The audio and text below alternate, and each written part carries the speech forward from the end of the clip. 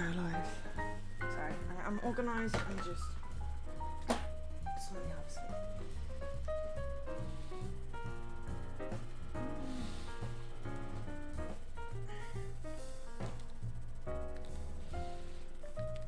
Okay, and we're live. Which one? We are live with the game. Really need to get my controller sorted. It's going to take like a week and a bit to get it back. But hello everyone, we are here. I am here today with Jesse. We are going to be doing cool voices for dogs.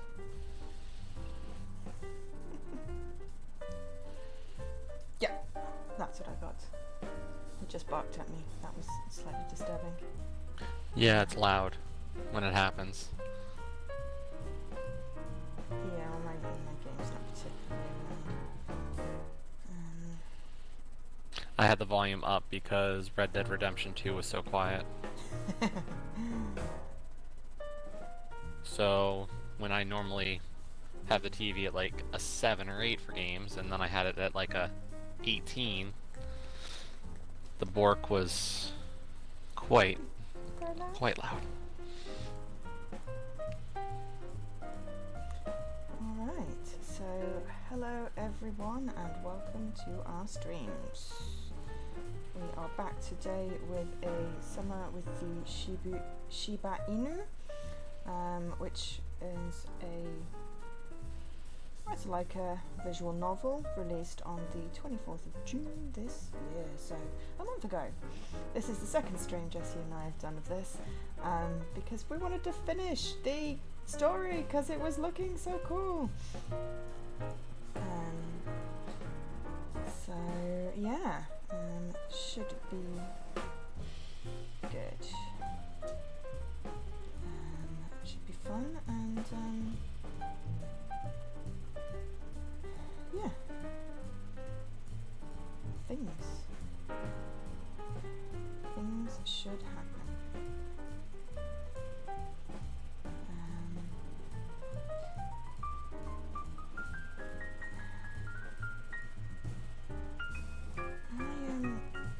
Stream info doesn't always save properly, it's really annoying. Oh no, that's not right. There we go. I've got it open on several screens. Right. Okie dokes. So we are going to shifty that because it's hot. Close that. Hopefully everyone can hear both of us and hear the music on the game. I don't think anyone's here yet. Oh, hi Ray, can you hear things? Oh, and thank you for the host, Dave, Leaky and Jess. Hi.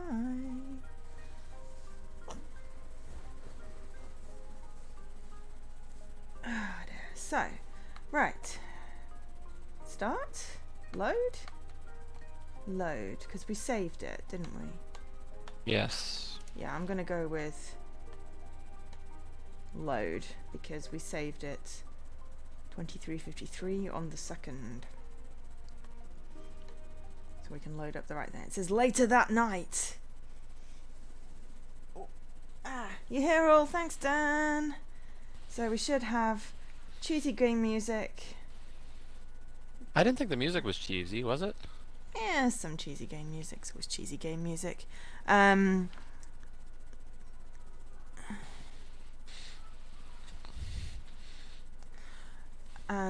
a Jessie with some background noise, and a Joe who's slightly tired again.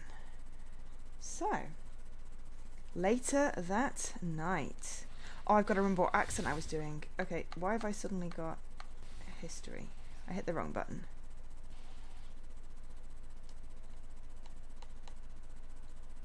Did I hit B? I thought I hit A. Why is everything going weird? I don't know. I definitely hit A. Ah, okay, there we go. Alright. Do you want to be Timmy? Shall I be Timmy? Is that who we're? I don't know. I was gonna say is. So you're the person on the left. Is the person on the right who I was earlier though? No, you're wearing a different shirt, clearly. Oh, that is a different shirt. Right. Sorry, you know. This is Timmy! Timmy! You saying that? Yeah, that's the problem. All I'm thinking is so terrible with South Park because of it. Oh, I'm just thinking because my Oh, brother's name is Tim. yeah, but I would never say like just the Timmy. Well, that's how it looks to me. No, I agree with you. I'm just saying like okay, so when I play the big dog, we go with the deep, and when normal, I forget his name. I forget the names at this point One even. of them's called Max, I think. Yeah, I was Max, and when I was Max, it was just more of my normal voice. Mm-hmm. So, And then we sort of alternated with the minor characters. yeah. I don't know, can you do an accent? To me, could have I an feel like I accent. would just I feel like I would just butcher it terribly because yeah. That's the whole point! I That's the butcher whole them point. terribly. And it's just I am fun. Time of the Top Clan. My superior, Monokai, has summoned you on the behalf of Master Ayu. That's awesome. I knew I shouldn't have wandered down a desert. Hang on, this is me thinking. Is my thinking voice also Scottish? Maybe? I don't know. I knew I shouldn't have wandered down a deserted alley, even if it was a shortcut to the MRT station. I've gone a bit northern at this point. So fed up with all this mediocrity around me. That was Canadian, apparently. Ugh, it's poisoning me, dragging me down. Oh, Jesse's accent was Canadian, right? Okay. Why did I have the luck of ending up here? I deserve better. No matter the cost, I will escape from here. Island Year 204, Arena 5, Day 4. Morning. Good morning. Oh wow, okay. Right. See, IU was Max, wasn't it? This is you. I think so? You sure you don't need any help carrying that, boss? Sid! I'm Sid! There we go. Yeah, there we go. Yeah, okay. I knew it was something short, but I couldn't remember. I'm gonna get Scottish. I gotta get my Scottish voice on. Okay, actually, could you help me with half of it? I don't know who's got sticks on their back, but I grinned sheepishly and hoist part of the sticks I was carrying on my back to her. No, that's you. I grinned sheepishly and hoist part of the sticks I was carrying on my back to her. Thanks so much, IU.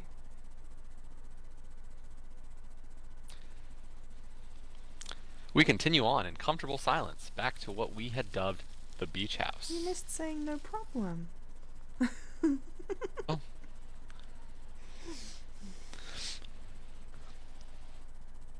I think you've taken over as narrator. Max Okay. has taken over as narrator here, you see. It's weird. Okay. It's pretty quiet here, situated in the sparse forest overlooking the ocean.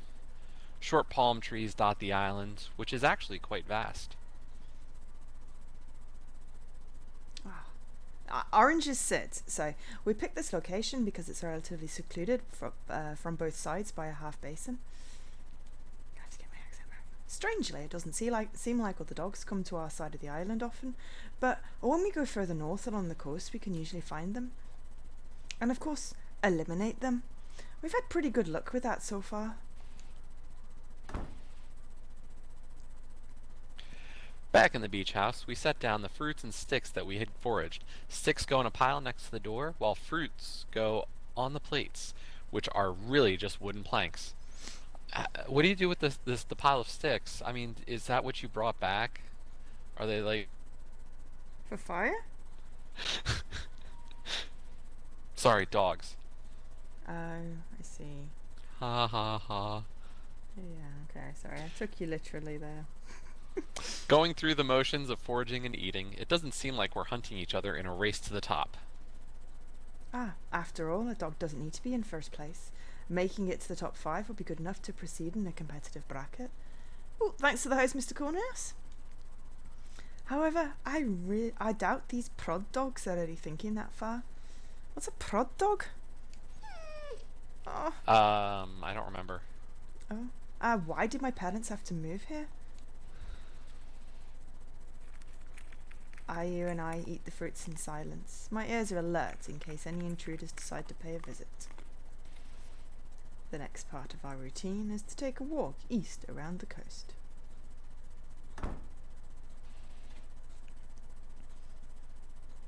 Tidying things up and putting away our plates, we close up the beach house and trot towards the beach.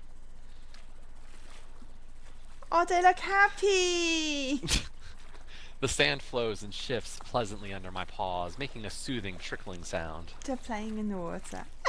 With deliberate steps, I allow the sand to cover my paws, enjoying the sensation of the particles running between my claws.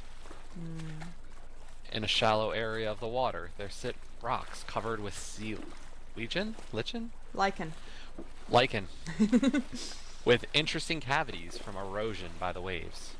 Now, I feel like we need to sort of recap what happened to get us to here, because it's like suddenly we're dogs on a beach. But we've had such I don't know, everything's so non-linear, because, like, didn't this already happen? Possibly? I'm not sure. Because it said Arena, like, 5? Yeah, this is a flashback And I thought the one again. that we relived Arena 9, where, like, Sid went all murdery. Excuse me, Sid did not go all murdery. The virtual game turned a bit deadly. Defending my dog Okay, here. she murdered the virtual dog. But then died in real life, which is really weird. So it's some kind of Hunger Games, but it's virtual. But sometimes if you die in the virtual world, you die in the real world. And Sid, who's the dog on the right, she won and got like the Feather of Truth or something, and she can now like control reality. And was originally like working in Canaan with like a whole bunch of really big dogs. And she came back and found Max, and she's looking for her brother. So, yeah, I think that probably sums it up. We're looking for the brother. We've done some detective work, and Max is our friend. They don't ever. Yeah. All right, carry on.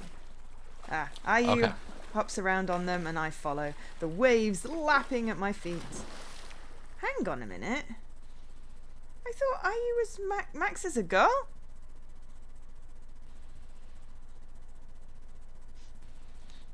That did not come through. No. Maybe this isn't Max? Maybe this isn't Max. Maybe we've got the names mixed up. I thought Max had a different name, and I thought it was Ayu. No, Max did have a different name during the During 9, maybe this is a different dog. Yeah, the arenas. Yeah, but I don't remember what Max's arena name was. Yeah, no, neither do I. Hi Jess, you need to finish this game. Yeah, I mean, the story was just really intriguing. It's why we wanted to finish it on stream, because we'd only gotten about halfway through. I don't know how far through we got. We did like over 3 hours, didn't we? Joe, I can high five you from over here. Like looking at the hang on. Wrong side. That side. High five.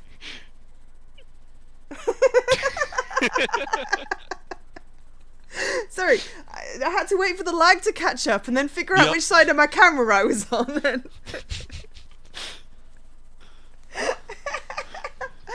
That's cool. It only works in the fact that we're in a co-streamy thing.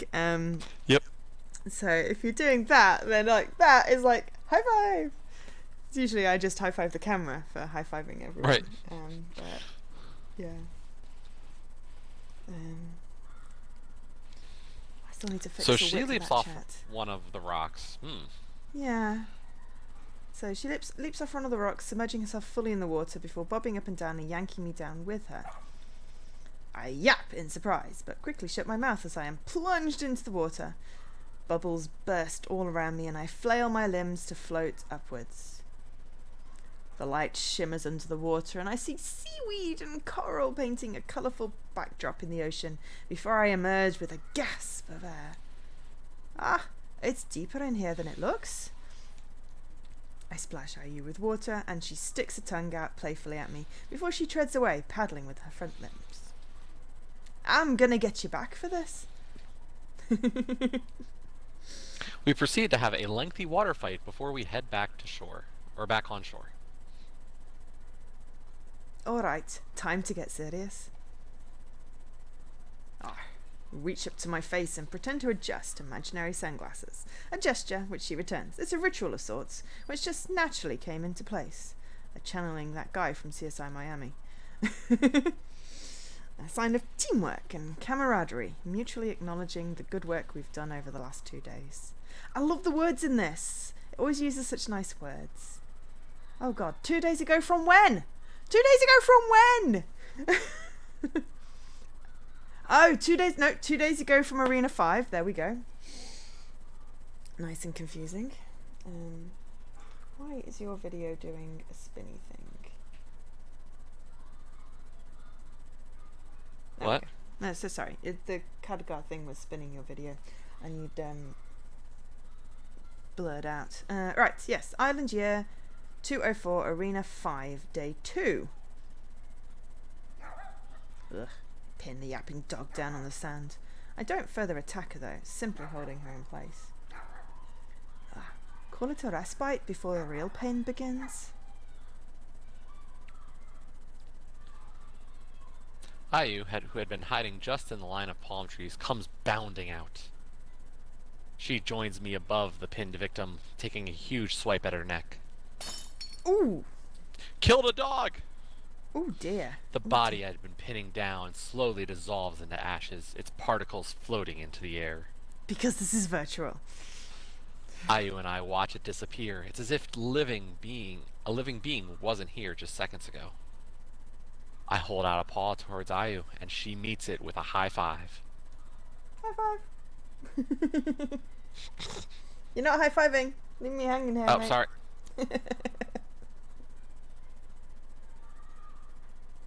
Sorry, it's really delayed, so like I know. Sweet, that's another one down. Hell yeah. I put a paw up to my face, pretending to adjust an imaginary pair of sunglasses. Ugh. Ha! We're so good at this. She mimics my movements, a smile as smug as mine on her face. Where to now, boss? Don't call me that. But, let's keep going clockwise down from the coast. Maybe we'll find an area that's good to set up camp. We walk for what seems like a couple of hours until the evening, not encountering any other dogs. Hi, Steve. It is, yes, the dog game. Kinda strange. There have been fewer dogs since we started heading southwest. Well, it does seem that we all spawned on the island in the same area, around the northeast shore of the island. Weirdly, I keep having a dream that instead of spawning, we were dropped into the arena from a flying bus. Oh, we're playing Fortnite.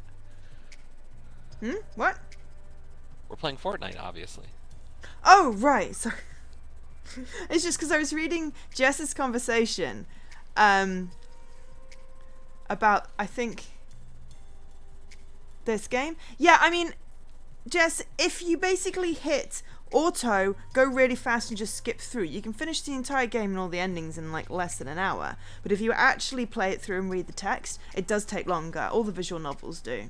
And I still like, oh, you mashed the button for 3 hours and, wow. I mean, stick it on auto and stick the text speed on fast, then you don't have to mash anything. You can just leave it to play. But I don't like doing that with these because I like actually finding out the story because they're quite cool. Except that we're playing Fortnite, so I'm just going to go, huh? Anyhow, it seems that there aren't many dogs that bother exploring the island further. Or teaming up for that matter. I wonder if they expect to do well or even plan to. Like you said, we're prod dogs. I don't think it's something we really think about. I'm glad you're special in that regard, though. It's strange being the only non-prod dog here. I take her paws in mine. But I know you want this as badly as I do. We'll rank top tier in this arena and proceed to a good bracket, which we deserve. Ayu nods vigorously and gives me a determined smile. It's okay to like Fortnite, Steve. We continue on our way and decide to head deeper into the foliage before it gets too dark to see. As luck would have it, we stumbled across a small hut. We double-check the perimeter, checking for signs of inhabitants. And ghosts. With me at the rear as backup, Ayu then charges inside. It turns out there is no one inside, and so we make it our temporary base. The next day, we forage further down the island, but don't find any more dogs. We get a good haul of supplies and bring them back to the hut. 2 more days pass, and we continue using the hut. We decide it would be a waste to not use it as a long-term base, and name it the Beach House. Wow. I would have gone with Jabba the Hutt. Island year 204, Arena 5, Day 4, afternoon. So we're back to where we were at the beginning of the stream, by the beach? I'm in the beach house, drafting up a rough map of the island as we've explored it, and the locations where we had spotted dogs. Of course, I also have markers for where we eliminated dogs, to the best of my memory.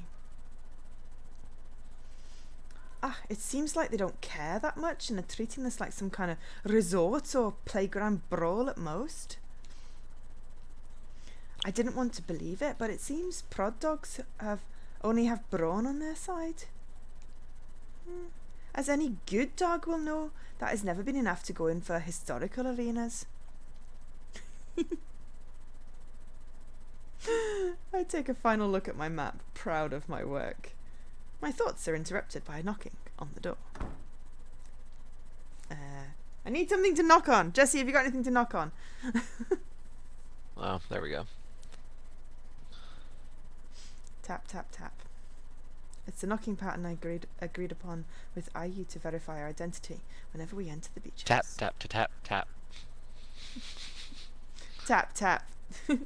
I should be more vigilant of my surroundings. I haven't been outside the beach house to check for activity since she went out on patrol. Even if I didn't hear anything suspicious, I should be more proactive and not treat this like some urban office. As expected, Ayu enters, and the first thing I notice is her flustered expression. Immediately, I'm concerned. Did she have an encounter? Was she followed back here? Boss, I saw something bad! She pauses, catching her breath. Tell me everything. I straighten up, waiting for her to calm down and gather her thoughts.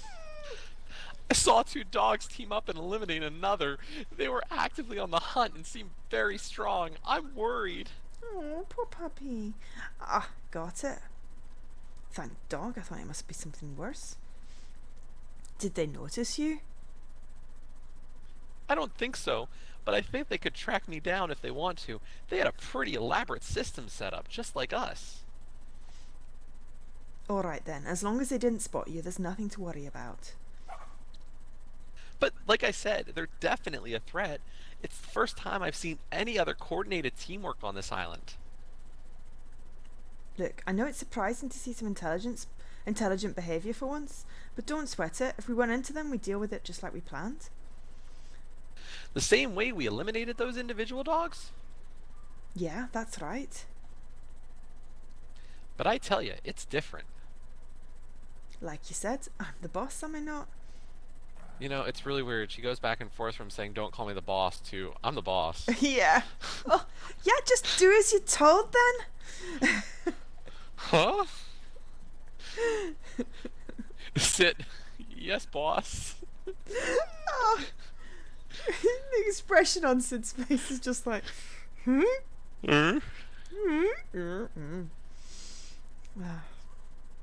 She trots off, ears drooping. Maybe I was too harsh. I see where she's coming from, Prod dogs are usually born in families that never had higher rankings, so of course they don't know much about arenas or even know about the benefits of winning. Of course they didn't have much course to study the past arenas and to come up with strategies before. Hang on, what? Where's back? Before poor? Like beforehand? Gotcha. I just had to pass that one. Yes. I'm not the boss. Steve. Do as I say. Yeah, exactly. And I like that I've got a hashtag now, Scottish Joe. I mean, it's a terrible Scottish accent, but yes. Pause for thought. Indeed. It's such a waste because the key to becoming a good dog lies just under their noses, if only they make an effort. It might be a blessing that my parents came to the plains, which is why I ended up competing with the prod dogs. So the fact that some prod dogs happen to team up is nothing to worry about. Island Year 204, Arena 5, Day 5. The day after, we go on our daily scouting trip. Ayu is quieter than usual, and the air hangs silent without our usual playful banter. No.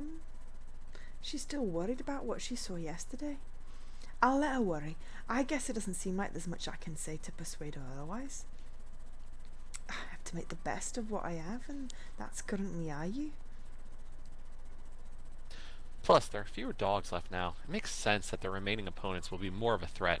We can't afford to mess around like before anymore.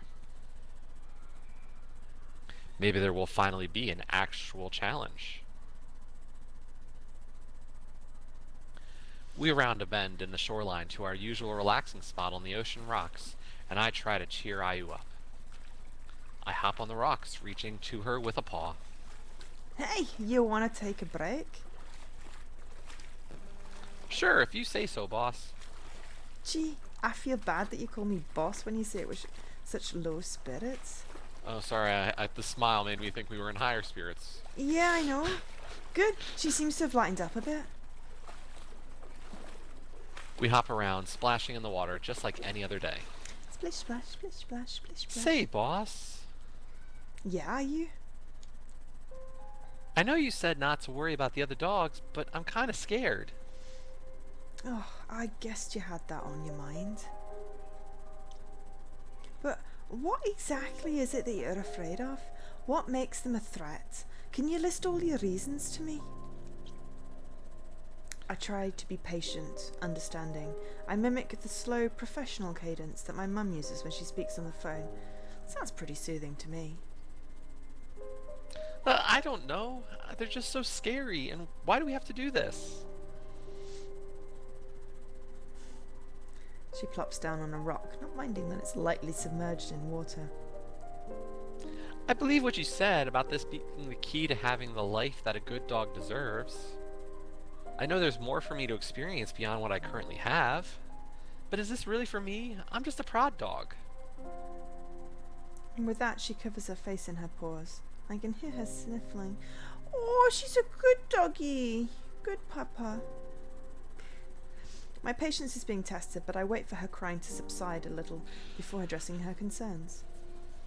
Luke, all I know is that I want to go back to where I came from. When I was born, I lived in a city full of lights. Life there is so much better, and the arena is designed so that any dog can live that life. No matter your litter, the arena is a completely fair environment for everyone to get the life they deserve. That's like saying it's a meritocracy. If you've come in with different power levels, effectively, it's not fair. Because obviously some dogs have had more training. Pah! Pah! I say. It's the perfect I'm waiting for equalising Sid to betray Ayu. Yeah, it's the perfect equalising mechanism, Ayu. It's so easy. All you need to do is kill some dogs in the arena. Well, technically you don't even kill them. You just destroy their pendant in a virtual world. Yeah, exactly, Steve. It's pay to win. As long as dogs do this, they can come out on top in the equalising mechanism. That's what I want, Ayu. And now is not the time to be showing weakness, if you want it too.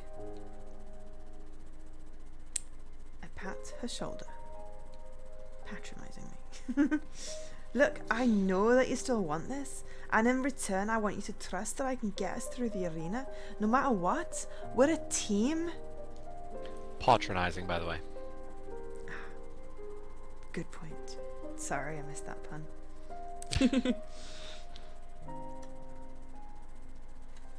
Ayu doesn't respond, so I grip her shoulder and shake her. It's a really bad time for my arena partner to be in such low spirits. Say it with me. We'll get through this together. We'll get through this together. That's the spirit. All right, let's get back to the beach.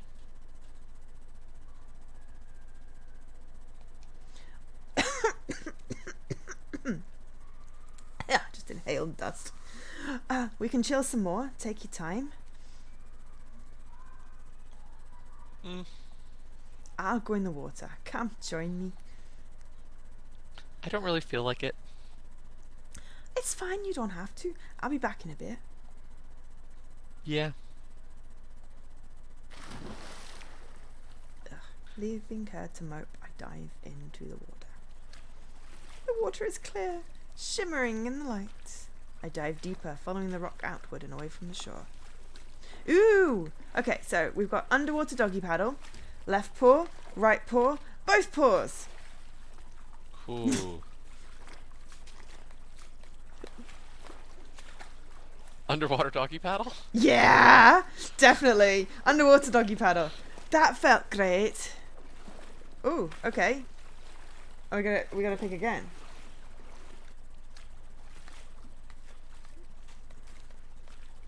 Gotta pick again? Should we do...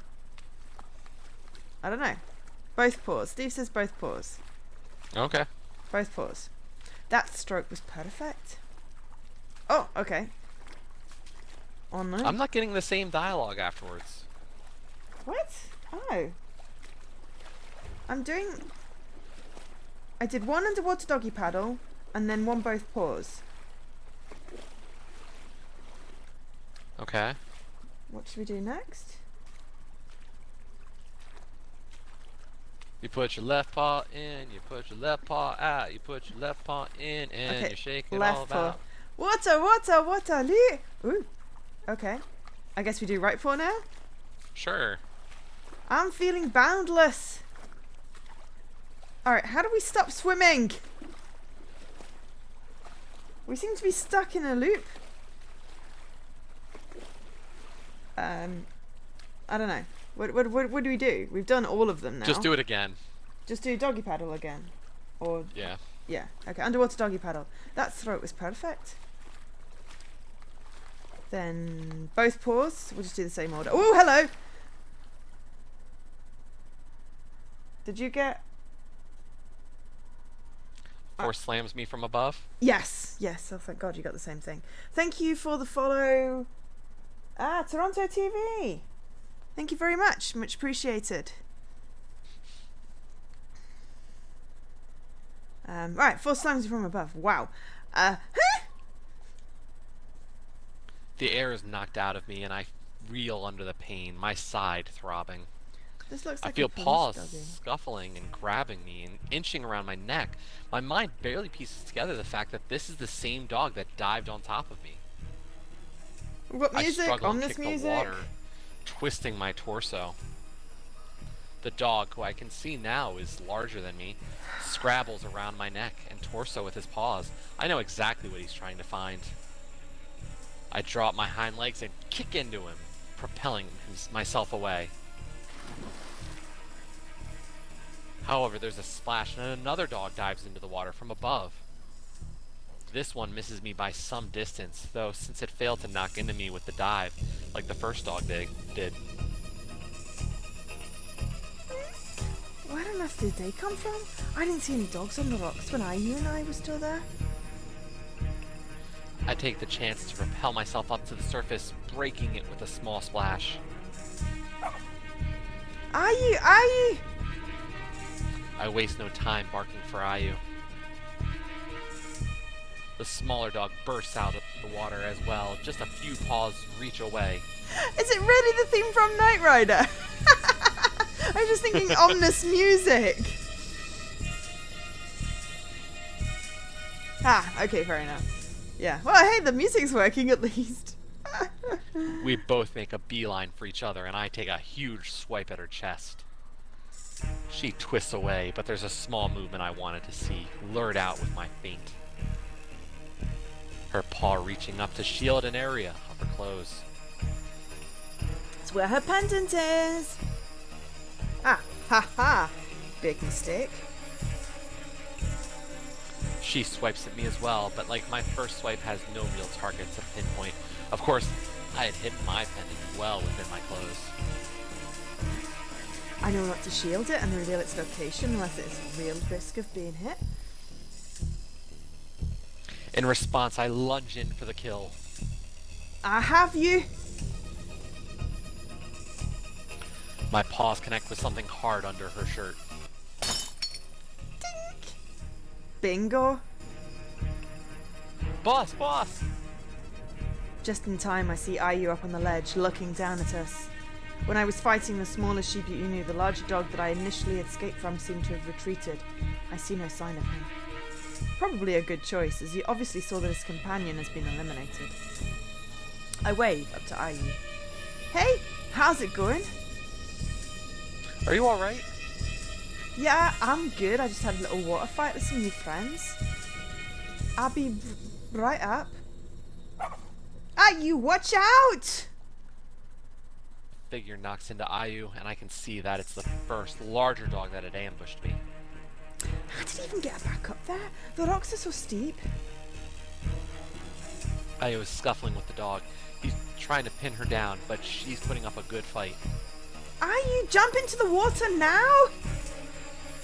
Ayu uses her hind legs to push the enemy off before rolling and twisting straight off the cliff. She lands with a splash. However, the opponent, who had heard my command as well, follows suit. Great, he's taken the bait. Above water, Ayu would probably be in a sticky situation, although I have seen her fight off larger dogs. However, now that it's 2 versus 1, he stands no chance. I'm certain of that. Ayu, stay under the water for as long as you can. Ayu obeys, and with that, we both dive down. Ha! It must be quite confusing for Mr. Attacker here. But he won't be around for long enough to figure this out. Following us, he dives down and lunges for Ayu. I paddle closer but leave Ayu to her own devices as she battles one-on-one with the attacker. After a quick observation, I figure out where his pendant is located. It's not like it's a creative hiding spot. I can clearly see that it's in his jacket pocket. Yes, it is very much edge of the seat stuff, isn't it, Steve? I still don't offer Ayu any help, despite being at a good vantage point behind the opponent's back. But I use this positioning for another reason, gesturing for her to come back up to the surface. The opponent can't see, but I knew Ayu did. The reason to break the surface again is that, in the water, I don't think Ayu has enough strength to break the enemy's pendant. Our fur, combined with skinny Shiba Inu limbs, make it too difficult to get a good hit underwater. Aww. But as Ayu and... Oh, I was just It's fine. break it up. But as Ayu and he break for air, I make my move. Dink! And with that, it's over. Perfect timing.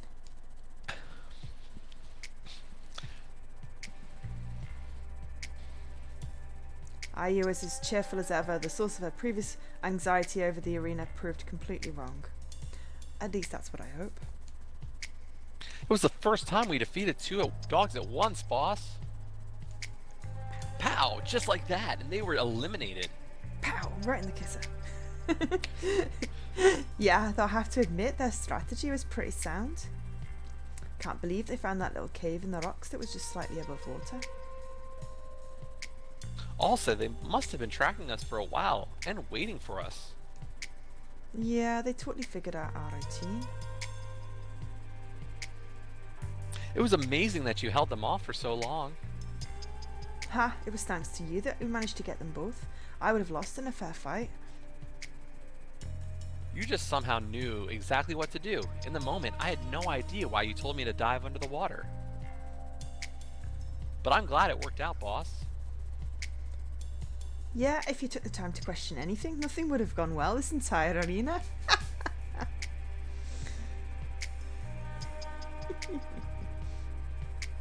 Just realised that she's wearing like a Girl Guides outfit.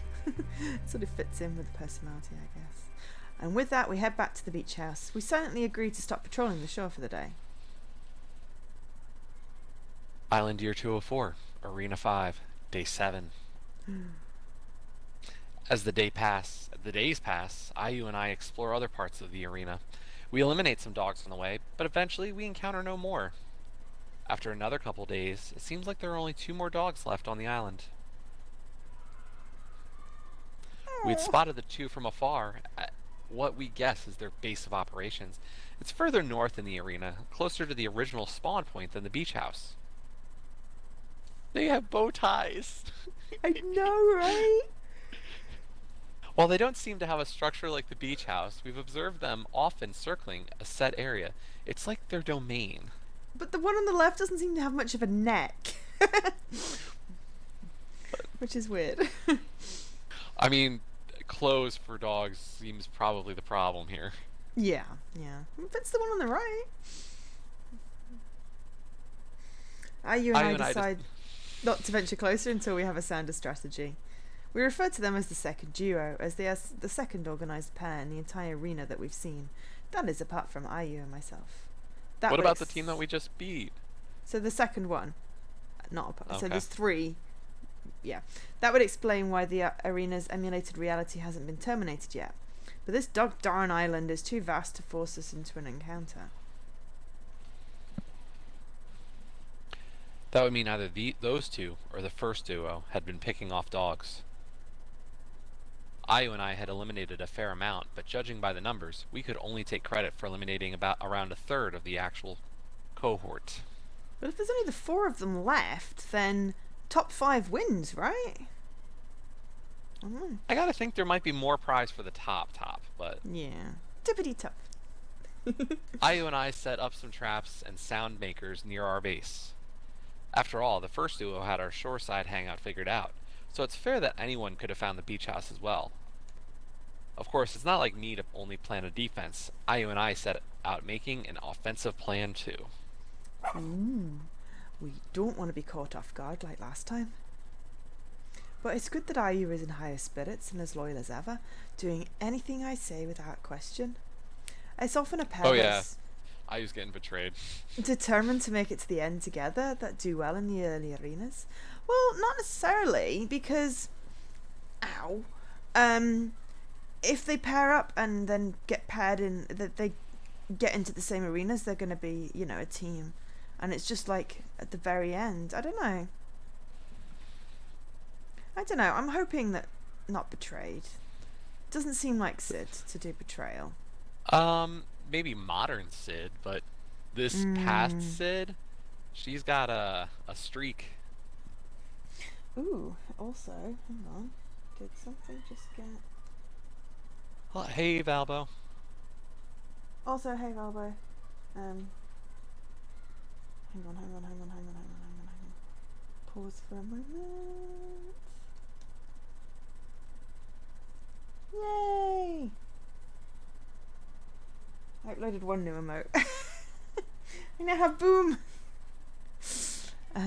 Oh yeah, it's only Arena 5 for me, so the ranks are in batches. That means that since I'm already one of the last 5 remaining dogs, we all get the same score.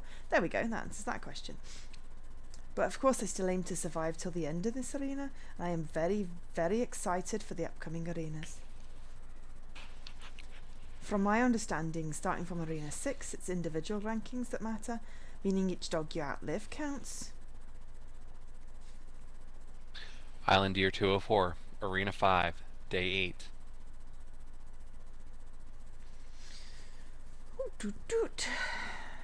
It's the day after we last confirmed the second duo's base, and IU and I are getting ready to shepherd them into our trap.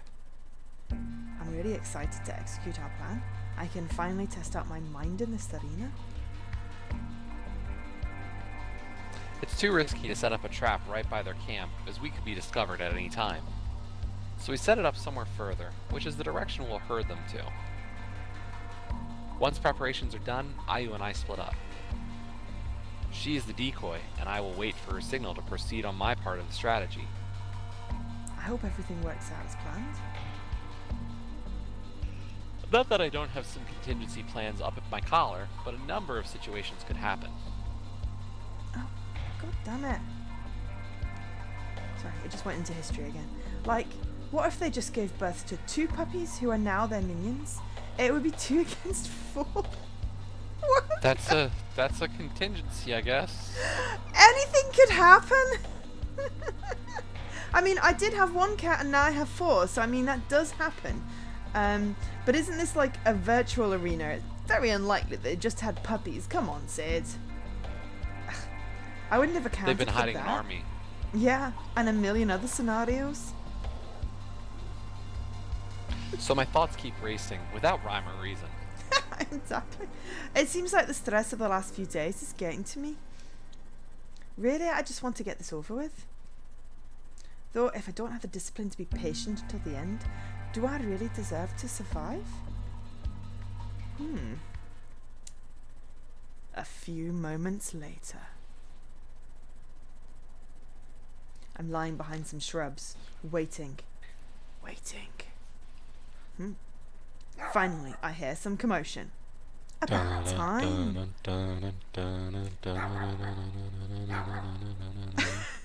I wonder if something delayed the window of opportunity for Ayu to act, but it's no big deal. I trust that she waited for the best timing. It sounds like the dogs are heading my way. Time for action. Ayu comes bounding into view. Fast on her heels are... Wait a second. Those are some of the largest Shiba Inu teens I've ever seen in my entire life. When Ayu and I had observed them from afar, nothing seemed out of the ordinary. But now, as they run side by side with Ayu, I can see that they are huge. Could it be the Akita Inus? What are Akita Shock. Inus doing here? There is a small population of Akita Inus on the island. Though often mistaken for Shiba Inus in terms of appearance, Akita Inus are much larger in terms of size. They also have their own arena bracket due to the physical difference, the top performers of which then compete with the middle tier of Shiba Inus, because there are much more of us. The Akitas historically don't make it much further, the highest being around the 70th percentile in the final rankings. I never thought I'd have to face an Akita. This completely throws off our plan. They were right at our trap. In the area of the forest, we had laid a web of tripwires to capture the enemy while I could come in and join Ayu. Being the faster dog out of the 2 of us, of course, Ayu was the bait. Of course, Ayu had the traps memorized so that she could bypass them with ease. Ayu and I set the traps at a height that they would trip most Shiba Inus. As it was, Ayu has to jump over some of them. The Akita Inus were only slightly hindered by the tripwires. Now that Ayu knows things are not going according to plan, she must be waiting for my instructions. So why am I so indecisive? It's as if time is frozen. I'm trying to come up with solutions to win, but my train of thought keeps hitting a wall. I try to gather my thoughts, but the wall resists me. It looms up over me while I stand small underneath it. My only idea is to stall. Okay, Ayu, let's hope this works for the sake of you and me both. To the clearing! Terrified as Ayu seems, she makes a small nod. I can only watch helplessly as she dashes around the 2 dogs back into the trap zone that we now know won't work against the Akita opponents. The enemies must have heard me, but as I'm still hiding in the shrubs, they don't seem to bother stopping or splitting up to find me. I had hoped for them to split up. My heart sinks. This would be a true 2-on-2. I dash out from my hiding place and give chase. Of course, I'm not gaining much distance on the two Akitas, as well as the physically fitter Ayu. Ayu buys me time, taking more of a zigzag route, allowing me to close the distance in a straight line. One of them looks behind their shoulder, spotting me. Ooh. Ah, here's another runt. Ignore it! Let's go get the first one. She's running towards that clearing. It'll be an easy pick. I reckon things turn out alright this time. Despite the fleeting but compelling thought of to turn its tail and run, I press on towards the clearing where Ayu must be already. Thank goodness the traps don't at least slow them down. My mind is working better now, after the bout of anxiety. Are you making me yawn too? Yep. Ayu and I are smaller, but we are more nimble. At the clearing, Ayu stares down the two dogs who advance on her. With no time left to waste, I run up and try to bite down on one dog's tail. Oi, you! They whip around to face me, unsure of who to tackle first. This surprise factor buys us a few seconds. I make eye contact with Ayu and start barking pointedly at the Akita Inu on the left. Hopefully Ayu understands. I want to focus on the brown-coated one first, who is the one I'm barking at. If we can whittle down the numbers, there may be hope. Got a real temper, you. The brown-coated one pounces on me, and the larger one on Ayu. I flatten my body and dash to the side. The dog misses. From the way the wordlessly divided their work, they have a good rapport. Hi, Reese. Thanks for the host.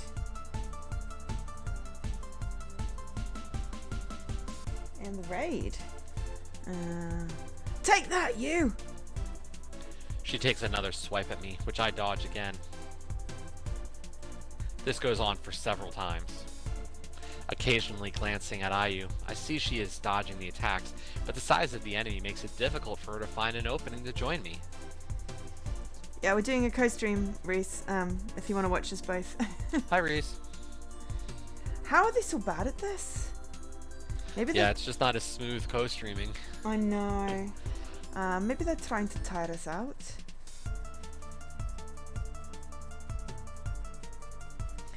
Or maybe it's because they do seem like brawn types after all. Let's test this. So how come Akitas like you are in our arena? Not answering that. Ah, what's the harm? We didn't just show up to our arenas, figured it wouldn't matter. Oh, we just didn't show up to our arenas, figured it wouldn't matter. Was able to skip some of them, but one day dogs from the ARI showed up at the door. Because the few Akita brackets have already progressed pretty far, they had to put us in with the Shibas. They circle around us. My legs are starting to feel sore. I know I can't keep this up for much longer. I have an idea. I yap at Ayu, dashing back toward the trap area. Untying one end of a tripwire, I duck and hide. Ayu rounds the trees, the two in pursuit.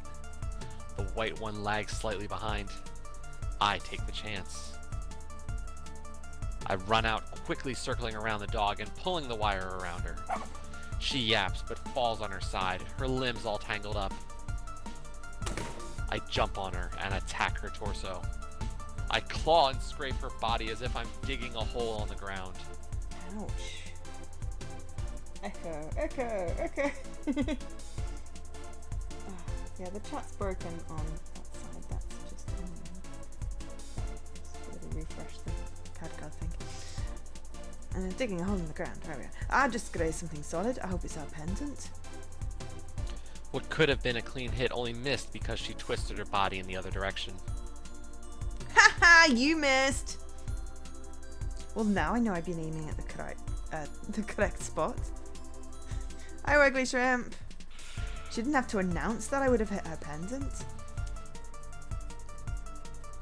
Yeah, Reese, we were given high fives earlier. Yeah.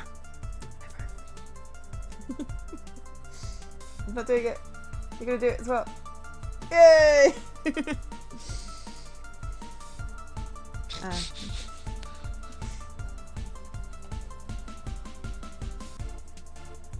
works when the videos are next to each other. Yeah. However, she starts wiggling in the bindings and I don't have time to spare. Ugh. I don't have the strength to hold her, and she kicks off the wires. You're not gonna catch me. She gleefully leaps upright, but tumbles into the ground again.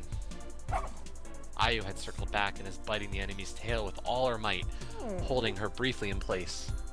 Now's my chance. Dink! Yes! Only one left to go. Where is he though? Did Ayu give him the slip? But now it's 2 versus 1, I just have the plan to take him down. Eek! Ayu behind you! I wince as he pounces straight for Ayu. Thankfully, Ayu dodges him. No time to waste. I yank at another tripwire, but the knot is tight. Sid, help! I glance over. Ayu's tail is pinned by the other dog. She struggles in vain, but only succeeds in yanking on her own tail. I don't have time. I stay put, ignoring Ayu's late yelps. Yeah, I just need this tripwire to come free. After a couple more moments, I untie the knot.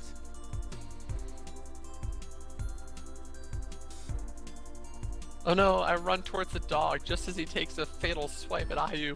Tink! She locks eyes with me as she dissolves. No! There's so much pain in her expression. Is it the face of realizing that I didn't come back for her on purpose? Right. Oh, Jessie. Oh, it's too late for her. And it's too late for me to have any regrets. And with that, I trip up the other dog and wrap the wire around his legs. Now? Tink. Oh, dink donk. Cape number 5. You recalled it happened. Present day. Island year 224. Arena 5. Day 1.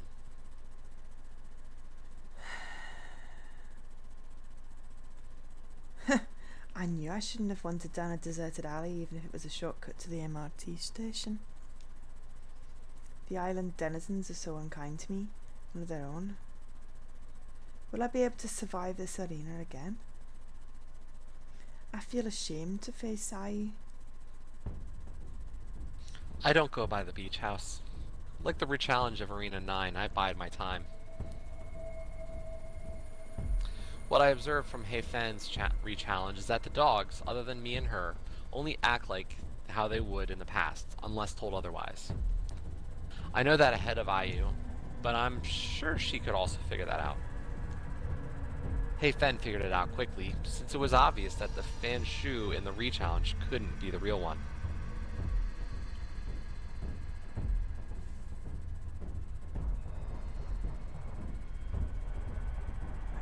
Yay! Thanks, Reese. Yeah, I wanted to do that when you were online, because I want the founder badge. And it's like, God damn it, Reese got in before me because I'm just streaming with you. It's like, oh, I want the founder badge. Yeah, I know. Those are going to start going. It's going to become a question when everything ends. And thanks, Joe. Oh, crap. Suddenly playing picture in picture. What the hell? Just put the picture in the picture where it's supposed to be. Trying to be too clever. Yeah, it is still a massively weird game, but I don't know about you, but I'm really liking the story. It's quite cool. But hey, my strategy this time is to wait for Ayu to appear, since she should be the only other actor I should care about. So I've been mostly following the coastline, avoiding the mainland. Pretty passive of me, but hey, not bothering with the NPCs happened to work out in Hei Fen's re-challenge. Thing is, what to do once Ayu and I find each other? I'll slay her with my lightning fast reflexes. That's just wishful thinking. Oh, thanks for the host, Ima and Scruff. The best bet is to find her before she finds me and keep her from noticing me until I eliminate her somehow. Blah. She's always been the one with the sharp reflexes. But I'm also more mature and wiser now. I've seen enemies much smarter and more agile as I experience more arenas. If I could go head to head against those Shiba Inus and win, I can go against Ayu. Oh, Yeah, dog. but wasn't Ayu in the later ones too? But I'm too out of practice. I don't know. That's the thing. You're keeping the accent to talk to me? Sorry, I can't help it. It just leaks sometimes. What you don't know is Joe's actually Scottish. Technically, I'm like a fraction Scottish. We've got a hype train! Oh my god, we have a hype train. You have a limited time to earn exclusive emotes. Thanks, Olkesh. Cool. I only have like one level, whatever we got to in Russ's. I think, yeah. I don't know if it triggered a hype train in my channel before because it didn't pop up, but yeah, hype train. It's showing in yours, so that's good. Yeah. Right. I argue on and on with myself. The strength and stability of mind that came with being a regular arena contestant had all but left me, and I had to be coaxed into a calm state. Present day, Island Year 224, Arena 5, Day 5. Several days passed without progress. What if Ayu is also waiting for me to come to her? I wonder if there's a time limit for the re-challenges. We could both agree not to end the arena and spend the eternity doing separate things. Theoretically, I could write several books in here if given enough time. But I'd rather speed up the process. There are other things to be done and I need to return to Max and Quayle. I guess I should make more effort. Time to venture further inland.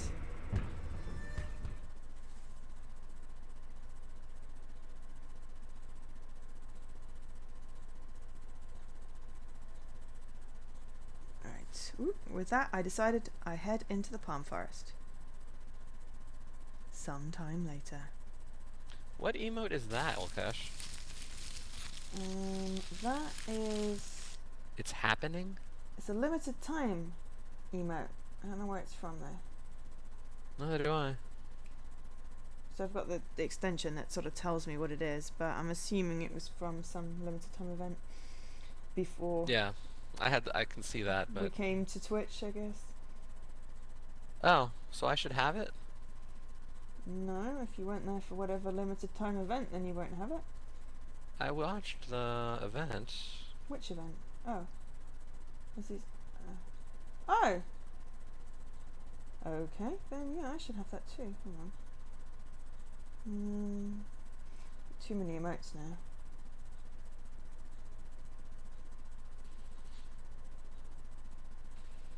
Miscellaneous. Oh yeah, no, I do have that one. Along with the thingies. Yeah, I didn't realise there was a emote, so there we go. Yep. The bright summer sun bakes on my fur, the sparse palms not offering much in terms of shade. It's much hotter, only now I realize that the water by the beach kept the area cool. I think about the beach house. It was one of my favorite safe houses out of all the arenas I've been through. Perhaps it was also the fact that I freely trusted another dog at the time that made the beach house a good memory. I got more jaded each subsequent arena. There are times where I think back and ask myself, what would I change if I got the chance to? I never answered myself the same way. One day I would think, maybe I shouldn't have done that. Another day, in another mindset, I would think that my actions were perfectly justified. There was no resounding consensus. What I do know is that I still feel shame and guilt about my past in the arenas.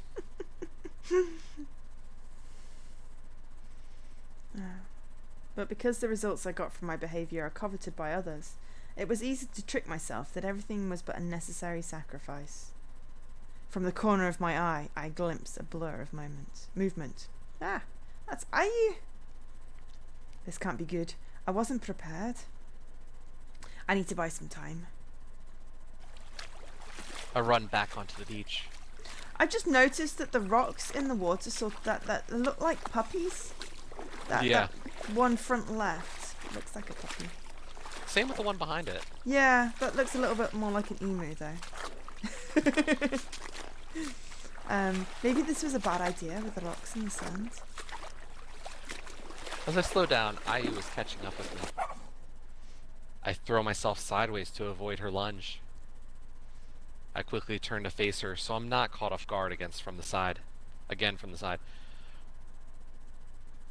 Woo! We reached level 2! Oh, sweet. Thanks for the 100 biddies. Biddies. I'm just curious. Now we have different emotes. Potentially.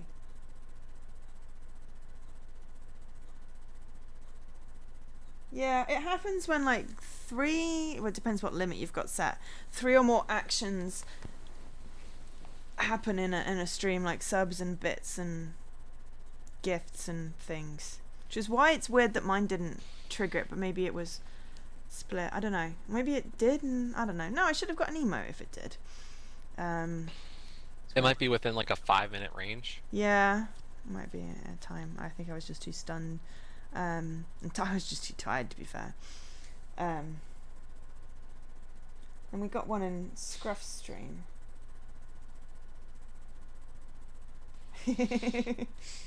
Yeah, emotes. Yeah, we're so close to unlocking my second slot for the next one. IU doesn't make another move, nor does she speak. Not wasting the moment of peace, I back away several steps, all the time beadily watching her. Your beady eyes. I'm tempted to say something snarky, but considering the circumstances, I don't think she would appreciate that. If anything, she deserves to say the first snarky comment to me. So, hello? That sounded bad. Look, I'm not gonna fight you. IU sits down, her posture open and relaxed. There must be a catch though, right? I just want to talk.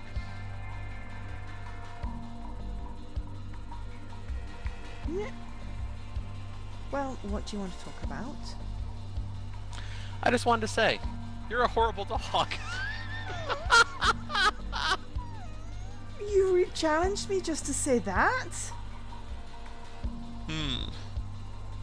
But you're right, it's true. Can't you even pretend to understand for one moment? Dogs don't always do something with some high and mighty reason, Sid. I'll bet that even you can't name a reason for even every single thing you do. Actually, I consider main scheme of things. I don't think that's what she wants to hear, though. No, you're right about that. At least you can admit to that. Listen, I know we were really, really young when this whole thing happened. But when I got the IM that we'd be able to challenge you one-on-one, I immediately wanted in. Ooh. You want to know why? Her tone is gruff, and I get the feeling she's not quite getting to the point yet. You wanted to prove how you've changed since then? Well, yes and no. I still haven't forgotten about what happened during that arena. Yes, that much I can tell. So is revenge what you want? When you put it like that. But I wouldn't say that. I just want to understand. Even though I'm not sure if that is possible. Hi Barry. Yes, this is the summer with the Shiba Inu. It is talking dogs and terrible, well on my part, accents. What is it that you want to understand?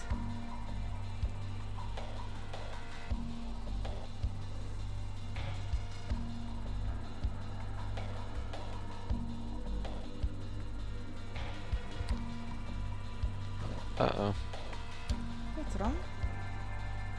Oh, there we go. I'm up with... I still haven't made peace with the arenas. Yes. It's not about you in particular. I was hoping that coming into an arena once again, after my ranking had been finalized, could, I guess, shed some light looking at it retroactively. I've realized that even though I went through the motion of the arenas, and even didn't end up doing too badly, I still felt so lost. I didn't know what any of this means to me. Oh. Got a remote. Yes, the hype train just ended. I got a hype ghost. Okay, that's slightly scary and also kind of adorable.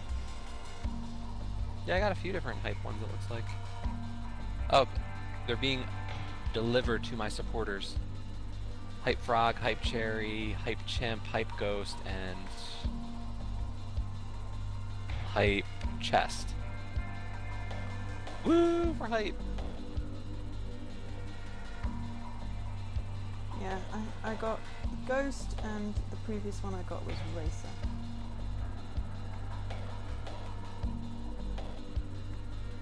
I still felt so lost. I don't know what any of this means to me. I swear though, wasn't IU in Arena 9? No. I thought IU was one of that pack of 3 that Max was with. No, Max was something that had a name very similar to IU, which is why we got mixed up at the beginning of the story. I don't know, because this character model looks familiar. But I don't know. I really don't know. Yeah. This arena was the last time I remember feeling something for myself. It's not because of you, it's mostly that I was still young, and my understanding of the world was so certain, so optimistic. When they mentioned the re-challenge, I wondered if somehow I could find that feeling again. I have no idea how to respond here, but I've got to be smooth.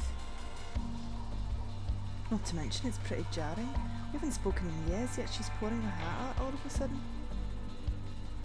What have you found so far by being back in the arena? So far, nothing.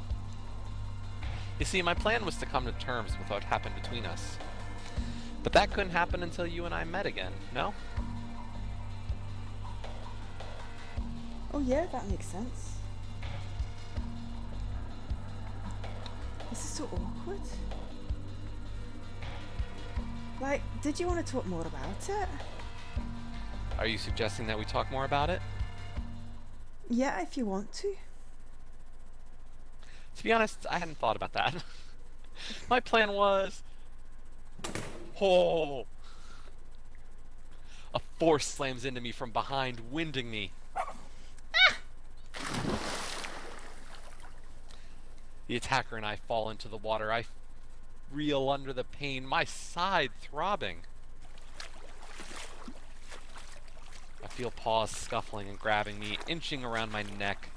My mind barely pieces together the fact that this is the same dog that dived on top of me. Have you had this before? Yeah. I struggle and kick the water, twisting my torso. There's a splash and another dog dives into the water from above. This one misses me by some distance, though, since it failed to knock into me with the dive, like the first dog did. It was the pair of dogs that had ambushed me in the arena in the past. Did she... Ooh, I know his pendant location, eliminate on the spot, or run away immediately. Eliminate. Eliminate? They're Okay. only phantoms. Eliminate. Yeah. Okay. Fish sticks. If they're like NPCs, that means... Expecting the attack and the dog trying to wrap his paws around me, I twist away. Still underwater, I grab onto his shoulder and pull him towards me. I remember where his pendant is located from the past arena. With my other paw, I punch him squarely where his pendant is. Without my other paw pulling, I wouldn't have the strength to break this pendant by a swipe into water. I only learned that in the arenas after this one.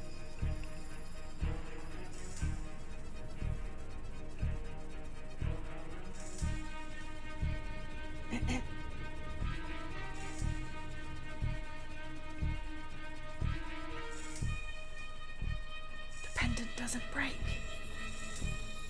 Sorry, party chat's being a butt.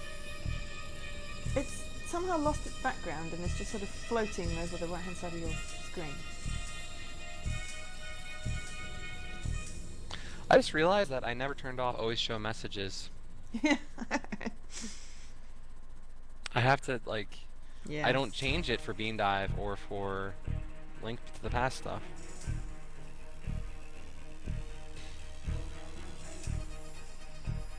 Oh, thanks for the raid, everyone, and for the host. Much appreciated. Hello. Okay, right. Well, the pendant doesn't break. Even applying the experience I learned in the arenas, I still don't have the physical strength to eliminate him underwater. In my zealousness to eliminate this dog, I'm poorly prepared for the second dog. Oh no, we made a mistake. She got closer to me while I was occupied with her teammate. Now she latches onto me from behind, feeling at my torso for my pendant. Wow, that's I know. words. I know. Good move, but you're gonna die.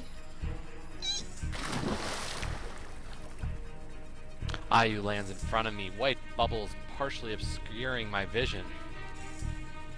Oh no, this isn't good. Yeah, you had made a good move and now I'm totally outnumbered. With a powerful paddle, she charges towards me. Much as I want to continue my aggressive retaliation, I should get myself out of here before it's too late. Once I'm on land, I'll have a better chance against them.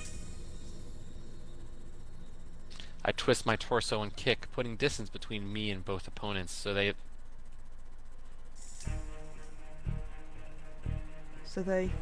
Whistling. Air bubbles erupting from their mouths and noses. Ooh. With that, I make my escape. With that distraction, I'm able to pull some distance between me and the competing dogs. Kicking and pawing my way to the surface, I paddle as quickly as I can towards the shore. I've got to make it there alive. Once on shore, I don't even bother shaking myself dry. Leaky Relu. Ooh. My claws tear into the sand and I push my legs to the limit as I dash towards what I know to be the base of the remaining arena competitors.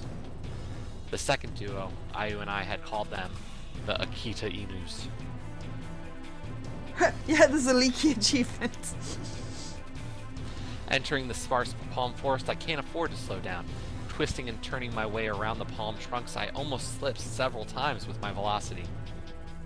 I must be close now. I slow down to a trot and try to conceal myself so I won't be caught off guard if the two Akitas catch me first. Eek. There they are. So either Ayu or the other or both should be on my tracks. The difficult part comes with not knowing where Ayu is now. I need to time this precisely or I will be the one in trouble. I scoop up a rock from the ground and weigh it in my paw. I'll throw it to the right of me. Like clockwork, they're guaranteed to hit it and think it's a dog. You will know exactly where the rock hit and let's go patrolling. Almost as if programmed to be peeved that way. Throwing rocks will be the distraction. I snap out of my daydreaming. I play too much of the Tomb Digger games. Sadly, that's not how things work in real life. Though since the arenas are emulated reality, does that mean they're a video game in a sense? Stop the sad thoughts. Focus. I've got to distract them, but not with a rock. With that very loud distraction, I wait a few brief moments to see that the two Akitas have sprung up and are looking around in my general direction. I quickly move towards the beach before they get close enough to spot me. Hopefully I'll run into Ayu or the other dog at any time now. I listen carefully as I walk. I'm definitely being tailed, though I'm not sure if they have a visual on me. The ground I covered so quickly while sprinting seems so vast at a walk. I would have to run, but being quiet is the priority. If the two Akitas are provoked, I could not outrun them. Hurry, Ayu, take my bait. ISK. Yes, we have puppers. There! Ayu is in the distance looking at the ground. Following my footprints, perhaps? I remember telling a story of our ancestors having a keen sense of smell. I'd be toast if technology hadn't come and caused a de-evolution. A devolution? Anyhow, time to cause another distraction. By this time, the Akitas had seen me, but they are trailing me discreetly, perhaps deciding to observe me first. Ah. There we go. Maybe I just don't look fun to them yet. I have an idea. This should get them going. I stop and look up and down slowly, as if looking for something. Then I look back at them and make eye contact for the first time. I yelp and flatten my body. The switch is instant, like a ball being tossed. Which is a funny idiom from our ancestors' instincts. Like a ball being tossed, the two immediately enter hunting mode, growling and taking off towards me. I dash forward, yapping in feigned hysteria. I'm in clear view of Ayu now, and I throw myself at her. The two Akitas have closed in on us in no time as I wrestle and pin Ayu on her back. Ayu squirms and twists, but I have the upper paw. Then, instead of figuring out her pendant location, I run off, leaving her to the two opponents. Tink! Oh! No! We betrayed her again! Light shines on my closed eyelids. Despite the brightness, I don't feel like opening my eyes. They just feel too heavy. I don't have the strength to open them. I left Ayu to the dogs again. Poke. Poke. Leave me alone! Poke. Poke. Physical sensation slowly returns as if my brain is lazily connecting my limbs back to my nervous system. Poke. Poke. I'm actually poking. The pokes. Pokes, which increase in intensity, speed up the process, albeit unpleasantly. I'm lying on my right side. I almost wish I hadn't woken up, because I am drenched in chilling sweat. Sid, I know you're awake. Gah. I feel a firm shake on my shoulder. Okay, I'm waking up. Ayu looms over me. The first thing I notice is her ragged and exhausted. I want to make a quip, but I probably look the same, if not worse. Hey? My voice is a crack, but I am unable to muster anything louder. Phew, just checking that you're alive. I'm not so cold-hearted to leave you in the street. You know what? You deserved the win. I should have known you'd pull that bait-and-switch strategy again with those Akitas. I don't have the energy to respond, but she looks at me intently. She knows I'm listening. I was watching from the rocks. You've changed somewhat. I wasn't expecting you to just run. The Sid I knew was ruthless to the core and would never have done that. So there might be hope for you after all.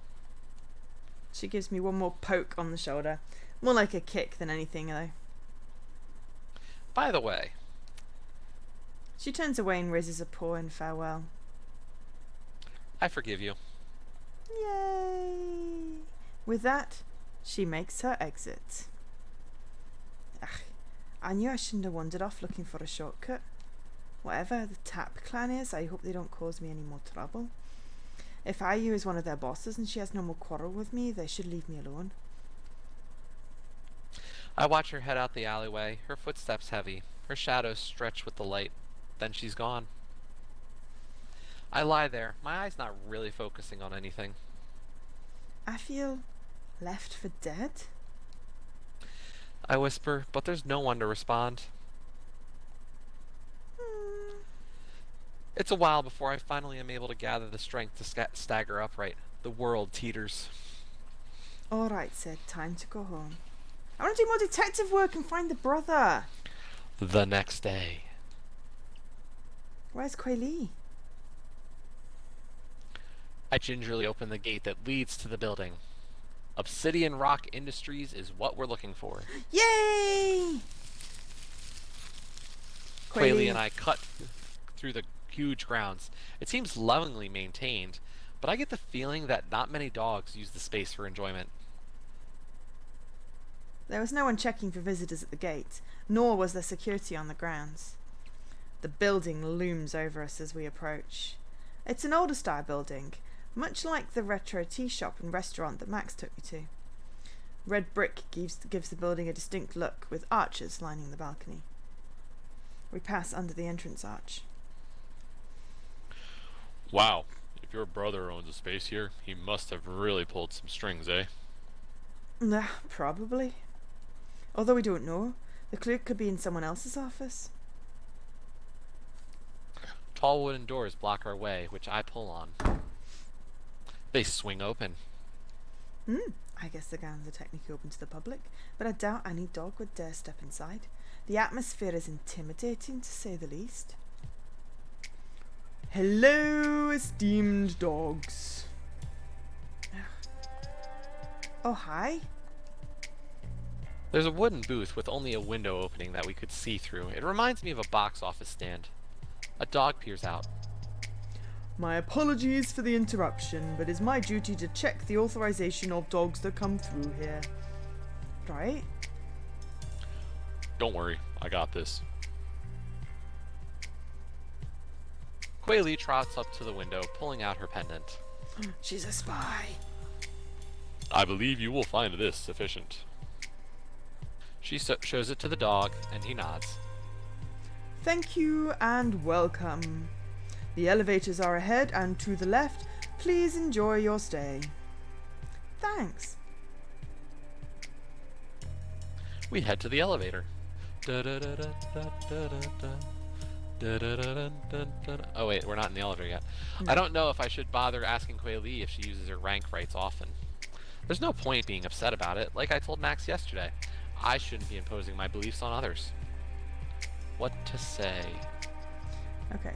Do you ever feel bad when you use your rank rights like that, or what do you think about rank rights? Well, the first one sounds like a guilt trip. I don't really want to guilt trip her, so what do you think about rank rights? Sounds good.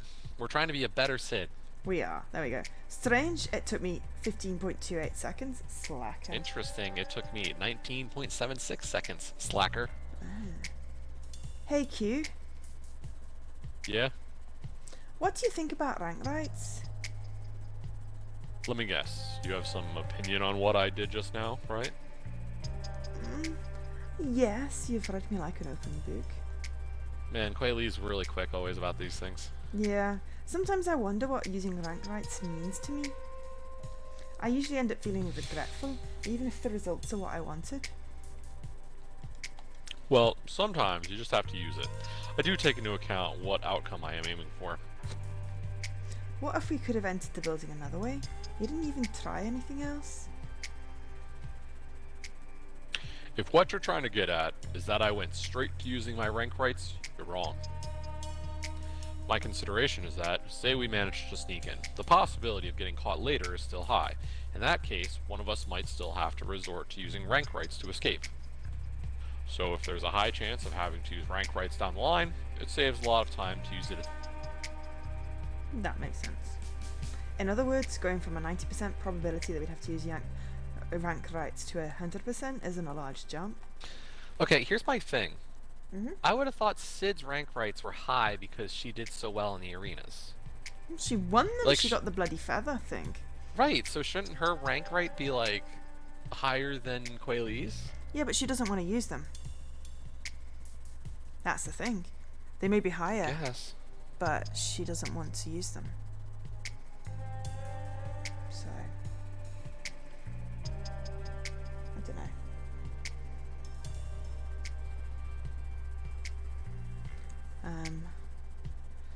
Yeah, so we might as well use it and save all the additional inconvenience of getting caught in the first place.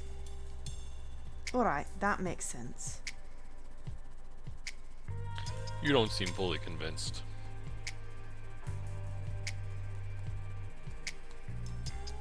Look, I don't prefer using rank rights before anything else, but I do think carefully about it, and it's not for every situation. Not for every situation. Many dogs say that, and it ends up being a slippery slope. All of a sudden, getting some lower ranked dog to run your errands could be a justifiable situation. I see your point, but you're thinking too much. Oh my god, yes. She thinks way too much.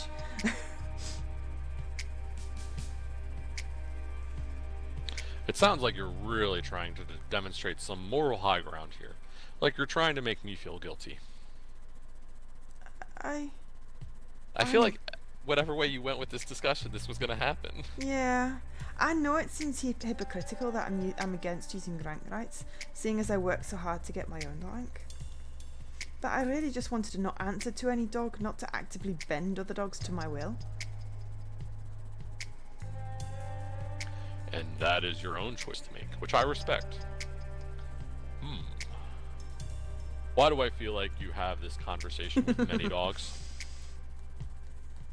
You talk about this to Max too, eh? Ha, I guess it's that obvious.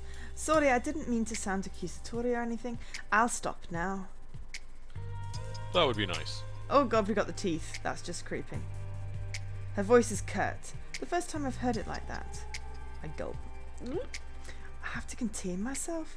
It's been a decade's worth of pent-up thoughts, but it's not fair to make Quayle listen to me rant on and on. We step out of the... Oh no, you missed it. We've got to do elevator music. Then we step out of the elevator. Okay.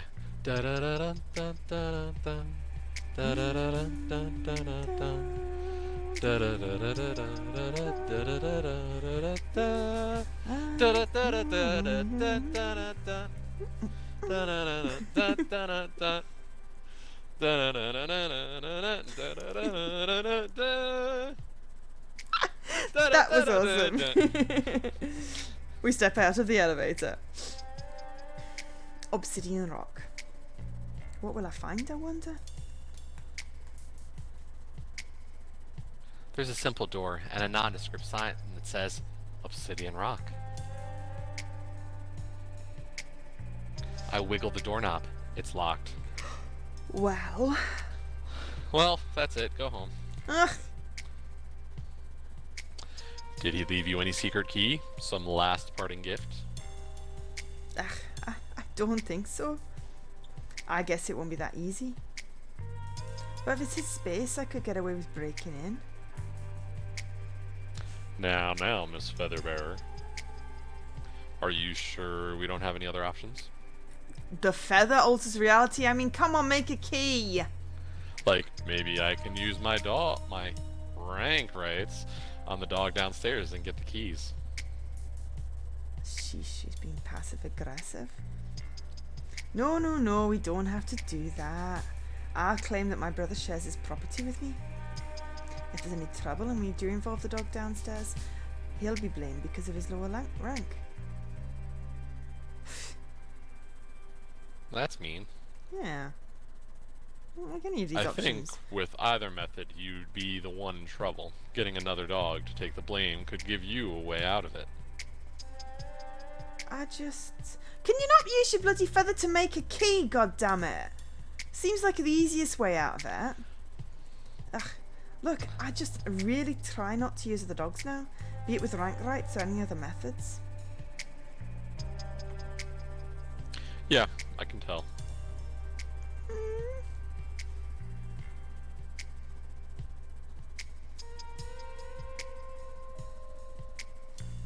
Sorry, that came out harsh.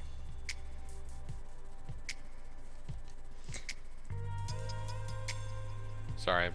Well, to me, your brother is just another dog, and you seem perfectly happy to be illegally trespassing on his property. He's the one that led us here. He must have wanted me to get in by any means necessary. I mean, without getting other dogs involved. Quayle doesn't argue any further, just shrugs. Look, I know he suggested getting the keys from the dog downstairs only to keep me out of trouble, so thank you. Best to leave her comment about using the rank right slide. I might have hit a nerve earlier. She was just trying to help and I kept accusing her. We did it in the least accusatory thing possible. Maybe I'll just smash this door in. I'll do it. I'm larger. There'll be no issues. No, it's okay. I'll use the feather. You don't need to risk Finally! it. Yeah, exactly. You don't need to risk it on my account. The bearer of the feather has the right to alter reality. And if the reality is that, the door is unlocked, so Oh it would my be. god! I twist the doorknob and it turns smoothly. So we didn't need to break in or break down the door. Yep, I push the door open, holding it for Kuei Li to enter. Wow, that makes things much more convenient. Exactly. Could you do anything, like, anything with the feather? What, you mean like steak and chips? Well, I'm not sure.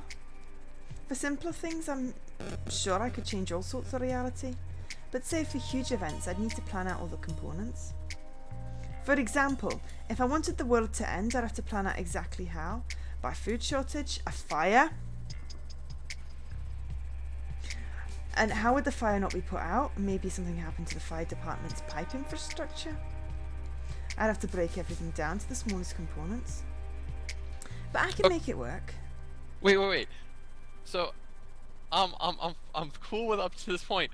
So why can't we just have, like, the reality-shaping feather help her find her brother? Like, this seems like we're She doesn't going want to use her power? I mean, this is just... Or, seems, like, yeah. as soon as you know that there's this thing called tap, and these dogs are trying to re-challenge you to take the feather, why don't you just use the feather to make dogs not hate you? Or to stop coming after you, or to destroy the arena system, or something. Because you're taking away free will. Is the simple answer. If you're changing someone's... Okay, then just the ability to not be challenged. That's reasonable. Make it so your pendant doesn't work for the re-challenge, but... I think the thing is that she's trying desperately not to abuse the power that she's been given, because effectively she's been given the powers of a god.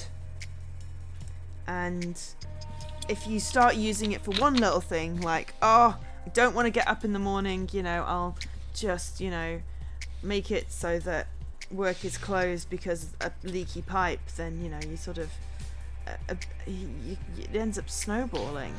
You know, it's one little thing, and suddenly it's like taking over the world.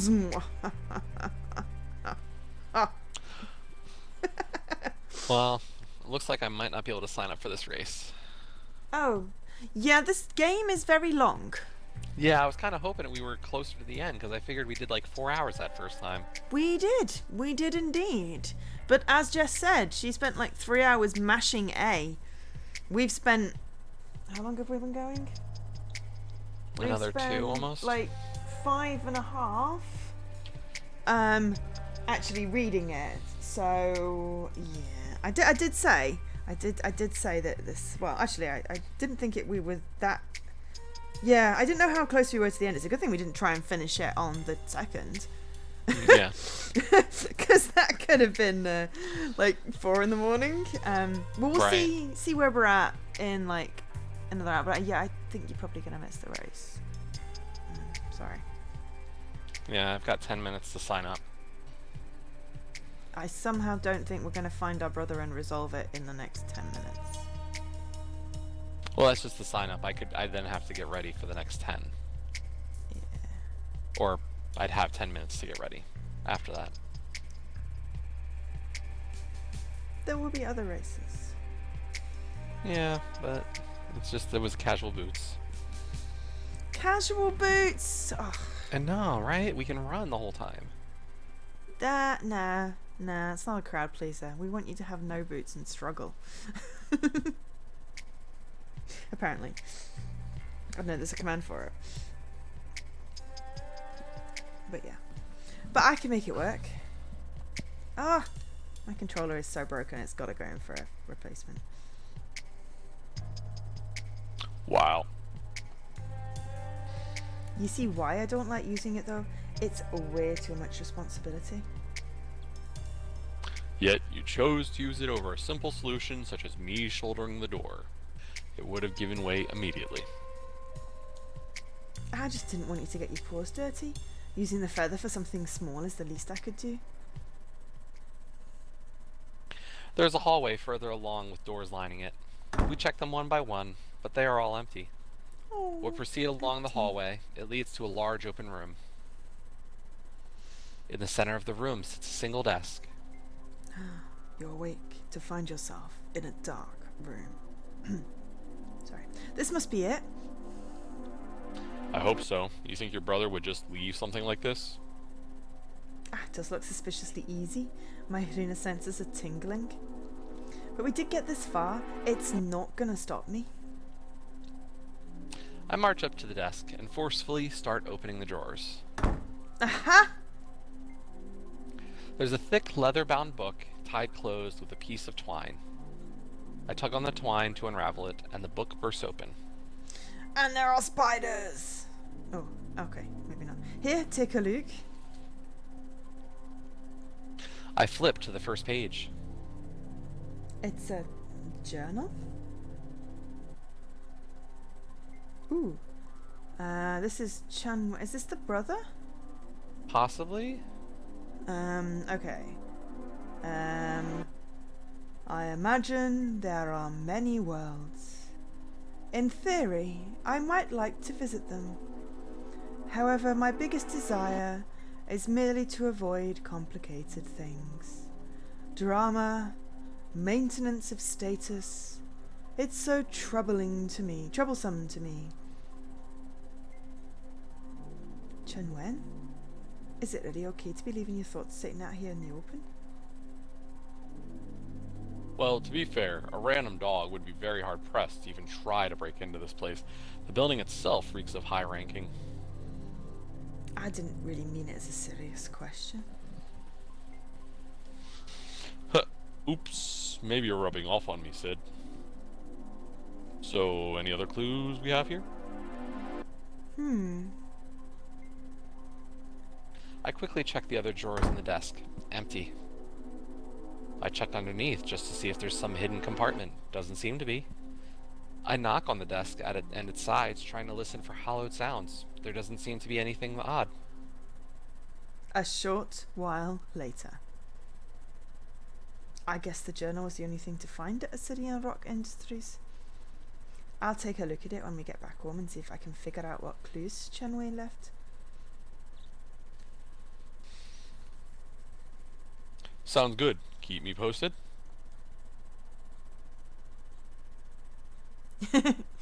I will. Thanks for the help, Quayle. As we leave the building, I tie the book shut and clutch it tightly. How do you clutch and Yeah, walk? exactly! I don't know. Are these dogs actually anthropomorphized or something now, or what? I really don't know, because otherwise they should be standing on two legs. I never thought my brother to be the type that would keep a journal, actually. I guess there are parts of each other that we don't know.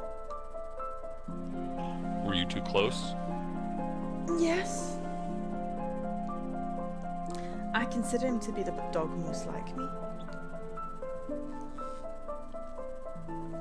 That turned out to be eerily true when I learned out I was facing him in the final arena bracket.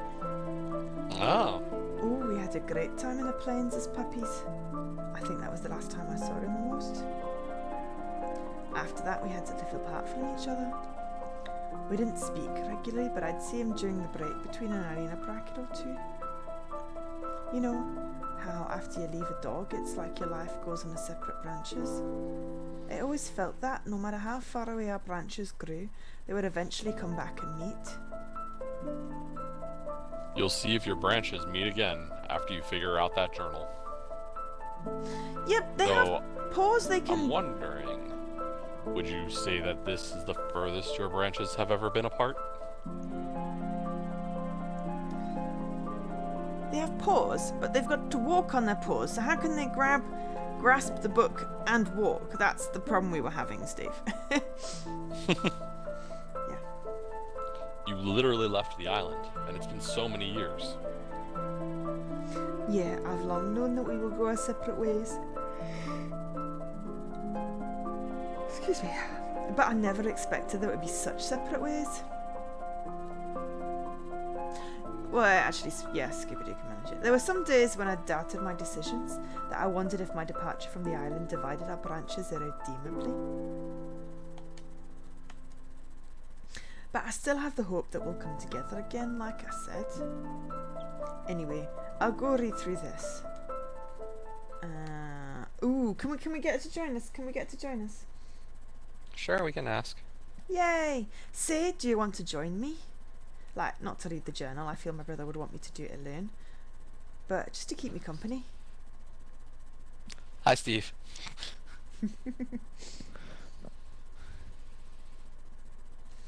Oh, can we give Jessie Dab or Jessie Palm some sunglasses, maybe? Ooh, I could probably do that. I was about to say, how did Steve do that? That's right, channel points. Channel points. To unlock emotes. Yeah, do you have...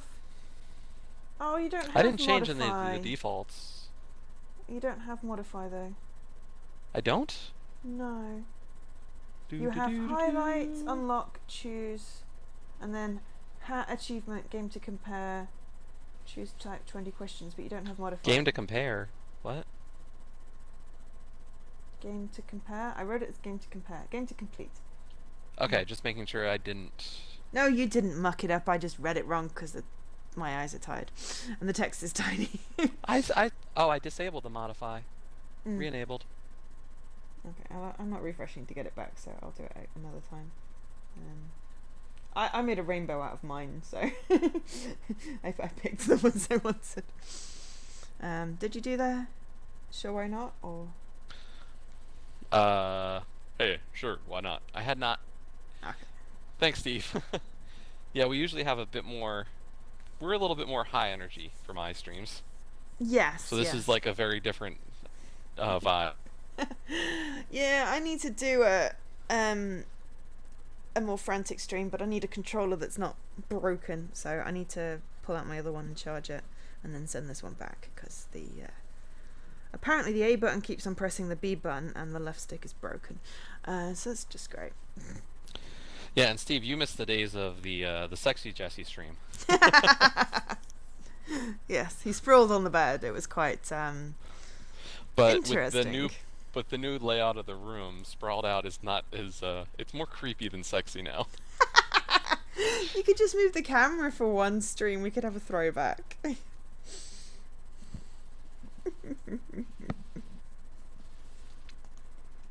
yeah. Cool. All right.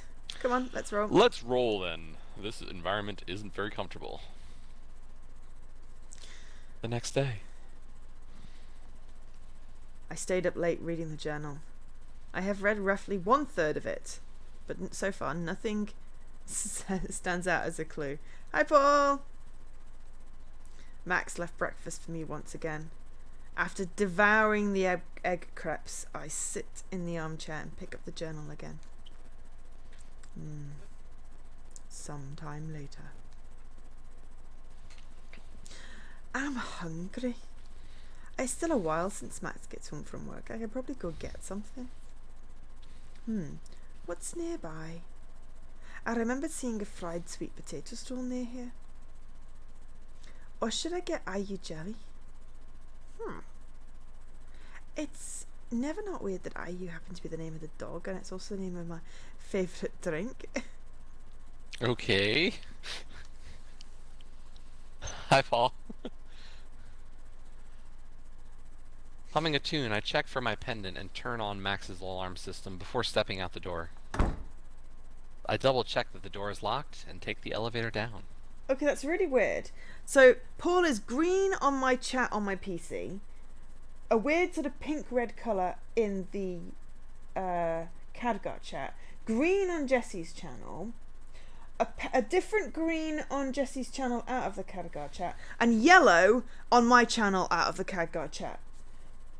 So if I look at Stream Manager, I've got like this greenish color. I've got a dark blue for you, a purple for mine in the Khadgar, and then if I look at Streamlabs, it's also that lightish green. Yeah, you see, I should be purple in everything. Actually, a different lightish green. Because I've set this purple specifically, so that should go across. Yeah, you're purple everywhere. Okay. Some of us don't set colors. Ah, it's just really weird. I think Olkesh is also purple everywhere. No, that's a slightly different purple. Yeah, but his is No, purple that's everywhere. yeah. I think that's just the tone in the monitor. Yeah. Okay. If you don't set a color, you get random. I didn't realize that, so yeah. I double check the door is locked and take the elevator down. A short walk later. In the end, I got both the IU drink and the sweet potato fries.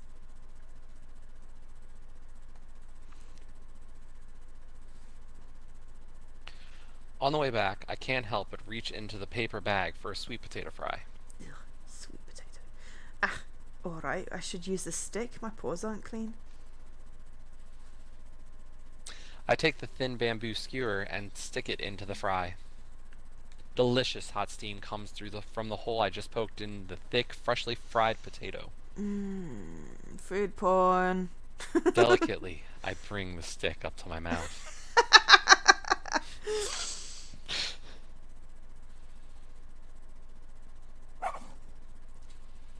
Ow! Oh god, what just happened? Ugh, where am I? Where is this? Zula? Do you want to try a funny accent? Sure, why not? We've been so calm for so long.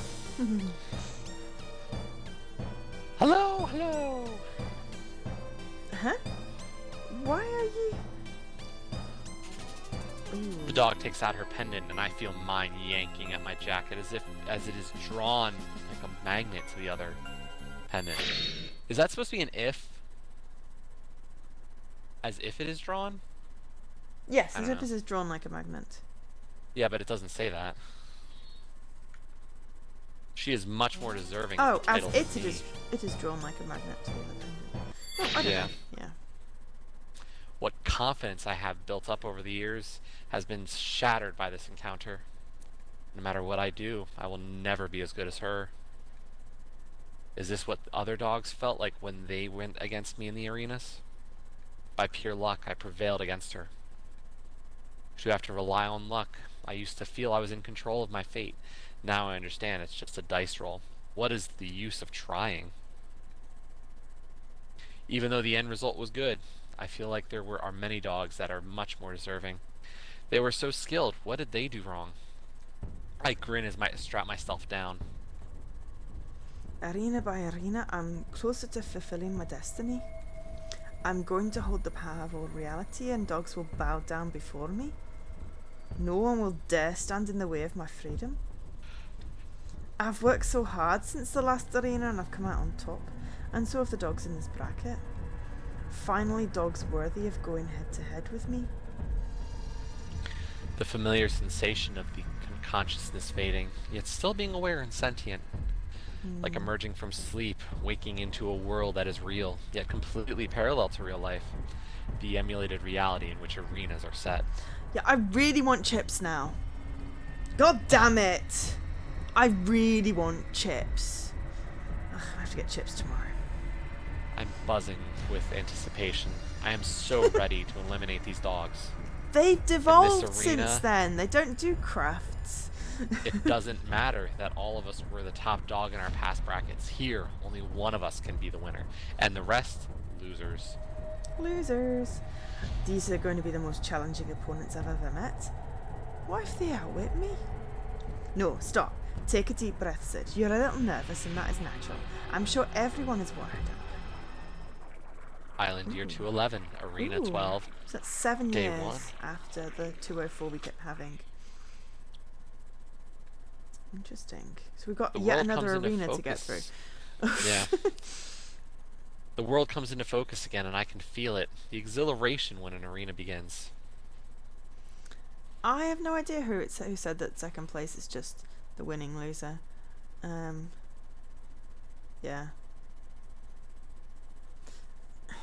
I don't know. I'm always in two minds. It's like, you know, taking part is half the challenge, but winning isn't everything. all alone in the world.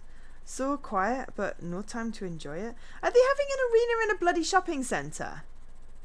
Sure, this is a great environment for the next one. Think of all the things you could go, all the stores. Ugh, time to get my bearings. This one is set in a modern building. I actually recognize it as a building from real life. It's a bit different, of course. Usually bustling with dogs in the shopping center downstairs, it's now deserted. Crisscrossed escalators connect to the floors, still operating.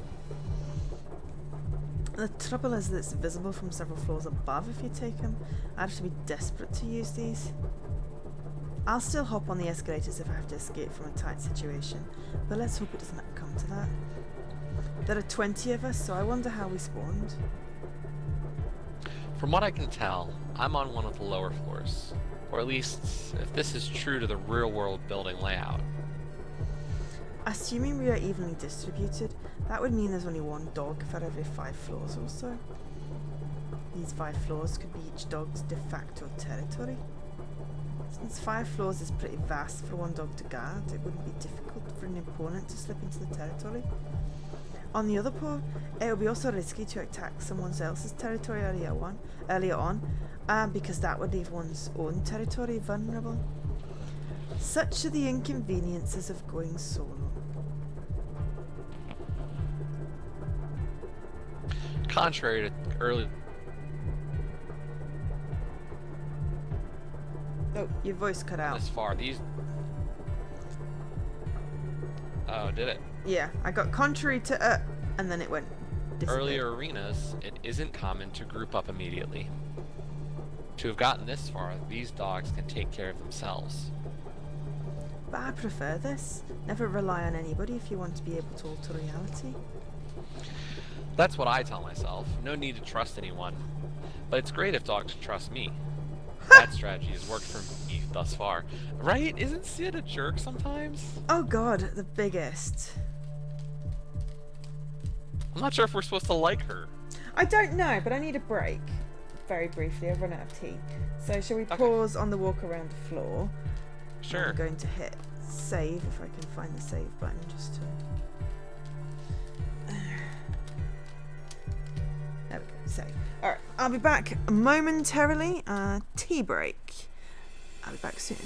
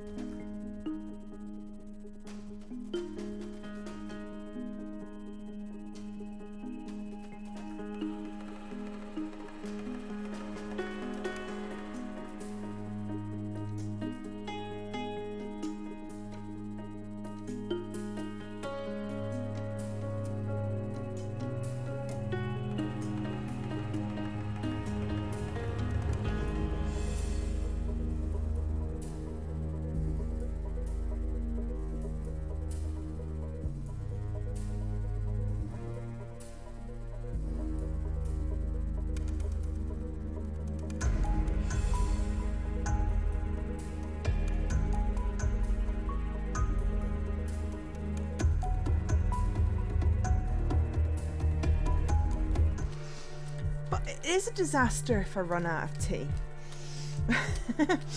It's an actual disaster. I mean, won't run out of tea supplies. I have enough tea to last about a year. But I was running out of current tea. Oh, and we have chai.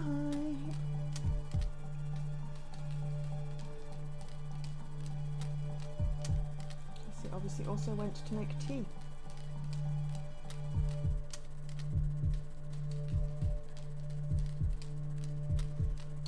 guess I should have run an ad break or something while I went to make tea, because then it frees up pre-roll for non-subs. Need to get into the habit of doing that. But because I've not had ads on this channel before, it's hard to get into the habit of doing that.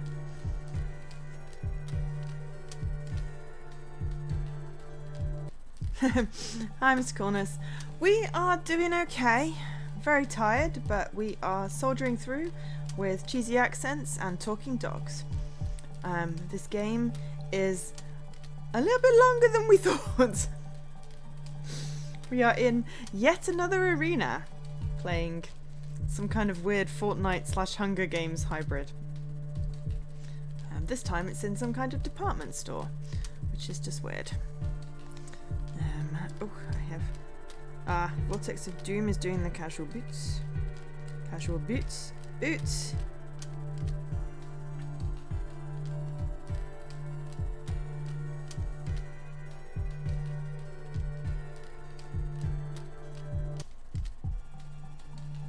Boots. Where are we?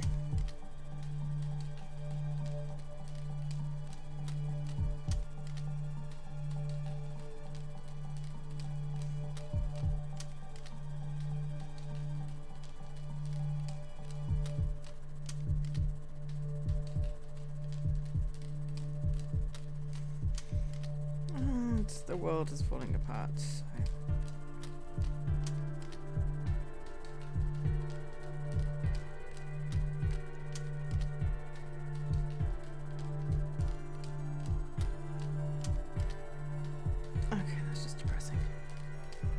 How are you doing anyway, Mr. Corners?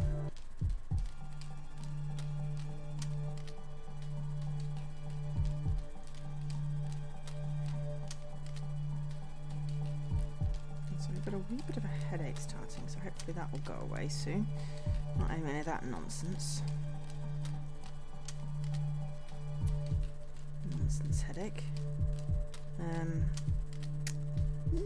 My emoticon boom has been... Yeah, so any subs, we've got a new emoticon.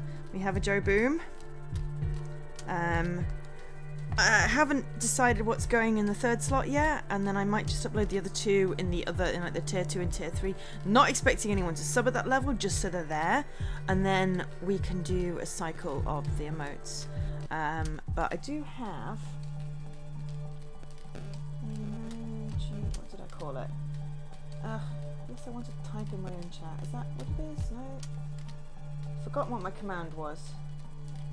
I'll just spam my chat for a moment. There we go. So I've got some new emojis. Yeah, see? Joe Boom. We like Joe Boom. Because I have like a whole command for Boom, which now needs a Joe Boom on it rather than the... yeah, we'll fix that. We'll fix that before the next one.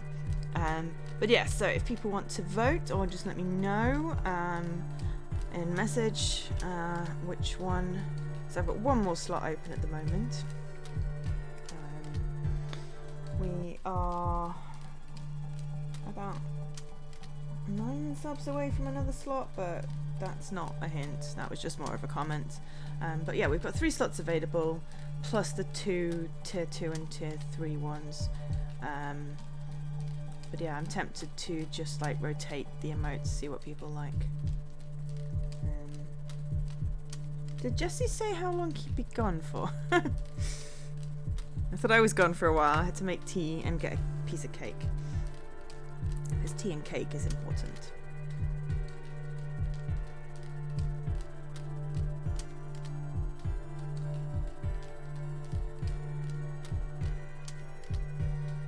Aha! Aha! I have returned! I am back. I have returned. We hailed the mighty chair. Always should. Yes, cake. Alright, we take a walk around my floor. Go on.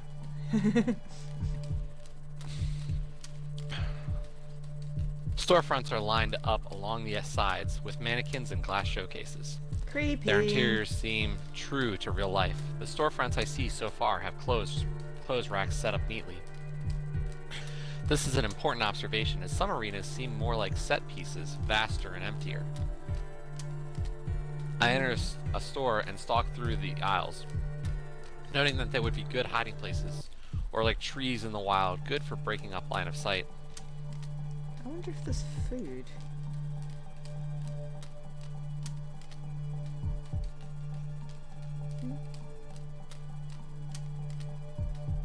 Are you talking? Because it's not coming through. I seem to have lost you. Audio.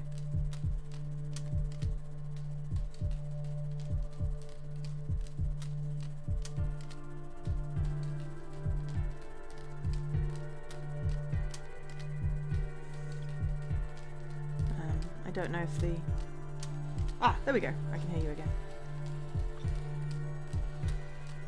Can you go back one to the I continue to explore, because I totally cut out and didn't hear that. I continue to explore, feeling more familiar with the floor layout, but I'm also getting impatient to scout out what others are doing. It is risky since I can't defend my own base while I'm gone, but being aggressive has always worked out for me, or often worked out for me. I might as well go for it. There is one ruler of reality and I'm gonna be it. It wouldn't be wise to use the escalators, like I had noted earlier. That's begging for attention. This is the last arena. This has got to be the last one we go through. And then we've got to find the brothers. We've got to be near the end. So, if I remember correctly, there's a fire escape somewhere here. Ooh. Locating the closest staircase, I begin my ascension. I take a cursory look at the 2 floors above me, but they are deserted. On the 3rd floor above, I tread more carefully, taking a look round every corner before venturing out. If I refer to the floor I landed on as the ground floor, then my theory is correct that each dog has 5 floors. I should run into someone soon. Oh wow, this is a ginormous building. 20 dogs. Each dog has 5 floors. There's 100 floors in this thing. Of course, I'm still assuming that the arena does things symmetrically, which, according to experience, is reasonable. I head up one more flight of stairs, making this 4th floor my spawn point. Look! Little Limax with the... They've got paw prints instead of apples. At this point, the Aww. storefronts give way to office space. I knew that some floors are rented. You've cut out again. What is with the audio today? In the highest floors. Yep, it cut out halfway through that sentence. Messages aren't working either. Chat on Xbox. Oh, Stuff's not showing up there either. interesting. I wonder if it's having issues. Am I cutting out for you, or... Not right now. Have I? I mean, I couldn't hear you previously at times. Oh. Yeah, it's been spotty for you, but that one it missed out. We got... Some floors are rented out, and then blank, and then the highest floors. Yeah, I mean, if you can't hear me, I can't hear you. Fair enough. It just happens that I'm the one talking when things Yeah, cut. exactly. Okay, well, I'll read that one out just so everyone on my side's got it. I knew that some floors are rented out to companies as office space, and that there are luxury stores and restaurants in the highest floors. But in the real world, I've only been to the shopping floors, so I don't know what to expect on these upper floors. I wonder if there's food in the luxury restaurant floors. Would time me out to climb up that many floors. If that happens, I'd need to conserve energy so I don't have a disadvantage. Surely there are regular elevators past this point. There seems to be only freight elevators on the shopping floors. I'd prefer to avoid them since they move too slowly. However, there might be no choice but to take either type of elevator. To access the higher floors, I don't want to be tired out climbing the stairs. Since elevators are enclosed space, I'd need to be extra careful since they could be easily rigged with traps. Now that I think about it, I should rig the elevators before anyone else gets to it. I spot some movement in the corner of my eye and another section on the floor. I don't think I'll go on the offensive yet, but I might as well get a good visual on this dog. I head in the direction that I saw the movement. I pass the floor to ceiling glass divider, which opens into an office cafeteria. Where did it go? There's no sign of anyone else in the cafeteria area, so I move along. There's another open area that forms a ringed corridor. Ah, there it is again. Now I can clearly see the dog. She's gray, not a very common color, but that makes her all the more memorable. Spotting me, she moves quickly down the ringed corridor and vanishes through a door. Should I go for it? I weigh my options. It's quite early on in the arena, so chances are she hasn't had much preparation. She probably isn't 100% familiar with the surroundings. Unless she happened to have worked here prior, which is unlikely. Work, if applicable, only starts after a dog has completed all their arenas. This is so each dog can be allocated to work that suits their value. I suppose it's safe enough to take the initiative right now. I'm confident with my ability to react on the fly. Isn't this like the top 20 dogs though? I mean... Arrogance. Arrogance, Sid!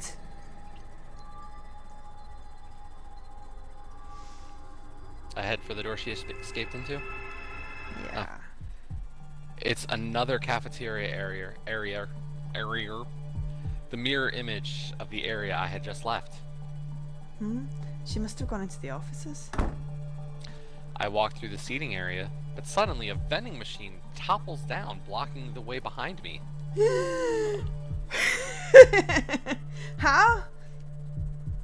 I could climb over it, but the dog must know exactly where I am now. Trying not to think too much about it, I proceed into the offices. It's quiet and seemingly empty. I flatten my body below the height of the desks. Where could she be? All of a sudden, a cabinet topples down towards me. She's psychic. How is this happening? I make a beeline for a gap between the two tables. Good thing I wasn't squashed, but I want to stay hidden and leave the area. The sound from the furniture traps Shirley is how she avoids being caught off guard.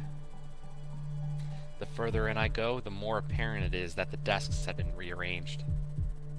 Have I been funneled in this direction without even noticing? I gulp involuntarily, feeling a lump go down my throat. It's currently only the beginning of the arena. How did she manage to set this up so quickly? One wrong move and I'll be eliminated? Another bang, and I jump. Gah! Forget finding the dog, I'm out of here! There should be a fire escape nearby, assuming it's connected to the one on the shopping floors. I scan the walls and thankfully, I spy the door in question. Careful, Sid. I was going to say a fire escape I would feel would set off an alarm, but okay. Heading straight for it, I press on the button that opens it. It doesn't budge. No, no, no, no, no! I press again and again, desperately. Empty clicks ringing in my ears like my heartbeat. Ooh. Oh, my. A really reckless one, aren't you? The A dog appears from behind one of the office desks. Such a shame to be eliminated so quickly. I don't answer, backing away and putting some distance between us. Honestly, I'm surprised that someone would fall for this so quickly. She slowly looks me up and down. I don't have the luxury to observe her in the same detail, instead trying to scan the room for openings, whilst only watching her for sudden movements in my peripheral vision. Ah, I get it. You're a prod dog, aren't you? I turn my full attention on her. She's smiling smugly. She almost looks like a wolf. Yeah, she's a husky probably, or some kind of variant of that. I try to keep my expression neutral, but she seems to have caught the brief flash of irritation. That explains your abysmal performance thus far. Cheeky bugger. I've been performing perfectly well. Yeah, you're just trying to distract me. I could run away, you know. I'm bluffing and we both know it. From the way she cornered me by blocking the fire escape, she had exactly predicted my actions. She probably already set up something behind me to further trap me. I might be slightly larger than her, but at this stage in the arena, physical strength barely gives me a competitive edge. When there's desperate situation, maybe. I run forward, ramming into her. She sidesteps so I don't impact her head on, but it's enough to throw her off balance. However, she uses a split second of impact to feel up my torso. Hey. I know exactly what she's looking for. Yeah, even at a moment like this, she's gathering information. You don't have it hidden there. I make a wild dash towards the other door that probably leads back to the side of the office complex I came from. Thankfully, it opens and I frantically look behind me as I run out. The other dog hasn't moved to pursue me. Goodbye, my little puppy. She waves cheerfully, but along with her sweet smile, she's watching me beadily. She let me go on purpose. All my bravado sapped out of me, I escaped back to my floors, tail tucked between my legs the whole time. Island Year 211, Arena 12, Day 3. Ooh. The next couple of days, I just snoop around, getting a catalog of the other dogs. I take the freight elevator several times without incident and leave some items around the access points to my floors so I can observe if anyone has trespassed. For example, I dragged up a fluffy rug and set it in front of the elevator doors, so I would notice if there were any paw indents in it. In front of the fire escape doors, 4 in total, I spread a thin layer of powder. This I procured by sneaking into the office floors and grabbing some food replacement powder from the kitchen. I also arranged some simple traps and funnels in the storefronts like the dog above me had.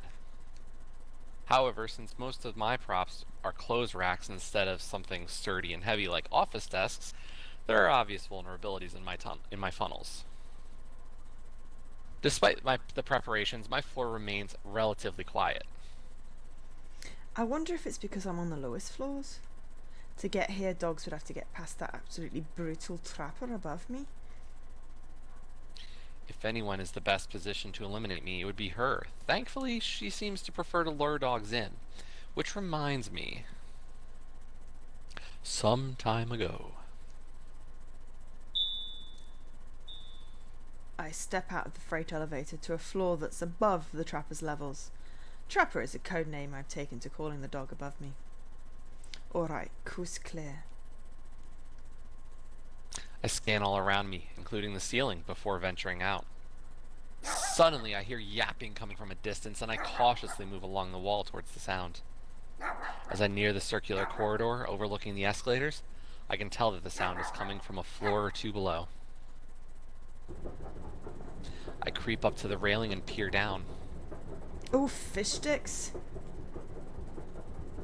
The trapper has a dog tied up very, very well. Its feet are bound together and its torso is tied to the railings on that floor. She circles the prey, and I hear the smug, playful tone she used with me the other day.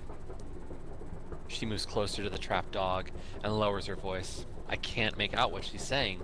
but the conversation seems quite one-sided. After some moments, she starts prodding around the victim's torso and seems to find what she's looking for. The tied-up dog seems completely out of it.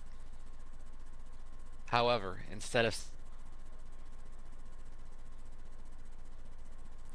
However, instead of smashing its pendant immediately, the trapper chats away for a bit longer. Not soliciting any response from the victim, the trapper shrugs and finally takes a swipe at the dog. Dink! Well, that's one down.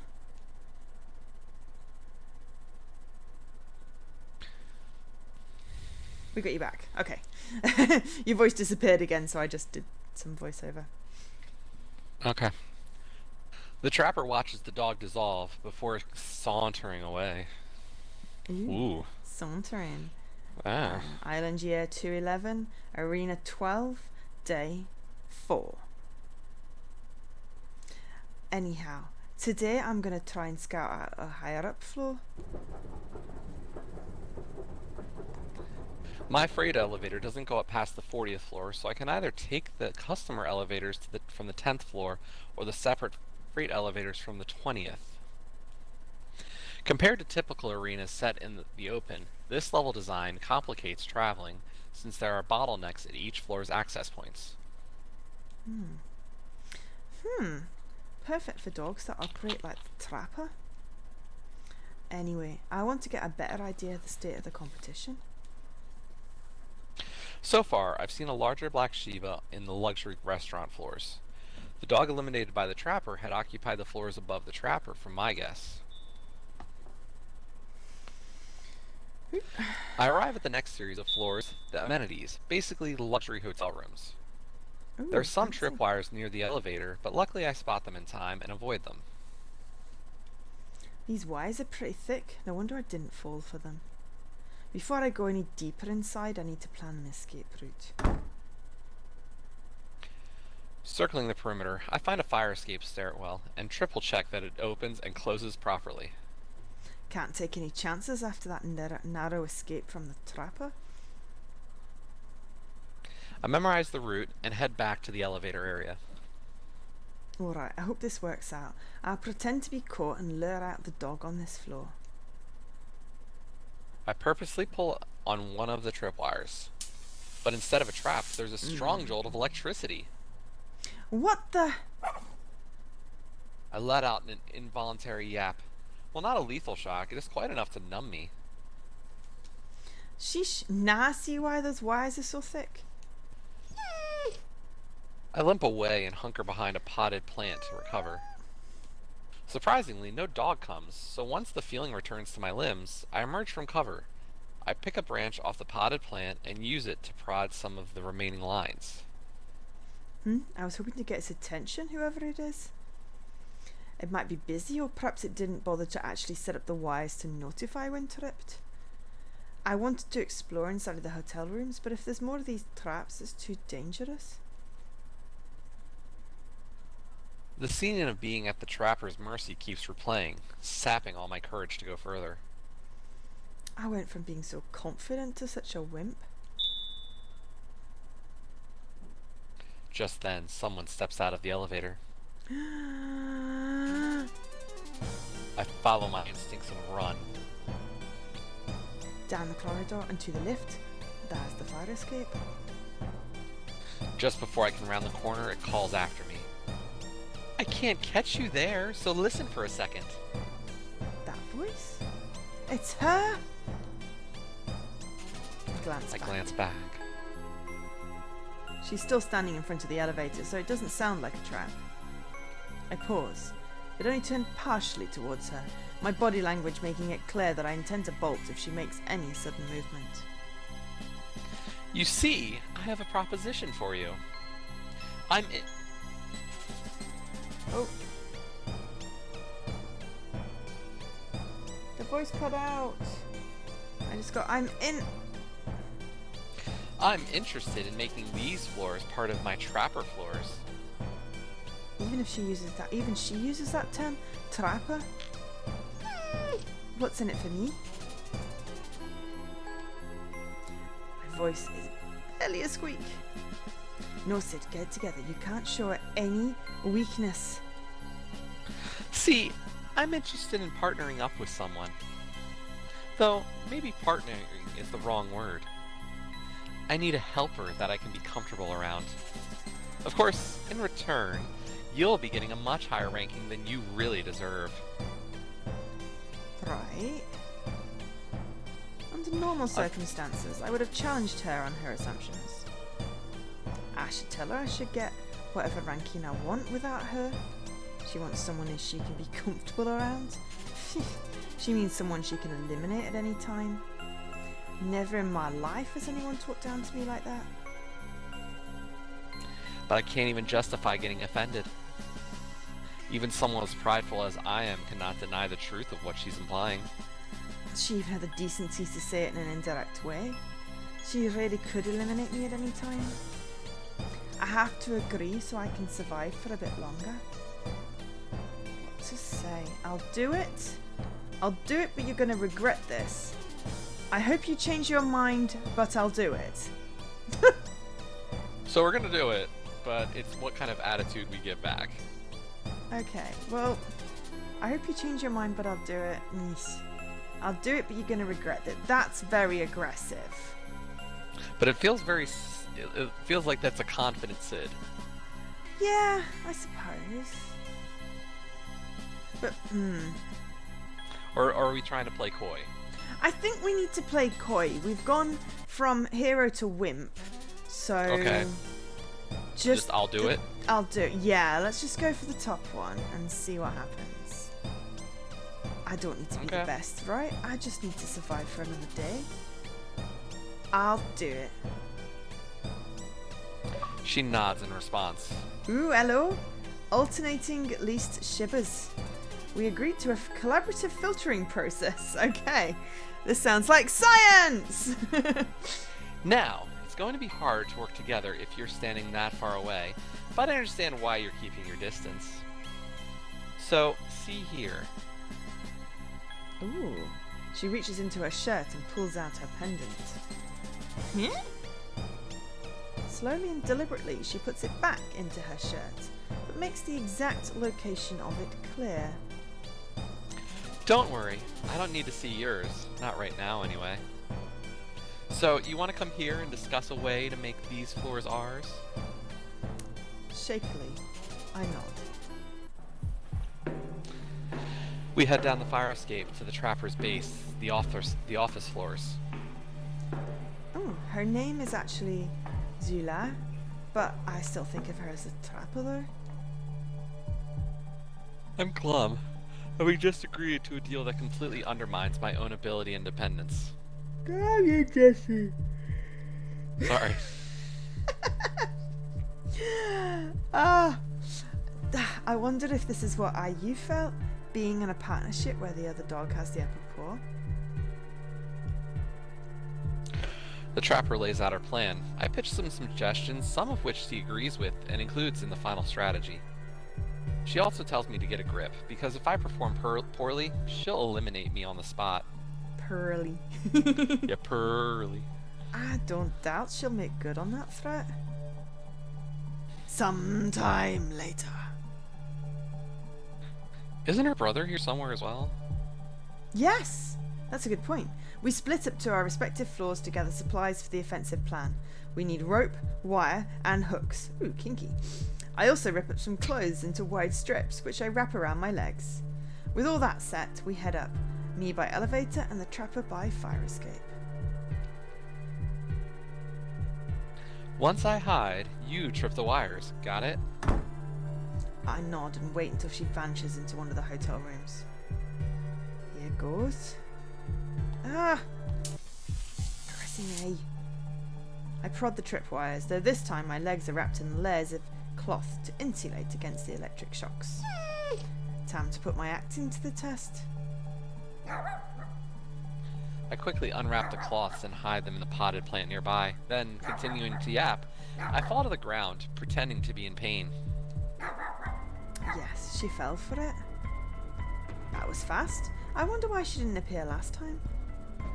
Now that I think about it, Trapper wasn't worried at all about asking me to collaborate on enemy territory. Maybe the Trapper knew she wasn't here. The dog approaches slowly at first, but then, convinced that I am hurt. Sorry. Graph game online. Bouncers! Oops. Oh. I don't know whether I've lost Jessie or it's just doing that thing, but browser video display. Oh, I can hear you again. Yep. Down the corridor and to the left. Leave it to the side, she must just dash down the corridor. Down the corridor? Yeah, cool, okay. I fling myself into the room where the trapper is hiding, conveniently forgetting to close the door. Knowing where the trap triggers are, I jump over them, but the dog rushing in after me isn't as fortunate. At a touch of the trigger, she's strung upside down. Hi, Scruff. Oh my giddy aunt. Trying to escape, the dog starts swinging back and forth desperately. Have you seen what atrocity is now in my chat? That's not what I expected the first emote to be. I expected a potato! What have we got actually?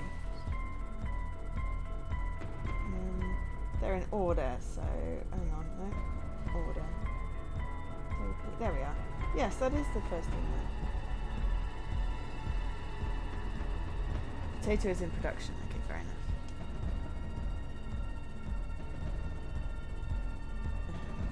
Cool. Alright, yeah, back and forth desperately. Oh, god damn it! Controller. The Trapper and I didn't really plan beyond capturing the dog, but I guess I'll eliminate her while she's tied up tight. But as I go up to pat her, suddenly the wires hum and my fur rises on end. Wait, what? This is the same type of wire as the traps in the elevator area? I freeze, my paw mere millimeters away from the wire. The Trapper set this up not only to tie up the dog, but also to electrocute.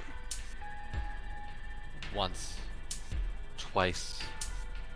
Just when I think it's over, the wires buzz again and again. That's just cruel. The dog howls until it cannot. It falls limp. I can't look away. The torture is so unnecessary. I can only describe it as gruesome. The one brief shock to my paw the first time had me numb, so I can't imagine what it feels like to be shocked for this long. The dog is still conscious, but her wide, lolling eyes make it clear that she is in pain. I've never seen a dog as sadistic as the Trapper in the arena. The dog is upside down, Steve, because it's in a trap. No, it's a magic and physics have been completely messed up. I mean that too, but yeah. I guess the one thing that we can't technically is that we can't technically die here. Well, bar that unfortunate incident back in my old arena.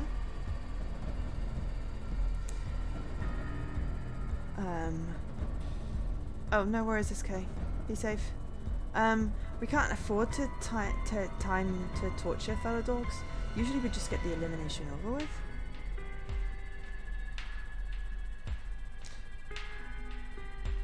I jump as the Trapper emerges from inside a closet. She was here this whole time? Why didn't she show herself until now?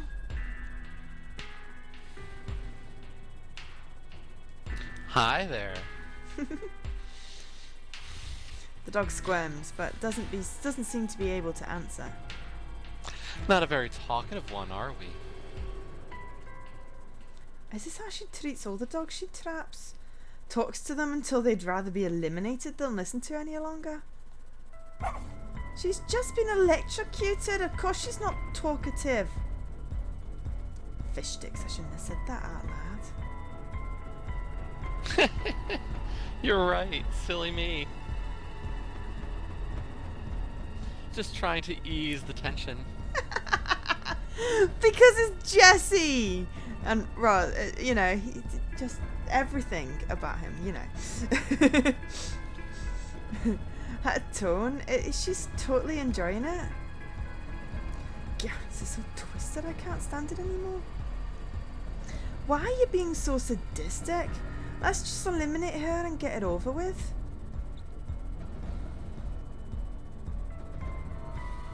Oh, Sid, such a noble dog, aren't you? Sadistic, you call me? What about yourself? What do you mean? You know what I mean. You're here in this bracket. You've done your fair share.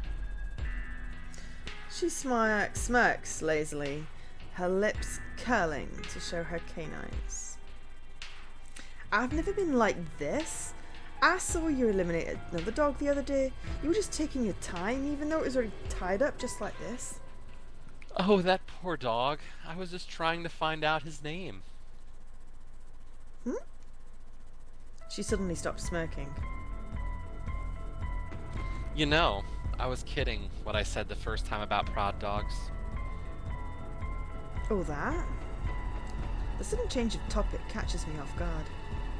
Right, she said something about prod dogs the first time we met. I forgot all about that. I was so focused on escaping. Kidding or not, it doesn't make a difference to me. Well, I was kidding when I asked if you were one, because I know you were raised as one. I scoff. What do you know anyway? Just because I was in an arena or two in the plains doesn't make me a prod dog. I suppose not, but maybe you wouldn't have made it so far if not for that. If you worked your way up in that environment, there's something about it you can never shake off, even if you want to. It doesn't make a difference to me, I said. There's no need to discuss this. Let's just eliminate this dog. All right. If you wish, you can do the honors. But we will talk again. We will talk about how you killed that dog in real life by killing him in the arena. I've been intrigued for a long time. So have we. We want to know how it happens too. Huh? Ignore her. Just focus on what's at paw. I searched the dog for her pendant. She doesn't resist whatsoever. When the trapper cornered me, all I could do was run. She doesn't even have that option, so what would be the point of resisting? I find the pendant and crush it with a clean swipe. Tink! The wires once taut with the dog's weight now hang loose. I turn to the trapper. Luke, I'm not sure why you want to learn about my past arena, and I don't care, but to be frank, I may not be able to answer your questions. I didn't do anything on purpose. It could have been a hardware malfunction with the ARI equipment. The trapper gives me a gleeful smile. Exactly. Even after all these years, you're still in denial. But next time, we can find out. Huh? With that, our job here is done. With me in tow, the trapper wastes no time in gathering supplies and building traps. By the end of the day, the floor is effectively a trapper-certified floor as well. Island Deer 211, Arena 12, Day 6. The following days, we eliminate several more dogs. It's strange to have things consistently going well again. I can't help but draw parallels between my current partnership to the one between me and Ayu. Except now I am the disposable one. Please endure and survive, Sid. If only I can endure and survive one more day. I repeat that phrase to myself. I feel like a shell of my former self. There is one ruler of reality, and I am not it after all. That is not to say I've completely given up hope. I've just had to update my expectations realistically. In the meantime, I scout things out for the trapper. It's imperative that I tell her all my findings with complete honesty, because any missing detail could jeopardize our position. Or she would think so. But there are places that I found that I hope she has no idea about. I make a mental note of these deserted rooms and move on. They could be control rooms, storage rooms, and the like. I hope I find something that can help me turn the tables. Not that my existence is really that miserable. I'll still come out with a decent ranking, and considering my current status, that's enough to end up with a top 10% or so. That'll give me enough standing to live with reasonable freedom. I won't be completely free, like my goal was to become, but to answer to 10% of the dogs on the island isn't the worst that could happen, right? So I accept that it's fine to go along with the trapper. Accepting the fact is a blow to my ego. It feels like everything I've expected of myself for my whole life has been proved a lie. My values, my fight for freedom, I want to play the Ari's game to win because winning it would bring me power. But now, I realize my reality is bounded by the rules of the game. I cannot change my reality any further. Anyway, stop spacing out and get back to gathering supplies, Sid. Sometime later. I'm resting in my original home base, the shopping floors. Though to describe it as resting might be too optimistic. I'm shivering, my heart pounding so loudly in my ears, it's the only thing I can hear. Get a grip. But stop the shaking? I cannot. It's getting harder and harder to calm down these days. Maybe that's why the trapper decided to teach me a lesson. Oh no, some time ago. Let's keep on going back and forth in time, why not? Yeah, I know, it's making my head hurt. We eliminated the dog we were pursuing up on the outdoor observatory. Unlike the regular observatory with floor-to-wall glass ceilings, this was the real deal. There is nothing separating Shiba from sky or ground. Up there, the trapper caught me. It was over the ledge that she had dangled me. I arched my neck up to see only the top of her face peering at me. The wind in my fur, the view from up high, the city which I had fought tooth and claw to come to. The city where I thought my dreams would come true. Dreams I thought I could make come true as long as I worked hard enough, as long as I outsmarted enough dogs, as long as I betrayed and used enough dogs. She could see me unraveling. She wanted to give me an ultimatum. She graciously told me that it wasn't my performance that had been suffering, as I hadn't made any mistakes that cost us eliminations. Sure, there'd been a dog or two that got away, but they wouldn't have been caught in the first place, mistakes or not. But she could see that my mental state was a risk. The upside-down view of the city, combined with the blood rushing to my head, had made me almost lose it. But I promised her I would get my emotions in order and not pose a potential risk. With that, she let me go and told me to take a day off. So here I am. Here I am, lying immobile and shaking uncontrollably. She needs me. She didn't eliminate me right then and there. She must see a future use for me. But I can't see a way out for my future self. The view of the city upside down, my limbs tied up at the mercy of the trapper, returns to me. God damn it, Sid! I yell and yell. I wonder if the trapper can hear. I mutter more quietly this time. Ugh, who cares what she thinks if she hears me losing it? I'm just coping. The view of the upside down city. Coping. Ah, screw coping. I play the game like I always did. I'm not doing well right now. But there is one way to escape the allocated Reality Institute's game. The only way to escape the game is to play the game. This game that everyone has to play, the arenas. And since I can't play the arenas to win the arenas, I play the arenas to escape the arenas.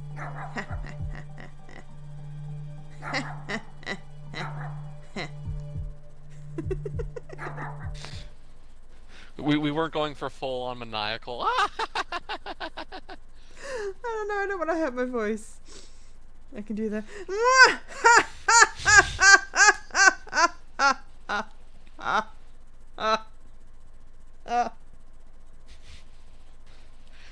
There was something I saw while off the ledge. Something I saw that terrified me. If I had been dropped by the trapper, surely my pendant would have been crushed on impact. I wouldn't die, but I would suffer immense pain in the moment before I wake up in the real world as an eliminated dog. I was laughing. I was trying to laugh in Scottish. Have you ever tried to laugh in Scottish? It's you know, how do you laugh in Scottish? And Titus, I don't know who Titus is, so I don't know. Final Fantasy X. I've not played that There's one. some very cringy laughing. Macaw. I guess it would be something like ha ha ha.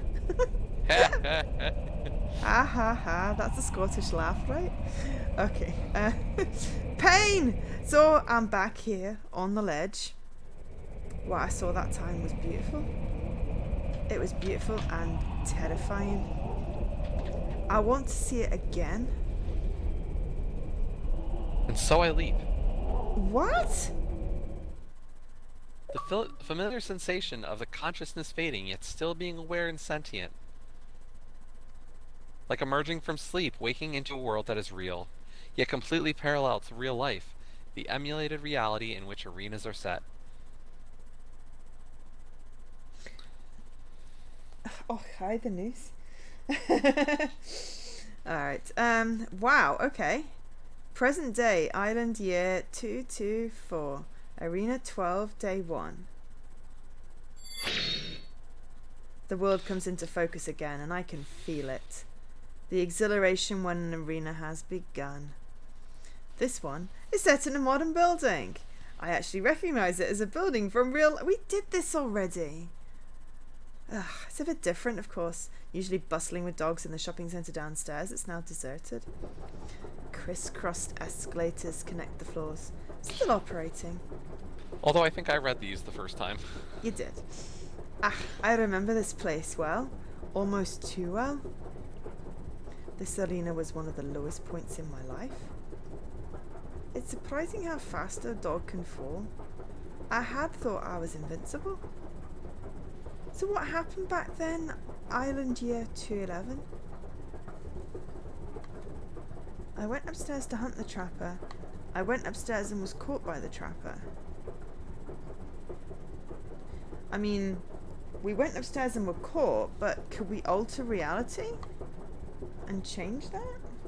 I mean, what was our original goal? Were we scouting? We were just scouting. We didn't know... So, I mean, I would say that was to hunt. Yeah, let's go with that one. I went upstairs to hunt. The trapper let me go in that first encounter, even though she had me at her mercy. This re-challenge, if I enter her territory upstairs, she won't let me off the hook that easily. I know of the copied arena's existence, but I don't think she does, so the copied arena will be my backup strategy. I don't know, I would think she's the re-challenge. Well, she is the re-challenge. She was the one that kidnapped me when I was eating potato chips. They weren't potato chips. This is the English or the American fry. Yeah, chips. Oh, you peoples. Sweet potato chips. Fries.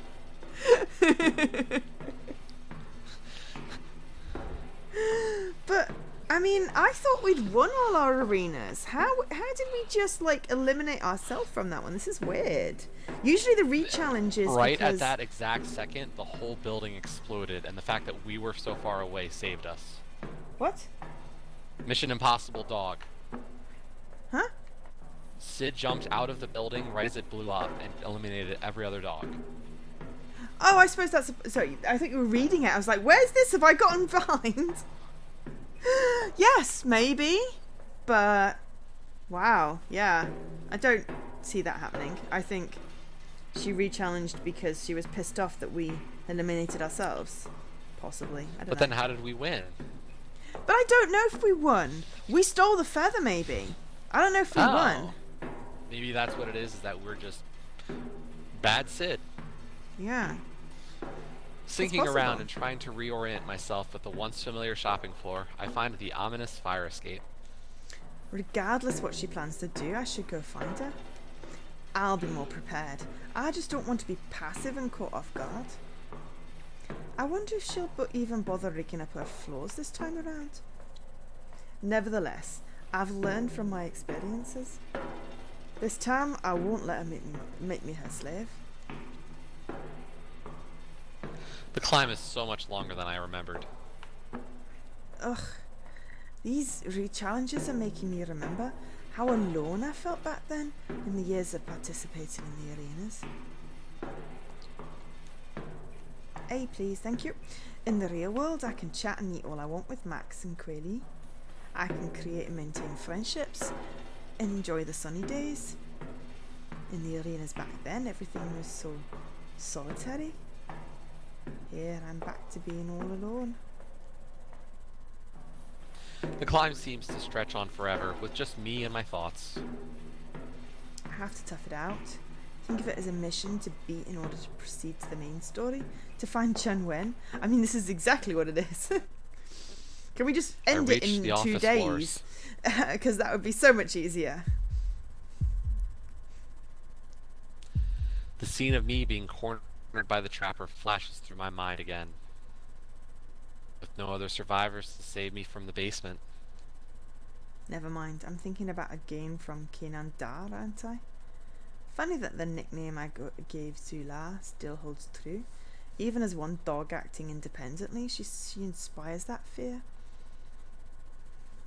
I crouch down, edging into the office while maintaining cover by the desks. Nothing seems to have been touched in this room. There aren't even tripwires, which I remembered from last time. Huh!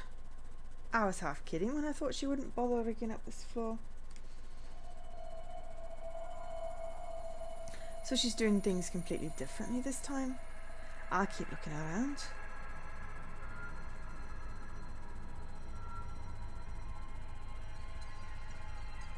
Oh. This room cleared, I peek cautiously into the central corridor hub space. No sign of the trapper. Just in case, I search the other offices one by one. Every corner I round, every desk I peek over from, takes courage. Still nothing. Where could she be? She could have set a trap in the higher floors. Is there somewhere she expects me to go? I shudder. The observatory deck, maybe? I'd best get some supplies before checking it out. Don't want to be dangled over the edge again. With that, I head back down the fire escape. I'll need string. I could get that from shoelaces. I remember there being an upscale shoe store for fancy occasions. Rope. I could rip clothes from the clothing stores to make it. I could find belts as well. Back at the escalator area, I take stock of the available stores. You know what this looks like? This particular shot looks like Canary Wharf. There's a shopping centre in Canary Wharf that looks like this. Ooh, crowns! Congrats, Selkash. Zara is a good clothing store. I think the shoe stores are on the floor below. Ooh. Zara, but with a Z, is actual clothing store. I need to hurry. The trapper has a lot of time to make preparations too. I head into Zara and find some belts. With my paws and teeth, I tear fabric into long strips, twisting and tying them into makeshift rope. How? I've learned a lot from working with the trapper. She'll find this ironic when I beat her with her own tricks. The next stop is the shoe store. With every step, I feel purposeful. Time to take down the trapper? In the past, I had avoided using the escalators in fear of being seen, but in this situation, there isn't anyone but the trapper I need to worry about. If I remember correctly, it should be down this way. It's impossible! Oh my god. I follow some signs to the opposite end of the floor. I had once gathered supplies from this very store for a mission with the trapper, and the shoelaces would be just what I need. I entered the store, rows and Oh, rows of shoes displayed on the wall. these are boring shoes. They look like men's shoes. Yeah, exactly, boring shoes. If you've ever seen like a regular choice, you'll understand why I'm saying these look like boring shoes.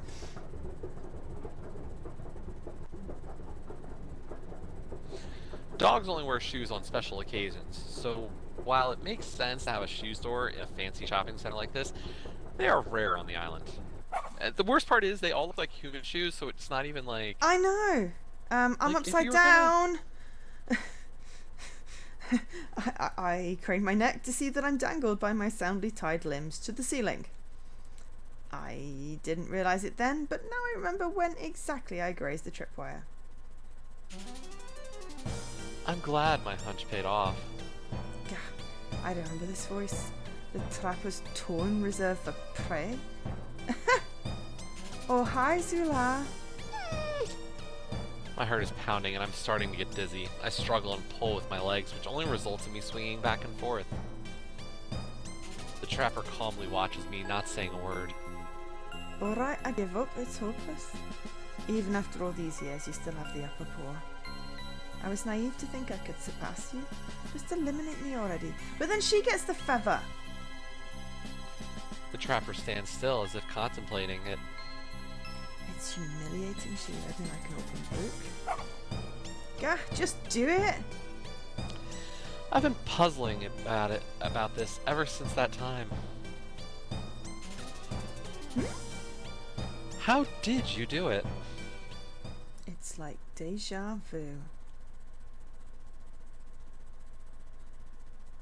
But we will talk again. We will talk about how you killed that dog in real life by killing him in the arena.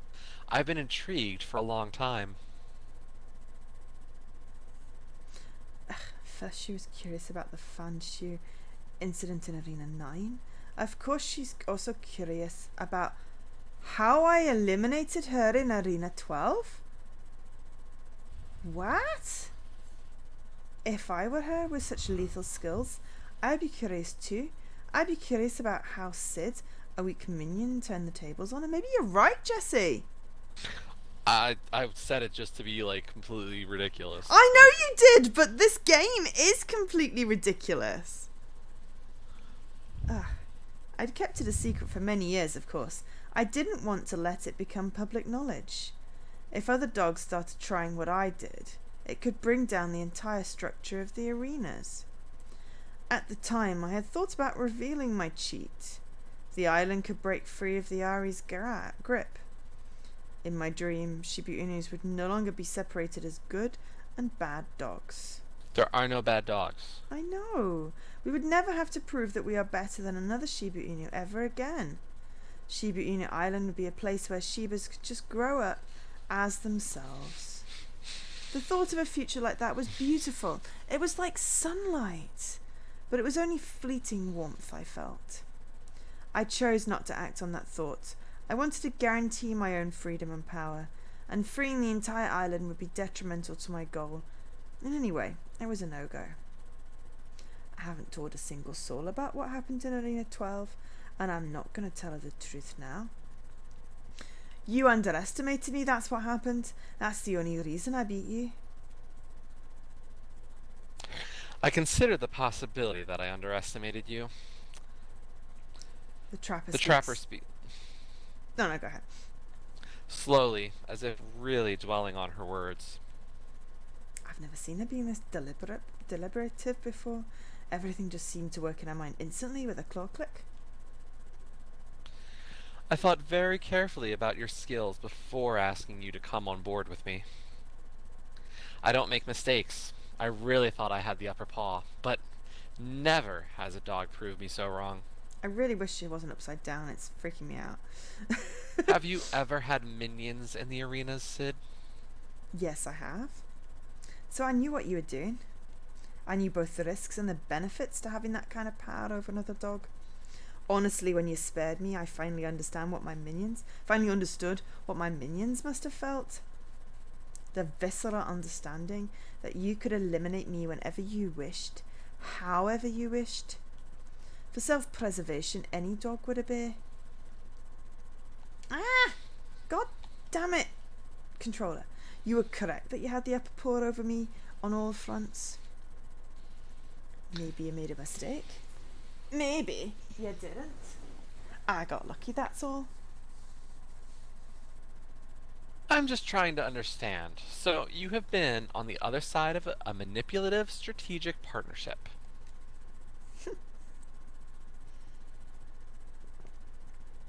The phrase manipulative strategic partnership rolls off her tongue smoothly.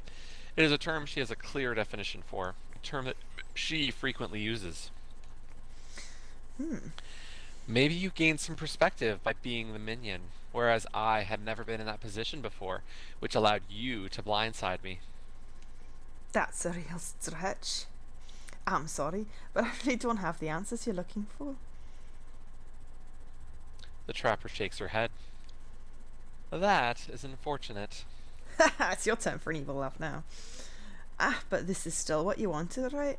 You have me at your mercy. How I eliminated you in the past isn't important. You could eliminate me now and overwrite it all. You seem very eager.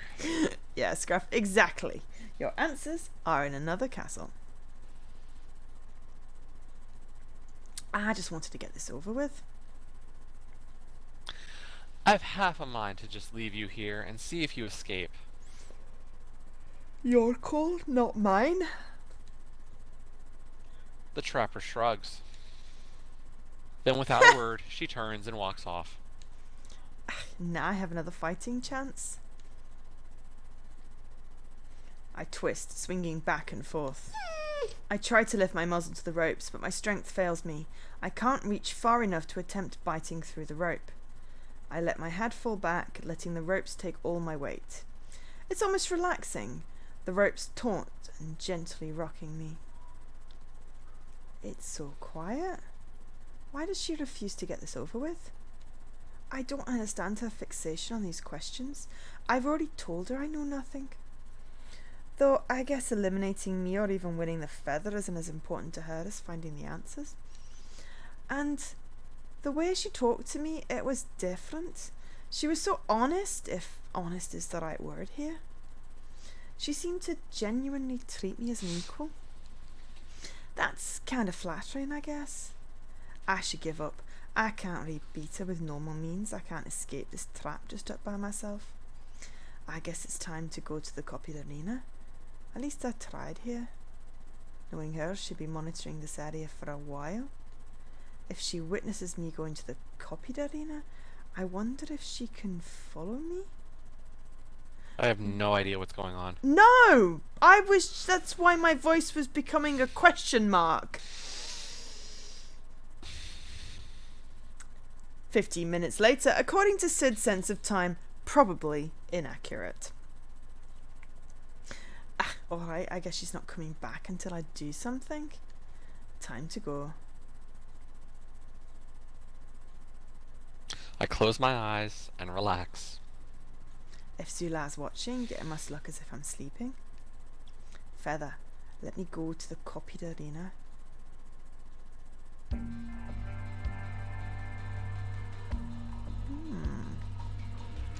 When I open my eyes, I'm in the air, but the ropes that snared and hung me are gone.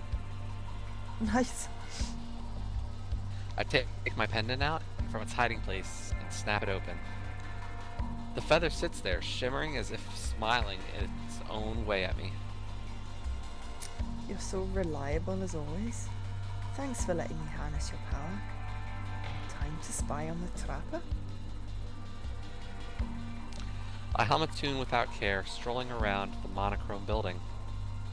Qu'est-ce que c'est?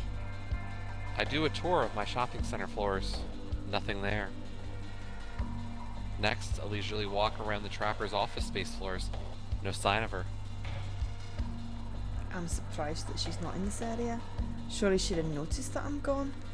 Was she really not monitoring if I escape? It looks more like you froze time. Yeah. I'm certain that my physical body is gone from the arena whenever I enter the copied arena. At least from my prior experience with the copied arena, it was so. Wait, what? Something to do with jumping off that building. Oh wow.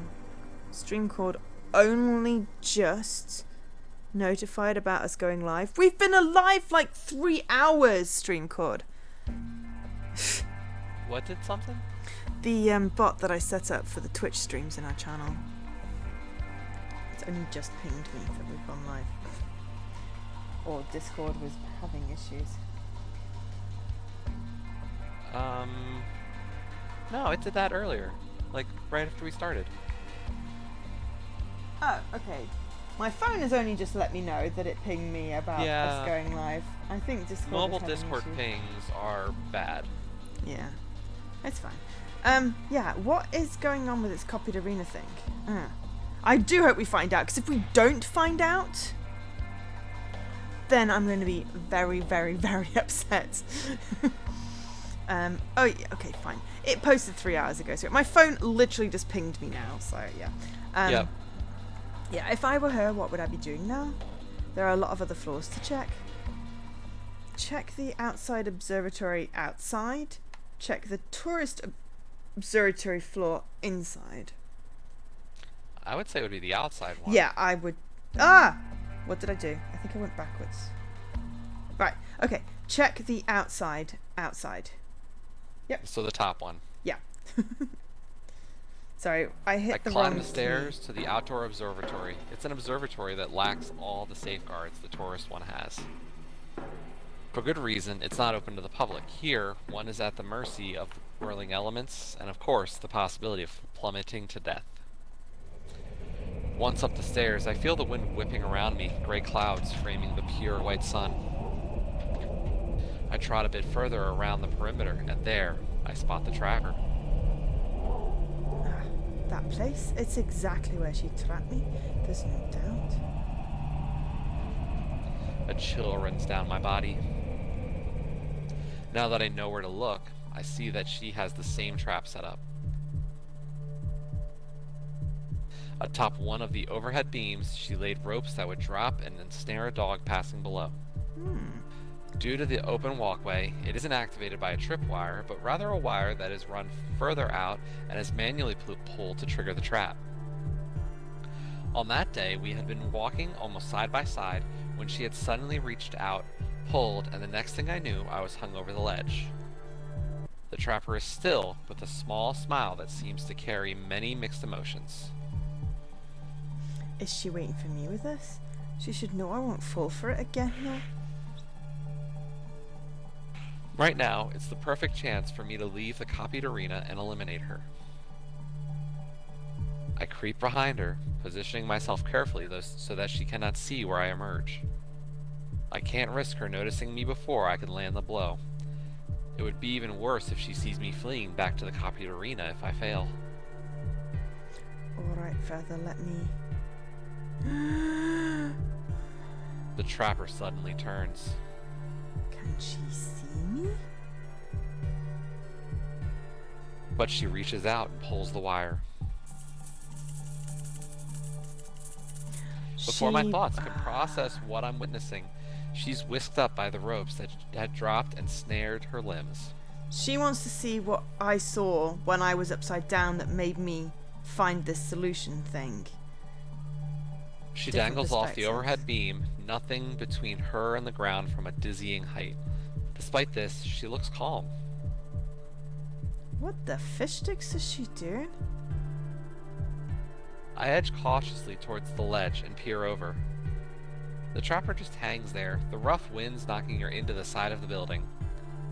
The memory of the reverse situation comes back in full force, drowning out all my other thoughts. You are losing it. You have to get it together. Promise me. I promise. Please, I'll do anything. Just please, please. I was sobbing. I shake my head furiously as if that could chase the memories away. You are here, Sid. Not in the past. Come back. Breathe in. And breathe out.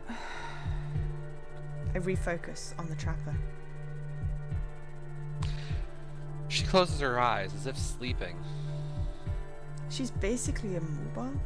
I could try to eliminate her, but it's not safe for me to exit the copied arena from over the ledge. I have to figure out a way to get her back onto solid ground on the observatory deck. I'll try to lure her up by telling her I was lying before and that I'm ready to tell her the answers to what she seeks. I take a few steps back as to be out of sight when I emerge. Feather, let me return to the arena.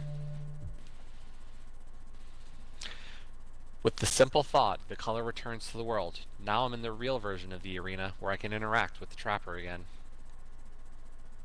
I stand still for some moments. The idea was to speak to the trapper to lure her up, but my mind is suddenly a blank. Maybe I'll go up to the ledge for dramatic effect. She'll be able to see me. I'll stand on tiptoe. I'll ask her, "What are you doing?" to start the conversation. It'll be suspicious if I just open with, "Come up here, I'll give you all the answers now." She'll probably respond with something I wouldn't understand the first time. I'll ask a clarifying question. "What do you mean?" Then I'll subtly redirect the conversation so that she'll come back up the ledge.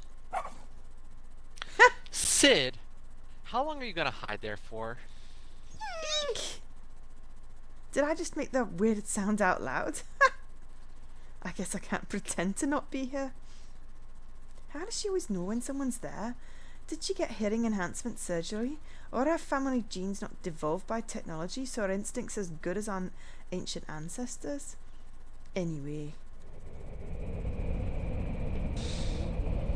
I brush away the silly ideas and step up to the ledge. She's still dangling there. No tricks, it seems. No, I hope she doesn't have some kind of trick to pull me over the ledge. According to my plan, I'll start the conversation innocently.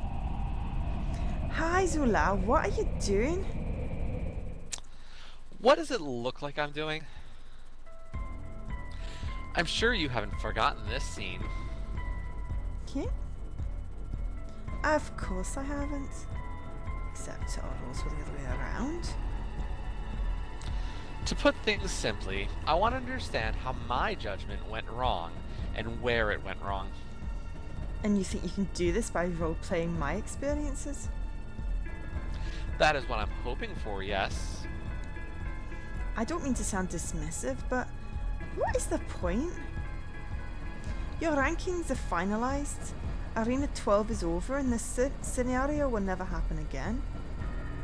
Stop playing clueless. I know you understand what it is I want. Maybe it's closure. I underestimated you because I was so sure of my own judgment. I wasn't open to the fact that you could be a late bloomer and that we would actually be equals. You could save me the trouble if you would just answer me straight. How did you escape my detection the whole time when it was just us two left in the arena? If you truly see me as an equal, you'll understand I prefer to keep some secrets for my own reasons. I don't want you to use them against me to eliminate me this time around. What if I tell you the reason I re-challenged you was not for the feather? I gulp at the mention of the feather. She notices from the way her eyes flicker back and forth, and she arches an eyebrow. It's the truth. Did you know that I work at the RE now? I hold one of the largest slices of reality on the island. Do you even know why the feather exists as a prize for the final winner of the arenas? As part of the RE and being exposed to its inner workings, I learned why. Trust me when I say I don't want the feather. It's almost a comical situation. What the hell is going on with Taff in that? That's weird. It looked like legs. The way that she calmly delivers this new and valuable information, while hanging off a 100-story building and being buffeted by the wind, gives me an unexpected insight into her character. How about I pull you up here and we can talk about this some more? I give you your answer and you let me eliminate you.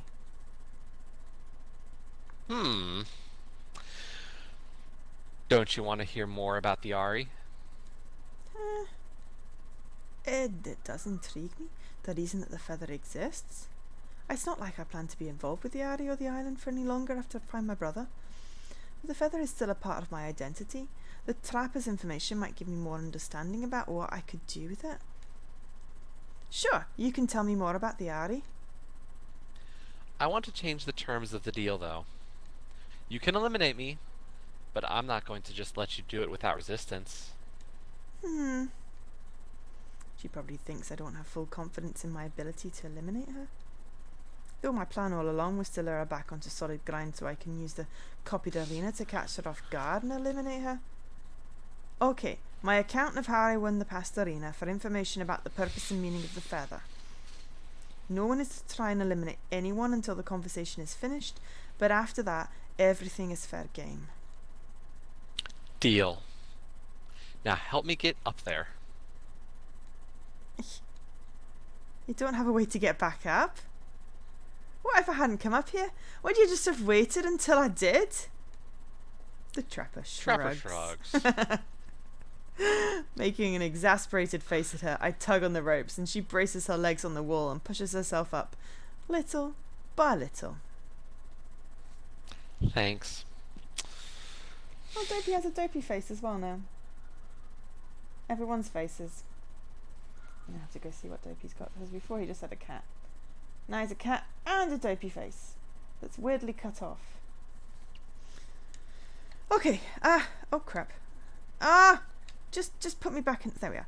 Ha! No problem. She does seem to be treating me much more like an equal. I guess losing did wonders for her ego. You go first. Well, is there any part you want to hear about first? The part I'm most curious about is what happened after that day I let you take off to mope. Right, that makes sense. Well, you know it was a difficult time. Stupid controller. You just gave me a harsh verbal beating and I was mentally broken from the arena, to be honest. I flourish a paw for dramatic effect, grinning. The trapper doesn't smile. Jeez, at least I tried. You had me dangled over the ledge and I was terrified. Just now, when you hung yourself over the ledge, did anything come to mind? I look at her expectantly. Nothing? Anything like life is futile, fragile? I can't say I had those thoughts from being over the ledge, no. It's common sense that in arenas, we are virtually immortal, so my thoughts were nowhere near the issue of mortality. Okay, but in my case, it was caused by being at the mercy of another dog. I believe that my survival was completely in your paws. Have you ever experienced that before? I can't recall ever being utterly at the mercy of another dog. If that was the key, that means my emulation of your perspective didn't yield the results I was hoping for. It looks like she's standing in the middle of the sky, by the way. Just because of this scene. She also looks much less vicious from this angle. Yeah. Right. With the head forward, it's like, yeah. Oh, you're so nice. The fluffy collar. Little tansy bow. Right, well, it was the first time I experienced that. It shattered me. When I got my mind back in functioning order, it felt like I tried to melt together all the shards, but what came out wasn't exactly the same as before. Not sure if that makes sense. Somewhat. You're saying your mind broke, and even after it was mostly healed, it was still kind of broken. Ugh, that's a very blunt way of putting it, but something like that. At the time, my thoughts became so dark and twisted that I wanted to give up. I didn't care anymore. All the years I had spent fighting in the arenas, wanting to emerge with the highest possible ranking I could get, all of that I was ready to throw away. Luckily, it was a fleeting thought caused by those moments of despair. But I realised I should stop caring about the arenas. Not in the way that my despaired mind thought, which was to give up. But as I regained some of my senses, I thought, what if I could just break the arena? Break the arena? The trapper had been listening to me quietly, but I hear her softly repeat those words. I pause in case she wanted to clarify anything, but she is silent again, so I continue. Namely, I was thinking of exactly of that rule, that supposedly we are mortal in the arenas. What if I eliminate myself? As you were also curious about, I was blamed for killing a dog in real life, but all I did was eliminate him in the arena. Actually, that's a lie. I didn't aim for his pendant, did I? The trapper shrugs. When I met you for the first time in Arena 12, I had long known you were that dog, which is why I asked you about it. But you never gave me answers to that either. But after joining the Ari, it turned out it was quite an interesting case. The Ari had investigated, and I was able to access all the internal documents. The Ari's official explanation was that the deceased had latent health problems, and the life support hardware had a brief malfunction at exactly the wrong time. The case was closed, even though the Ari never found any malfunction in the life support hardware. Ooh. That stuff is designed to slow down your metabolism so much that even if you had some severe physical injury, you could still go through an arena that lasts a month. I'm not surprised that case was investigated by the Ari. It would be a fundamental flaw in the arenas if you could use it as a means to kill dogs in real life.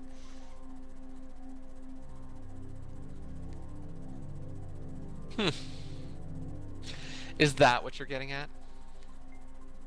Had that been your intention, to truly kill him? To be honest, I tell myself I don't know. But in that moment, I really did wish him dead. I've replayed that moment many times in my mind. I'm sure every dog has had thoughts like that, wishing harm to another in fleeting moments of anger. But could that have caused his death? Anyway, that is what I was wondering after I was hung over the ledge. What if I could just stop following the rules of the arena? Inspired by the death in Arena 9 that I was blamed for, I wondered if I could actually eliminate myself, even if official rules say it's impossible to, or even kill myself. So I came back up here and I jumped off. Huh? And? I broke the arena. What is that supposed to mean? Clearly you didn't die in the real world, so did you eliminate yourself? But then, how could you have eliminated me? Yeah, it turned out both of my guesses of what the outcome would be of jumping off were wrong.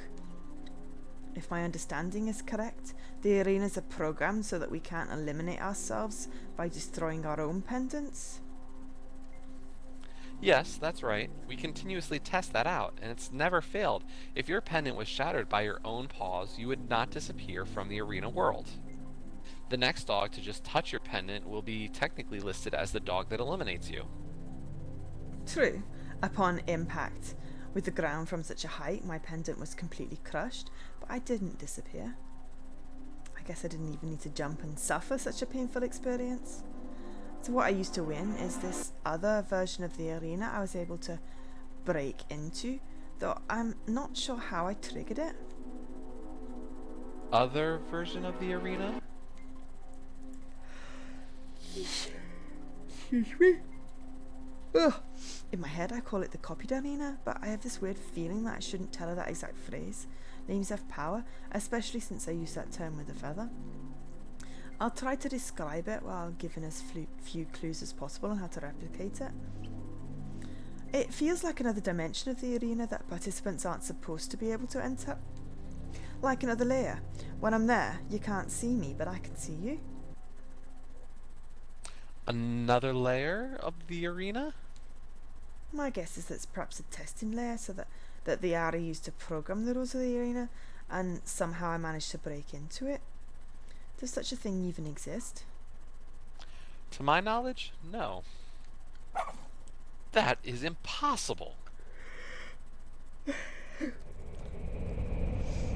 The trapper falls silent, as if turning over the possibilities in her head. As I wait for her to speak, the wind picks up. That means you could come and go into the world as you please somehow, because you must have come back to the layer of the arena that I was in when you eliminated me. Sharp as ever, I was just getting to that. But on an unrelated note, it's kind of funny sitting here talking to you about all this. I agree. That this is actually not what I was expecting to learn at all. Anyhow, I am able to come back and forth to this other layer, which made it ideal for me to observe you and position myself while staying completely invisible to you. And you said you have no idea how exactly you triggered this? Well, my original hypothesis was that jumping and crushing my own pendant was the catalyst to send me to this other layer, but after winning the feather I changed my mind. Obviously, our arena 12 occurred before I won the feather, but with the feather I learned that its power could be used to peel back layers in reality, even to other worlds. So what if there is some kind of the remnant of the feather's power that can be accessed in arenas without formally obtaining it via top ranking? That's the best guess I have. That does seem possible.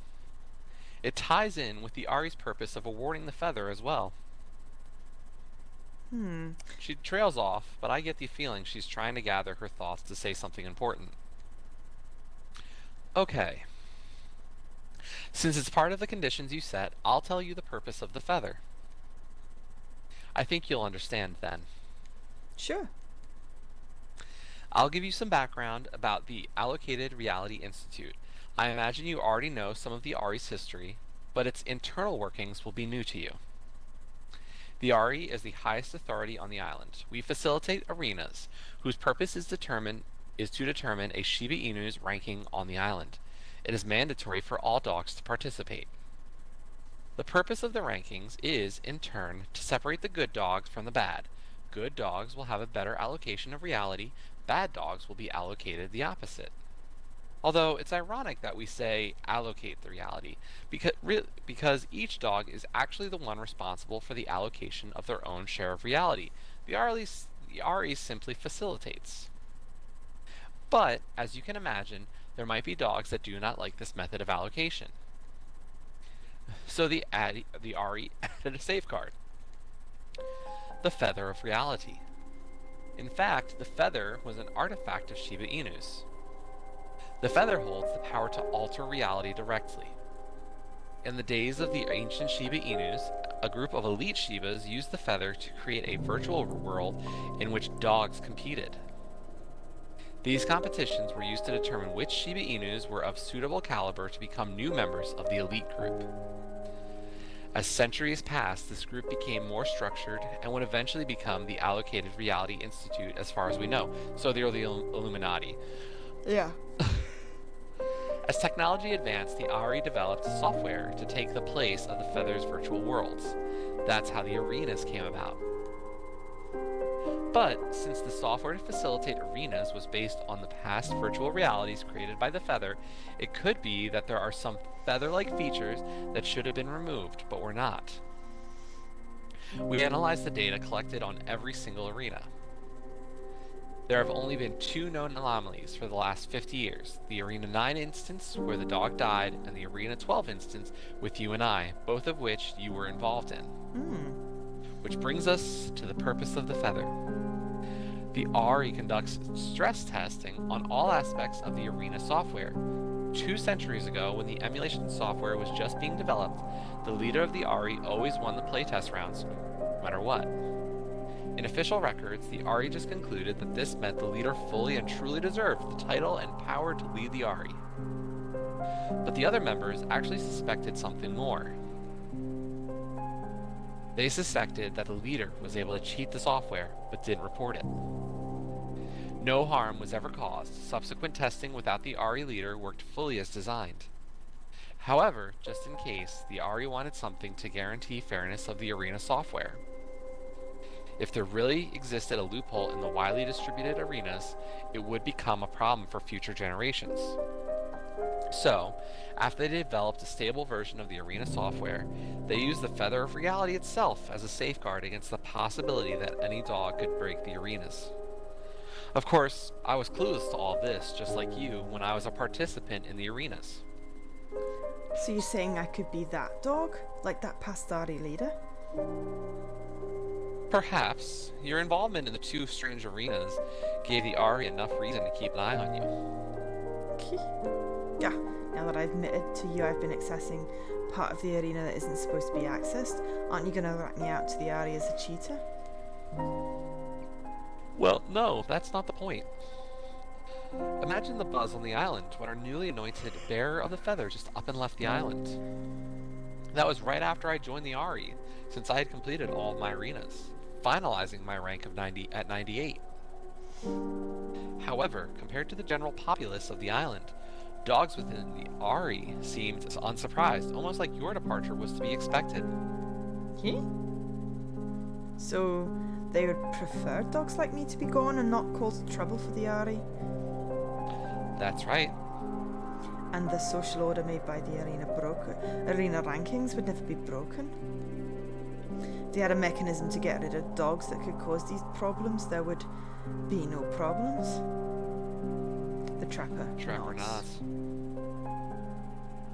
When you were describing your thought process behind jumping from the top of the building, it actually made me realize something. It made me realize how clever the Ari was in designing this. I would be one of the dogs of high caliber the Ari are looking for as members. However, I would never think about breaking the rules of the arena, not for 1 second. I perfectly fit the mold. The mold of a dog that will carry out the orders of the Ari without question, yet being an incredibly powerful good dog. You, on the other paw, didn't hesitate to try breaking the arena. You just wanted to continue. You didn't care much for the authority of the Ari, the structure of the arena. You're the type that could cause trouble for the Ari if you had joined it. It's genius. Wow, that's a lot of self-awareness. Well, I am a top-ranked dog after all. I am smart enough to realize these things. But I am a good dog. I will never tell another living being these thoughts apart from you. I will never act out against it. I will never speak out against it. I'm comfortable as a member of the Ari. In a way, I'm a bit envious of you. But I'm not like you. I couldn't not handle the power of the feather. So, now that you know the Ari's purpose for the feather, do you have any new ideas on how you access the other layer of the arena? I'm still not sure exactly how I find it. It seemed like the Ari was prepared for the possibility, but why me? How about this? I want you to enter this other layer of the arena in front of me. Are you thinking of replicating it? Yes. Well, not for myself. To be frank, I just want to see if there's something I could report to further prevent this. I wasn't prepared to demonstrate it. What if she's able to gain instance to the copied arena just by watching me do it? But she seems genuine, especially after all that she told me. Yeah, but if she's able to replicate it, who's to say what the outcome of this arena will be? Can I just have a couple of moments to prepare? Oh, I didn't realize it was something you need to prepare for. Go ahead. I'll uphold our terms and not attack you in the meantime. To prove her point, she takes some steps backwards, closer against the ledge wall. Doc darn it said what to do now. Think about it! That's the only option that we have. Yep, I think that's the only. Yep. This wasn't part of the bargain. I promised my account of how I won the past arena. So I technically didn't promise to demonstrate it. I can just enter the copied arena pretending it's to show her. Then I'll just eliminate her. If she gives me any grief after the arena ends, I'll just say that I technically upheld my end of the bargain. Think some more? Or made decision? I think we need to think some more. Okay, we can do that. Okay. I've half a mind to argue that demonstrating the whole process isn't part of the bargain. There's no harm in showing her as a gesture of goodwill, right? She could try replicating my actions, but if she couldn't access the copied arena 10 years ago, I doubt she could now. Though she's also worked for the Ari, so she may have gained more insight into how the arenas are fundamentally structured. Maybe, just maybe, she could replicate it. Your turn. We could keep thinking. Keep thinking. I feel like, yeah. Cool. There's also the issue of what she said. I feel like the explanation about the feather being a safeguard is kind of sinister. Yeesh, I wish I had more time to think this through. Does it mean every time I use the feather I'm doing exactly what the Ari wants? Including leaving the island? I already feel dirty every time I use it. What if there's a limit of how many times I use it, and then the Ari will kill me? And what she said about the Ari's investigation into my arenas, it's highly likely they're still keeping an eye on me. Gah, if there's no freedom, I will never gain freedom. What were you going to say, Jesse? I started talking. Nothing. Oh, okay. Think about it some more? Like, I feel like if we just keep thinking, are we going to get an achievement for that, or is it just I like... don't know, but I kind of hope so. So think some more? Yeah, think some more. Okay. This wasn't part of the bargain. I promised my account of how I won the past arenas. So I technically didn't promise to demonstrate it. No, we've just had this one. Okay, that was exactly the same copy. I think we've had all our thoughts then. Made my decision? Okay. Sure. Okay. Alright. Refuse to enter. Demonstrate how to enter. Enter and eliminate.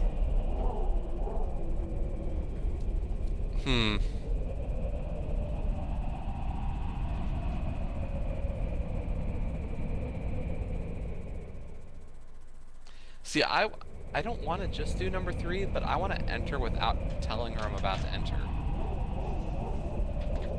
That's sadly not an option. Yeah.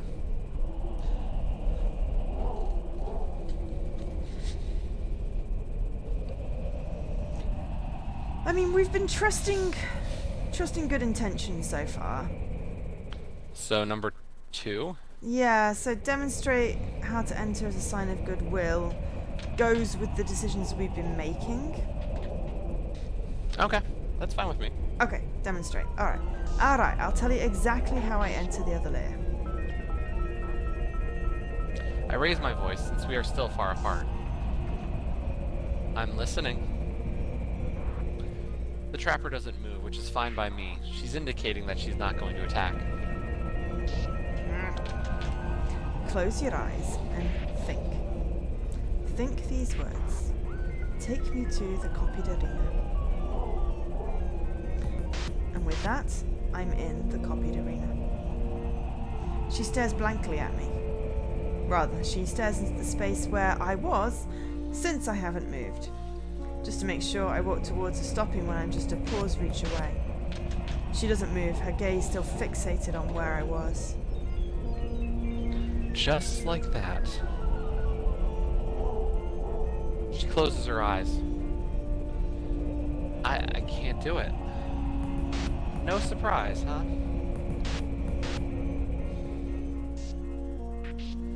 To my surprise then...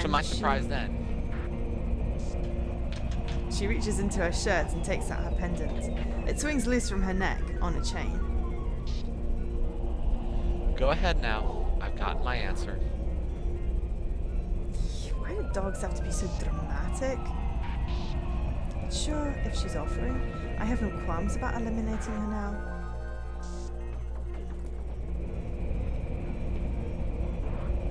And with that, I jump back to the real arena, swiping the trapper's pendant squarely, making sure to blink back into the copied arena right away.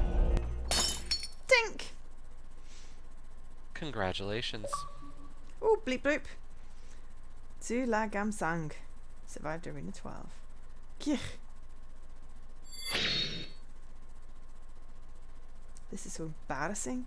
I feel like I just drooled all over while I was passed out.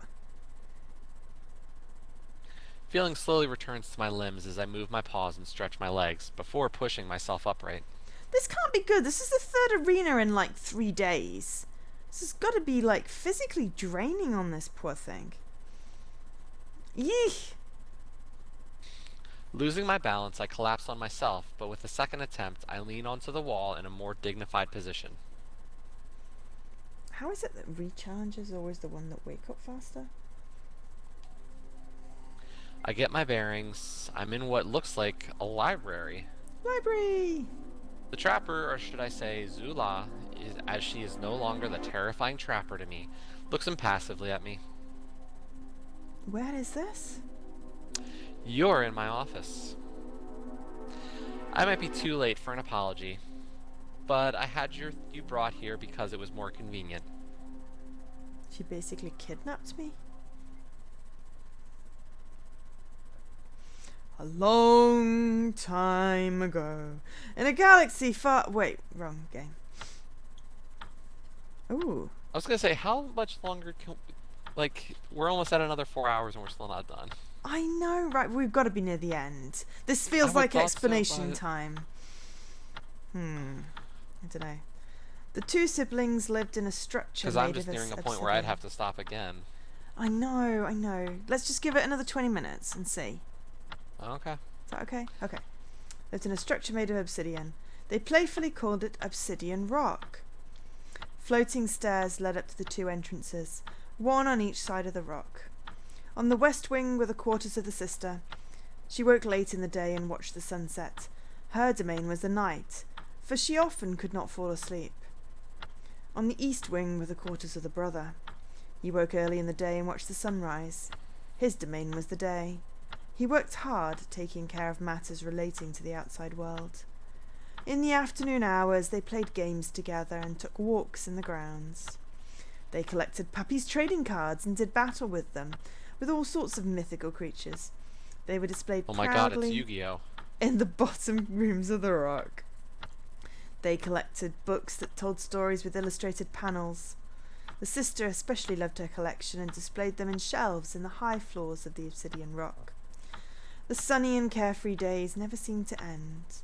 But one day, the sister, being the older puppy, got news from the outside world. The sunny and carefree reality the siblings lived in the obsidian rock was but a part of the entire reality that the dogs on the island possessed. She was to leave her home, and her reality be reallocated based on her performance in the arenas. And so the brother remained in the obsidian rock until he too reached a certain age.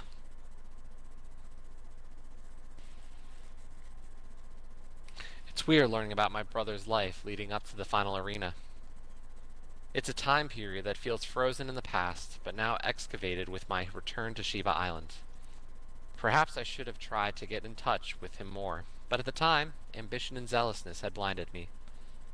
I wonder if the reason he also pushed himself in his arena brackets was so he could stand as an equal to me. He had been living in a flat near KH Station. The address wasn't explicitly written in the journal, but he mentioned frequenting a certain food stall that was downstairs. The food stall no longer seemed to exist from my initial search, but Kuei Li came to the rescue. Kuei Li was able to pinpoint the building by cross-referencing maps and websites from the decade past. The unit number was mentioned in the journal, 1824. If it's a typical building, the first two digits should be the floor number.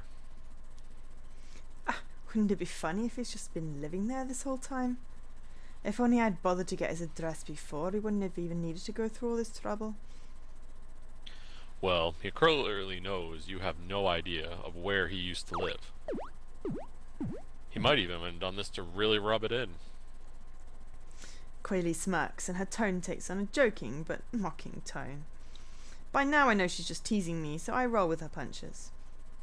Yeah, if I didn't already regret not keeping in touch with him better, I surely would have regretted it now after this obvious reminder. Let's head there tomorrow? Yeah, sure. I've got to head out now because I'm meeting Max after his work for dinner. I'll head back at home as well. See you tomorrow. The next day, oh thank God we don't have to go through dinner. But Max! I miss Max! I don't care. I just want to get this over with now. It's one of those things, isn't it? I tentatively enter the residential building. There's no security desk here, like Max's building.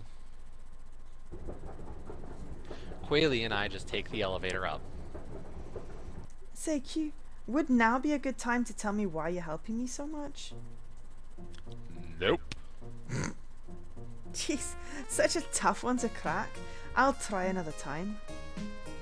I mean, toss me a bone here. Were we childhood friends and I forgot that because I moved away and you're going to reveal our past to me along with a confession of love? Hell no. Have you been reading too much manga? I may or may not have had a large collection when I was a puppy. I mean, recently there's been this type of game that's become popular in Canine Da. It's kind of like a novel, but also like manga, but also like a video game. Ah, it's a visual novel! So meta. They're trying to be so meta, yeah. Yeah. Oh, I know what you're talking about. But weren't they popular on the island already before you left? I never played them. I guess I was just into manga. Better late than never, I guess. Anyway, back on topic. Give me a hint or something. Like, do you secretly work at the Ari? Nope. Oh, come on! The elevator dings, signaling we've arrived on the floor. No more guesses for now. Get out, or we'll be sent back to the first floor. She nudges me with the top of her head. Okay. I want to know sooner or later, I tell you. Okay. Quayle mimics Quayle. my tone. I groan and make a face at her. We follow the hall to number 1824. Here goes. I try to open the door. Locked. Okay, Commander, what are you going to do this time? Just gonna use the feather. Just cautiously abusing my power, you know? I wonder if your brother will disapprove. Ugh. I'm not sure, actually. From his journal, or at least what I felt after skimming, it seems like my brother wasn't really interested in the power of the rankings after all. In the end, he was playing the game to escape the game. He always disliked troublesome situations, so he wrote that he thought that the power wasn't worth the drama and jealousy and all that jazz. Seems like he realized that way before you did. What an enlightened dog. Yeah, I think my pride really prevented me from realizing those things earlier. In the end, I was also playing the arena to escape the arena, but at the point I realized it was almost too late. If I'd long known that getting a high ranking would be a hassle, and the re-challenges are a clear reminder of that hassle. I figured I would enjoy the tangible benefits over the hassle it would cause me. The apartment is like the office space where we had found the last clue from my brother. No furniture, nothing. Another empty flat? Damn it. The last place my brother's clues had led us to had been devoid of furniture apart from the desk that held the journal clue itself. In this flat, the short hallway ends in what should be a living room. We check what might have been the kitchen. Apart from the pre-furnished stovetop and fridge, it is empty. Checking those two appliances yield no results either. Next up is the master bedroom, also empty. In a smaller room, there is a box sitting in the center of the room. Yay! Sorry. Very deliberately placed. I approach... What's in the box? Oh, Sorry. God. I approach it and squat down in front of it. I grip the tightly with both paws, and it comes clean off with a firm lift. No combination lock or anything, eh? Yep, nothing like having to find a torn sheet of paper and a dog's corpse, but getting the nasty surprise that only contains half of the combination. Then you have to miraculously use something in your inventory combined with another object in the environment to get the other half of password combination. That seems oddly specific. I played too many video games. It's a point and click. Hey, does that mean this game is now classified as a point and click game? Don't even try it. I No, will no, make no, no, sure no. to fight. I was teasing because it references a point and click game. Where's the inventory? Alright, let's see what you have here. We have a journal. Eek! Eeh! A circular item is nestled on soft material in the box. 8 orbs glow brightly, the 9th one dim. Around the 9th orb, 9 small orbs glow. Rank 99. Like my pendant, this pendant is unique on the entire island. I leap to my feet unconsciously, slack-jawed as the possible meanings crash over me. Does this mean... Quaylee covers her mouth with a paw, her eyes wide. a dog without their pendant could only be dead. He's dead. He's... I'm sorry.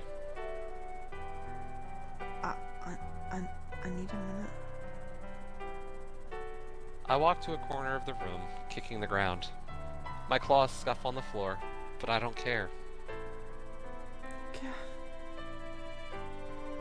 From the corner of my eye, I see Quaylee retreating to the other corner of the room, giving me my space.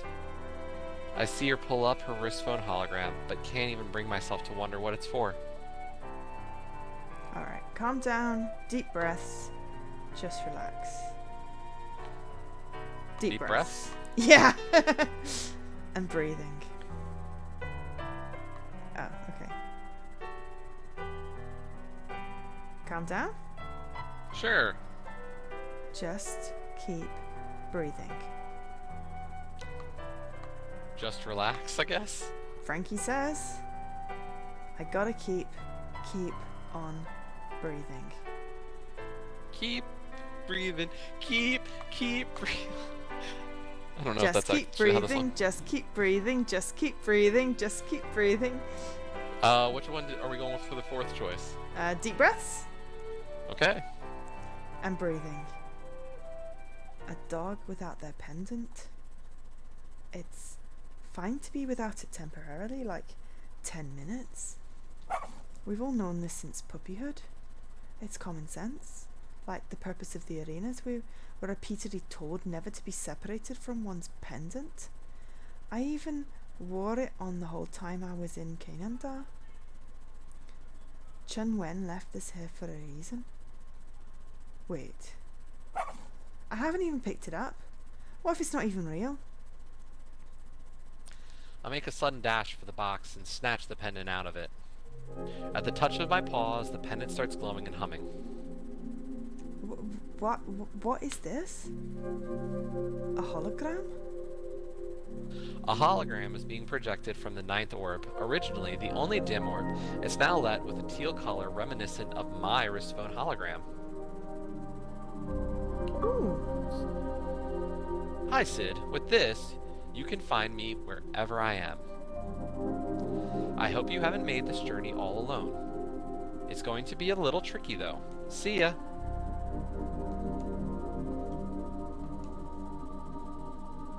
What? Oh my dog. So he could be alive even though the pendant isn't on him? But it could be pre-recorded, it doesn't mean he's alive. But this means we're not at a dead end, eh? And your brother seems to have hacked the pendant. Quaylee peers curiously over the hologram. It looks like it's combined with some wrist phone technologies.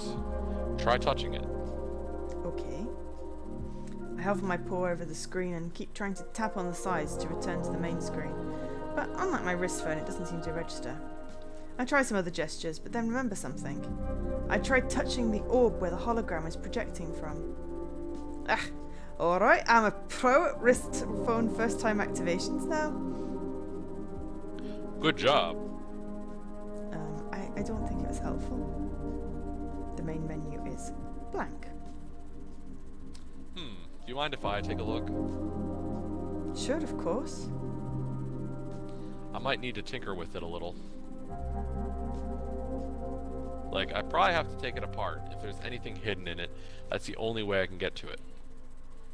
Alright, I'm sure Chun Wen wouldn't mind, if he's even around to mind. Don't say that. He left you this after all. He intended for you to find this, to tell you something. It's not a dead end. I don't know what to think. I just came to one of the most certain, despairing conclusions in my life, only to have hope given to me again. Without Quaylee's help, I wouldn't have been able to make it here, nor proceed further. I let out a shaky breath. Thank you, Quaylee. I bound up to her and embrace her. Her fur is soft and smooth to the touch. I lean into her and she wraps her forelegs around me. Hey, it's alright. She rocks me and hums and rests her head on mine. Surrounded in her warmth, it feels so quiet and comforting, like a shield from anything that could harm me. If you weren't here on this island, I would have sworn you were just like her. Just like who? I can feel the hum when she speaks through the embrace. It's nice. There was a Labrador family that took me in when I came to Canada. They were so kind to me. And I just left them without saying a proper goodbye. Like, I gave them a week or two's notice that I might be gone for a while. But on the day that I already decided, I didn't tell them. I think I sent a text to the daughter. Her name is Quilly. You remind me of her? How come? You're kind to me too, like her. You even look a little like her. Quaylee, I mean, come on. Come on. Huh, because we're both Labradors? No, not just that.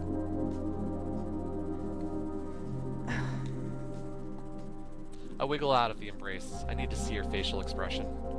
As expected, she's smirking. Do Labradors all look alike now? I make a face at her. Well, you look different enough that I don't think you're in her. Don't think you're her in disguise? I stroke my chin exaggeratedly, in deep thought. Then I pounce on her, grabbing at her fur and ruffling it. Are you Quilly under all the skin? I'm gonna pull off all your disguise.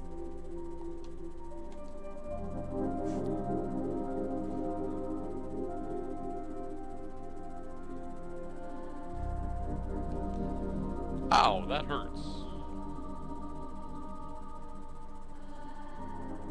Quaylee mock whimpers and rolls onto the ground onto her back. I debate pouncing on her while she's weak on the ground, but decide against it. I mean, why would I even do that? Arena instincts are hard to shake sometimes. That's it. Ha! Serves you right.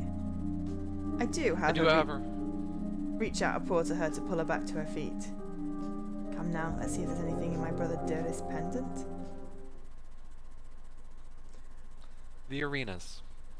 I wonder how Sid is doing now she's gone to the capital. I think it would be nice to join her there.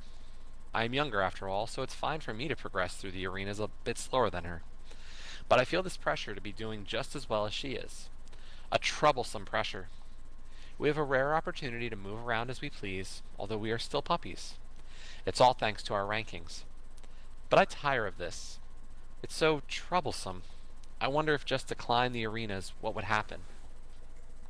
Sid said she's met grown dogs in the early arenas before, first forced into the arenas, though they had rebelled against participating in them as puppies. That might happen to me. Then the Ari would keep an even closer eye on me if I were caught not participating in arenas. That would be even more troublesome. So maybe another way then. I'll join Sid in the capital first and figure something out. If anything, I wonder what she will be like when she gets the feather of reality. She seems so susceptible to its real purpose. And that is precisely why I feel the arenas will work in her favor. Maybe somehow I can make sure she doesn't lose herself if she gets the feather. Interesting. Later that evening. I really need to... Oh, come on, we're nearly there. We've got to be... Sorry, this is at the game, not you. It's more like, come on. I know. Gotta be nearly there. I'm at Max's apartment on a call with Quaylee. Quaylee has Chunwen's pendant files open on her wrist phone. She explains that she was able to make a wireless connection to the pendant with her wrist phone, and from there access the chip that my brother had slotted into it. Aha. Quayle shows me the screen displaying a map. See this? Gesturing with a paw, Quayle draws my attention to a faint small light on the map. We've got to go there. Quayle, you're amazing. Nah. You would have known how to do this if you'd lived on the island these past years. Even if I used a feather, I couldn't do this without waiting another couple of years. I'm glad you're on my team. I'm glad too. But don't thank me just yet. I'm trying to figure out where this map actually shows. You see, there are no street labels or geographical markers. Right now, I'm thinking of running another image match search, but it's gonna take a while. Sure thing, I can wait for as long as it takes. Can you zoom in and out? Not that I can tell. There are other image files that this application includes, but only this one that has the dot marker thing. One sec, I'll send all those files to you. Maybe you'll recognize something. She swipes a couple of times on her interface and I get the notifications from my wrist phone. I lean back and pull up my hologram in the interface to download the files. I feel like it's going to be a long night. Later that night. How close are we to the end, do we reckon? Let me have a quick peek at achievements.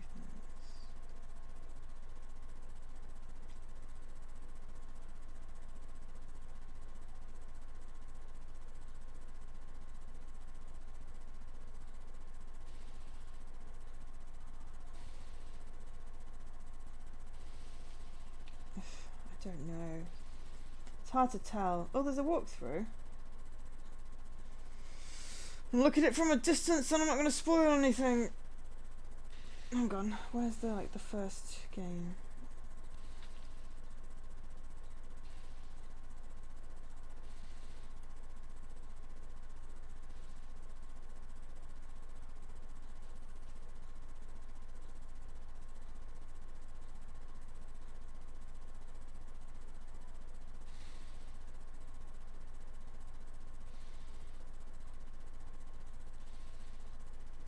I think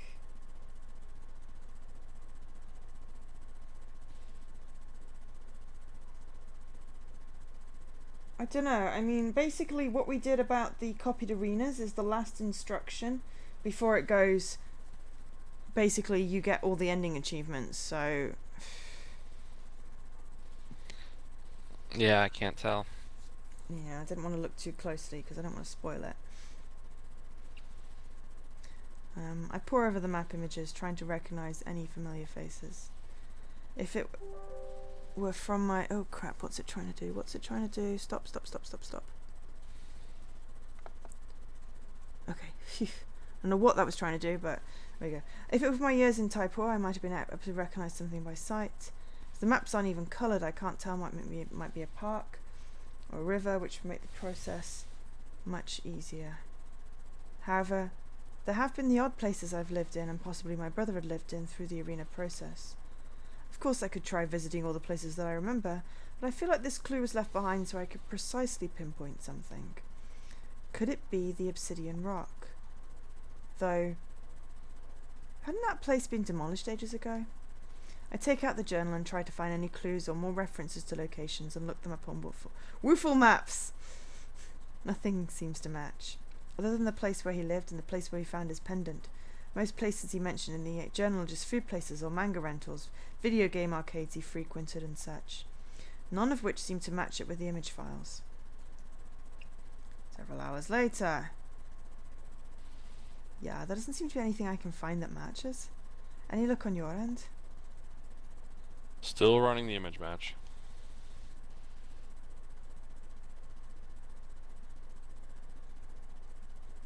I'm using an algorithm that I made some time ago, but since the images aren't colored, that deprives me of an important feature I had in my original algorithm, which I spent some time tweaking. I'm using the map files of the entire island available in public domain, so it's quite a large undertaking. Do you think there are any geographical regions I could target first, other than the capital? It would shorten the time compared to doing an equally weighted blanket search. Will the plains come to mind? I also lived with him together briefly at the city of High Sands. Sadly, I don't remember the exact addresses of either place, but I do remember the general sections of each city they were in. Send them to me and I'll try prioritizing those areas. Sure. Though, how come you don't remember those addresses? It might have been convenient. Hey, don't blame me. It gets hard when you just never live somewhere for more than a couple of years. I pout, flustered. Truth is, I feel like I should remember them, but the muscle memory just disappears. Inconvenient indeed. She puts on a song. We end up chatting while the program runs. I tell her about my time in the city of High Sands. I'd relocated there during my mid-tier arenas. Hei Fen Hong was one of the dogs I had encountered during that time. I relocated there first for some years, then my brother relocated as well. That was when we shared the house. Not as grand as the Obsidian Rock, but it had been cozy. Though around that time I started becoming more and more absorbed by the arenas. I would spend hours each day in my quarters, only leaving to eat. Some time after, I relocated to the capital, as my rankings rose drastically. My brother would stay in that house for some more arenas before he also came to the capital. We didn't live together all at that time. Alright, let's see what we've got. There are several matches. Great. Send them to me. On it. We take some more time checking the matches. There are some false positives, but in the end one candidate remains that matches the pendant image with a red dot. It's somewhere near the border of the plains and the high sands. Somewhere I've never lived before, that's for sure. Somewhere I don't recall being before. At all. But there may be some significance. Quayle and I make plans to go there the next morning. I sent a quick message to Max asking him to join us after work if he can. His time off isn't flexible, but it'd be nice if he could be part of this journey, whether we succeed or not. I'd like him to think that he has a paw in all of this. I'd like to thank him for staying by my side during the whole process. 1 sleep later. Oh look! We've got to be here. This has got to be the end, right? How many times have we said that? I know. We're here. A replica of the obsidian rock looms over us, tall and imposing. It doesn't look warm to the eyes, but it's not supposed to. Wow, this is really ugly slab of rock. You really lived in this thing? Yes. It wasn't located here, but it did look like this. You get used to it, I tell you. Sure. So, how do we get in? We fly? Serious? Is this some feather magic stuff that is ethically harmless enough for you to do? Nah, I'm kidding. We aren't gonna fly. You actually believed it? No, I didn't. Quayle makes a face, and I know I've got her. You believed it. You believed it. Oh, dog, you're so annoying. You believed it. You believed it. Quayle just ignores me, but I'm shameless, doing one final prance around her. See, my brother and I used to be just as annoying as this, even worse to each other. It must be because we're somewhere that reminds me of him. I'm relapsing and acting like this again.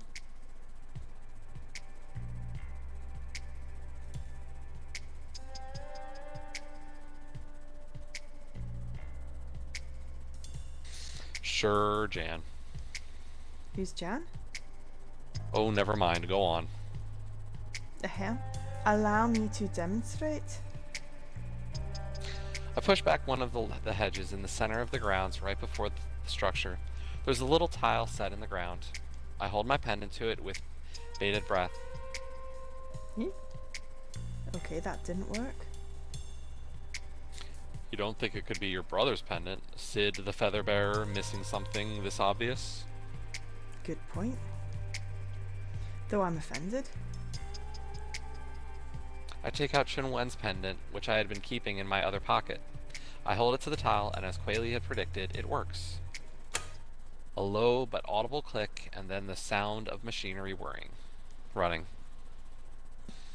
Before our eyes, parts of the ground start floating up. Big blocks of obsidian. Come on. I find a block low enough and step on it, up to it. From there, I leap from block to block, going higher and higher. The wind in my ears, the texture under my paws that I've not felt in so long. I feel like I've been brought back to the past. The steps are easier for me now, as an adult. I'm up at the doors in no time. They slide open without prompting the way they're designed to. I enter it. Once so familiar, now I have no idea what to expect. Ooh. You made it! A voice comes from above? It seems like it's from a speaker. Chunwen! I have no idea if he can hear me, but he seems to be able to see me. Wait, hold on. The door that blocks this room from the rest of the house slides open. Let's meet in the middle. From my memory, the middle was the room that could be reached from the corridor that joins the two of our rooms. I bound forward, Quayle trailing behind me. The middle, with every step I am closer. Will the truth be here, the reality that I so believe to be true? As I approach, the door slides open. Without hesitation, I charge in. This is the room that she was in before. Yeah. Hey! Hey! In the midst of the room is a large amount of computers. Surrounded by hologram screens, sits my brother. He doesn't seem to have changed much. Similar looks to me, a little stockier, like a mirror image. Ah!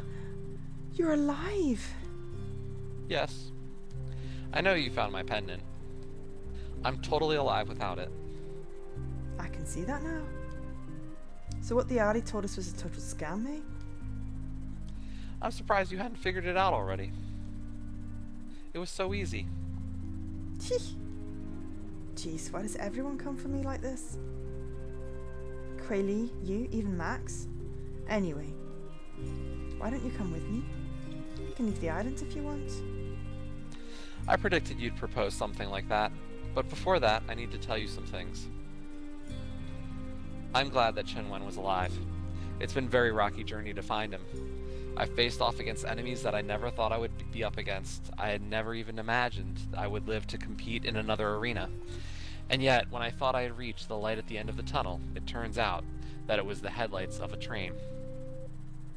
Only realizing at the last second as it runs over me.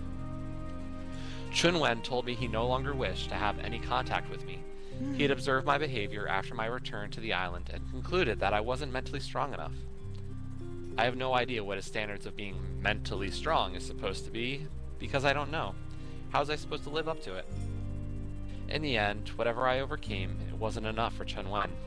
I don't understand why, but it wasn't enough. I wasn't enough. Why did I even come back to the island? I tried my best, but in the end it was all for nothing. Why? Why did I suffer so much at the paws of this island, this whole system? I never asked for this. Just take it all, my ranking, the feather, everything. Just give me... I just want to live without all of this. Is that too much to ask? Am I not a canine being? Do I even have dignity? Alkesh, you're in the way of the text. If I am to all other dogs, if all I am to other dogs is a wielder of the power, a prize they want for themselves, I made the wrong choice. I should never have fell for the temptation of the feather. Shiba Inu, since the beginning of time, have been falling for this. The Ari has us fooled from our birth to our graves, had me fooled. I shouldn't have come back. This entire trip was just a repeat of everything that caused me to leave in the first place. I'm leaving, and damn the Ari, they're going down before I leave. Hey, who are you? You can't enter here. Feather, send her away.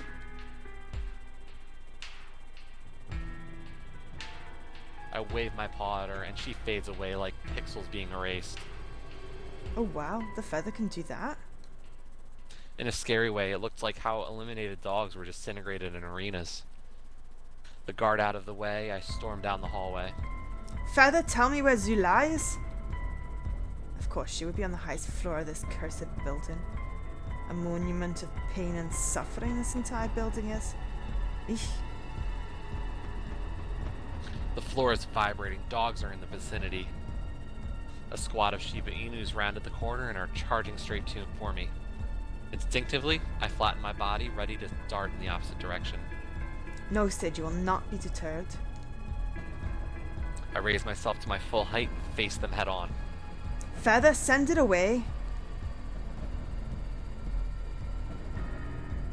The dog at the very front stops frozen, then it starts dissolving in particles, just like the first guard. I bark as loud as I can at them, my voice reverberating through my body to the hall. I am Sid. I am the feather bearer. In the spur of the moment, I reach out to grab my pendant, my paw poised on its clasp before my conscious mind has fully processed the situation. I feel like What I'm channeling matters is that the Highlander guards now. have stopped, one of them reaching out a paw to stop the others. They are talking among themselves, and I bark once more at them, impatient for a response. You hear that? I am here to find the Shiba Inu Zula. One of the guards comes forward, not speaking. Once again, it has closed half the distance between us. It pauses and bends down slightly in a half bow. Okay, I suppose they want to do this peacefully. Once it has raised its head back from the bow, I meet its eyes and tilt my head questioningly. Still without speaking, it gestures to the end of the hallway, then it beckons to me. What do you mean? The guard repeats the motion, pointing first to itself, then to the end of the hallway, and then to me again. You want me to follow? Warily, I move towards it, on guard from any sudden movements from the group of guards.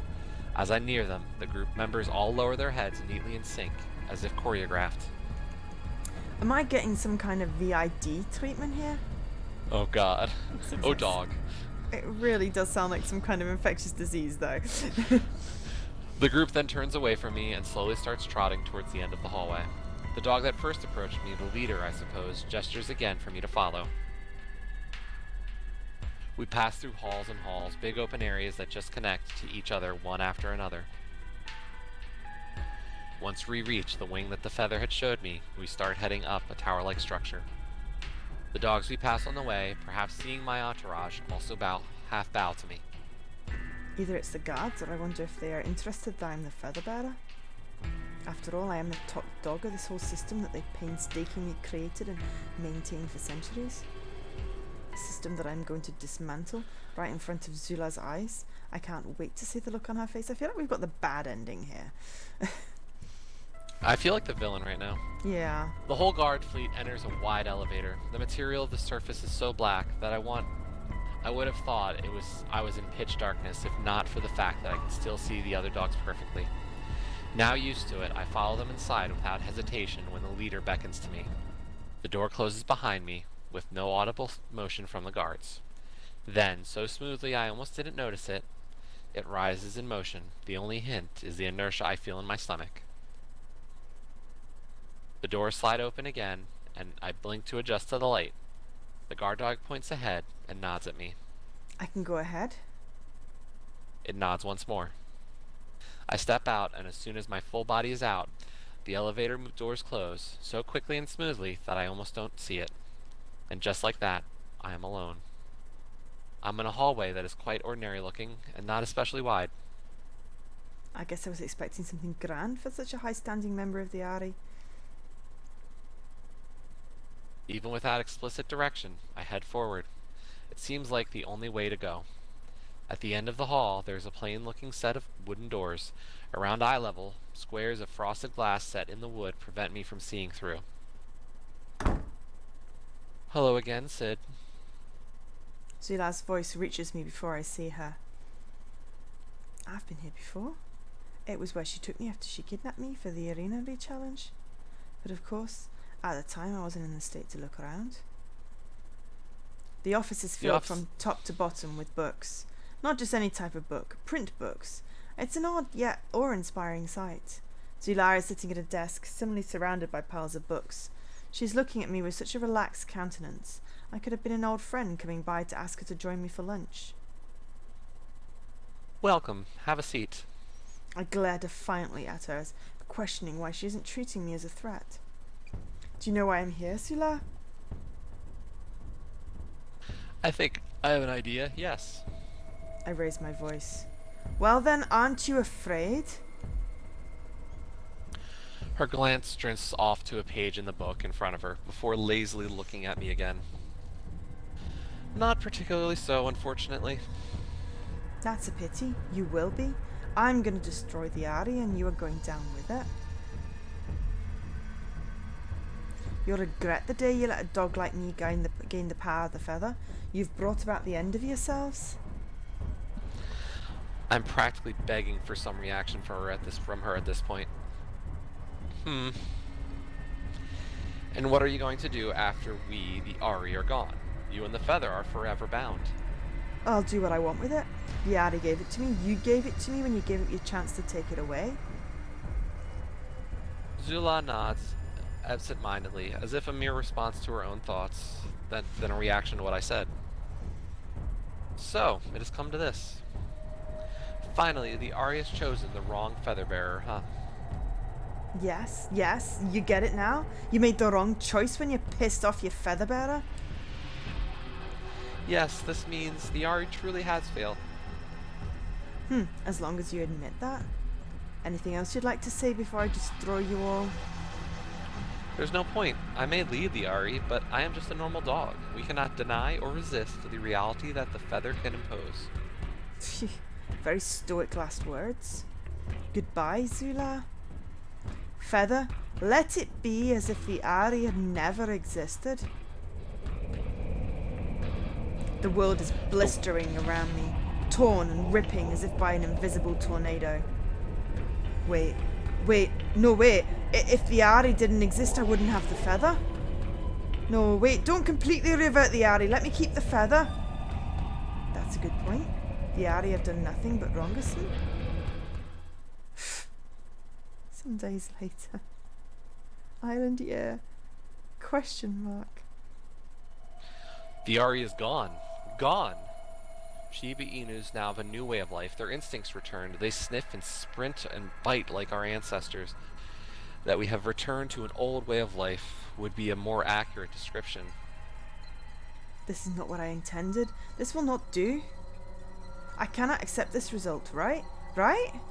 Indeed, there must be something more I can do to absolve this situation. Structure and civilization must be brought back to us Shiba Inus. That is the only way, no? I am the only Shiba Inu remaining now with memories from our past. I need to construct a society so Shiba Inus can live in dignity, not this primal mess. Should I try to bring the Ari back? No, they were not enough. They had the hearts in the right places, but their structure was flawed. This is why we got rid of them. A new system must be formed, right? Is my responsibility as the feather bearer and the only surviving Shiba Inu of the enlightened period? The Ari must have done more good than I. No, stop this. The Ari is gone. Your wish and the feather have made sure that it is a reality that cannot come into existence again. Your thoughts go round and round. What we need is some action. A new system should be the solution with us at its head. Shiba Inus must act according to the rules. They must interact according to the rules. The Arya rankings were a proxy for that, but this time, let's lay down the laws. We are, henceforth, Sid the Shiba Grande, ruler of Shiba Inu Island. We are a Shiba Inu, but for the good of Shiba Inus below us, we take on this responsibility. This is our reality. Finally, the end! Oh my god. Oh god. Your gradient descended into something. I didn't see it. Your gradient... No, that's... A Sid reality. You achieved your first reality. Yay. So now we've got the credits. It's not that this was a bad game, it's just that that was very long. That was like 8.5 hours. Quilly! Sorry. That was a bit loud. I echoed. Okay. Can we skip this? Yes, we can go faster. Oh my god. Colonel Octopus is just strange. Right, okay. Oh my god, okay. Ah, come on, down. I want to see what secret is.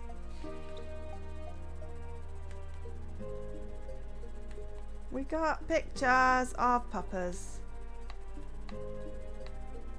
Extras. We got a gallery. Cool. I kind of thought it would tell us what ending we'd unlocked, but I think... Alright. We have to end now. Thank you so much, Jesse, for joining me on this very interesting adventure and for sharing the narrative burden. My voice is certainly glad it didn't have to do 8.5 hours of narration. It's been fun, and sorry I've made you late for your dinner, but I felt we were so close to the end we needed to finish. Yep. But yes, thank you, and thank you everyone for watching. This is the last I'll stream of this. I'm going to go through some of the other endings by myself to see what good endings we can have. Maybe using the walkthrough, but that was definitely worth a full playthrough. Game's not massively expensive if you want to experience the delights of the Shiba Inu yourself. But for now, I've been Joe, otherwise known as Angel SK. I've been joined by... insert name here. Oh, I thought you were going to keep going. I was letting you talk. Oh, okay. Well, I can say your name if you want. I've been joined by Jesse, otherwise known as Radical Sniper 99. And both of us thank you very much for watching. Jesse, when are you going to be back next? I might be racing tonight, and I'll probably stream tomorrow. Cool. And I'm going to try and finish off Distraint 2 at the weekend, but I don't know when. I'll try and fit it around any races, so I'll liaise with you later. But for now, I'm going to go to sleep, and Jesse has to eat, so goodbye everyone. Thank you for watching. All.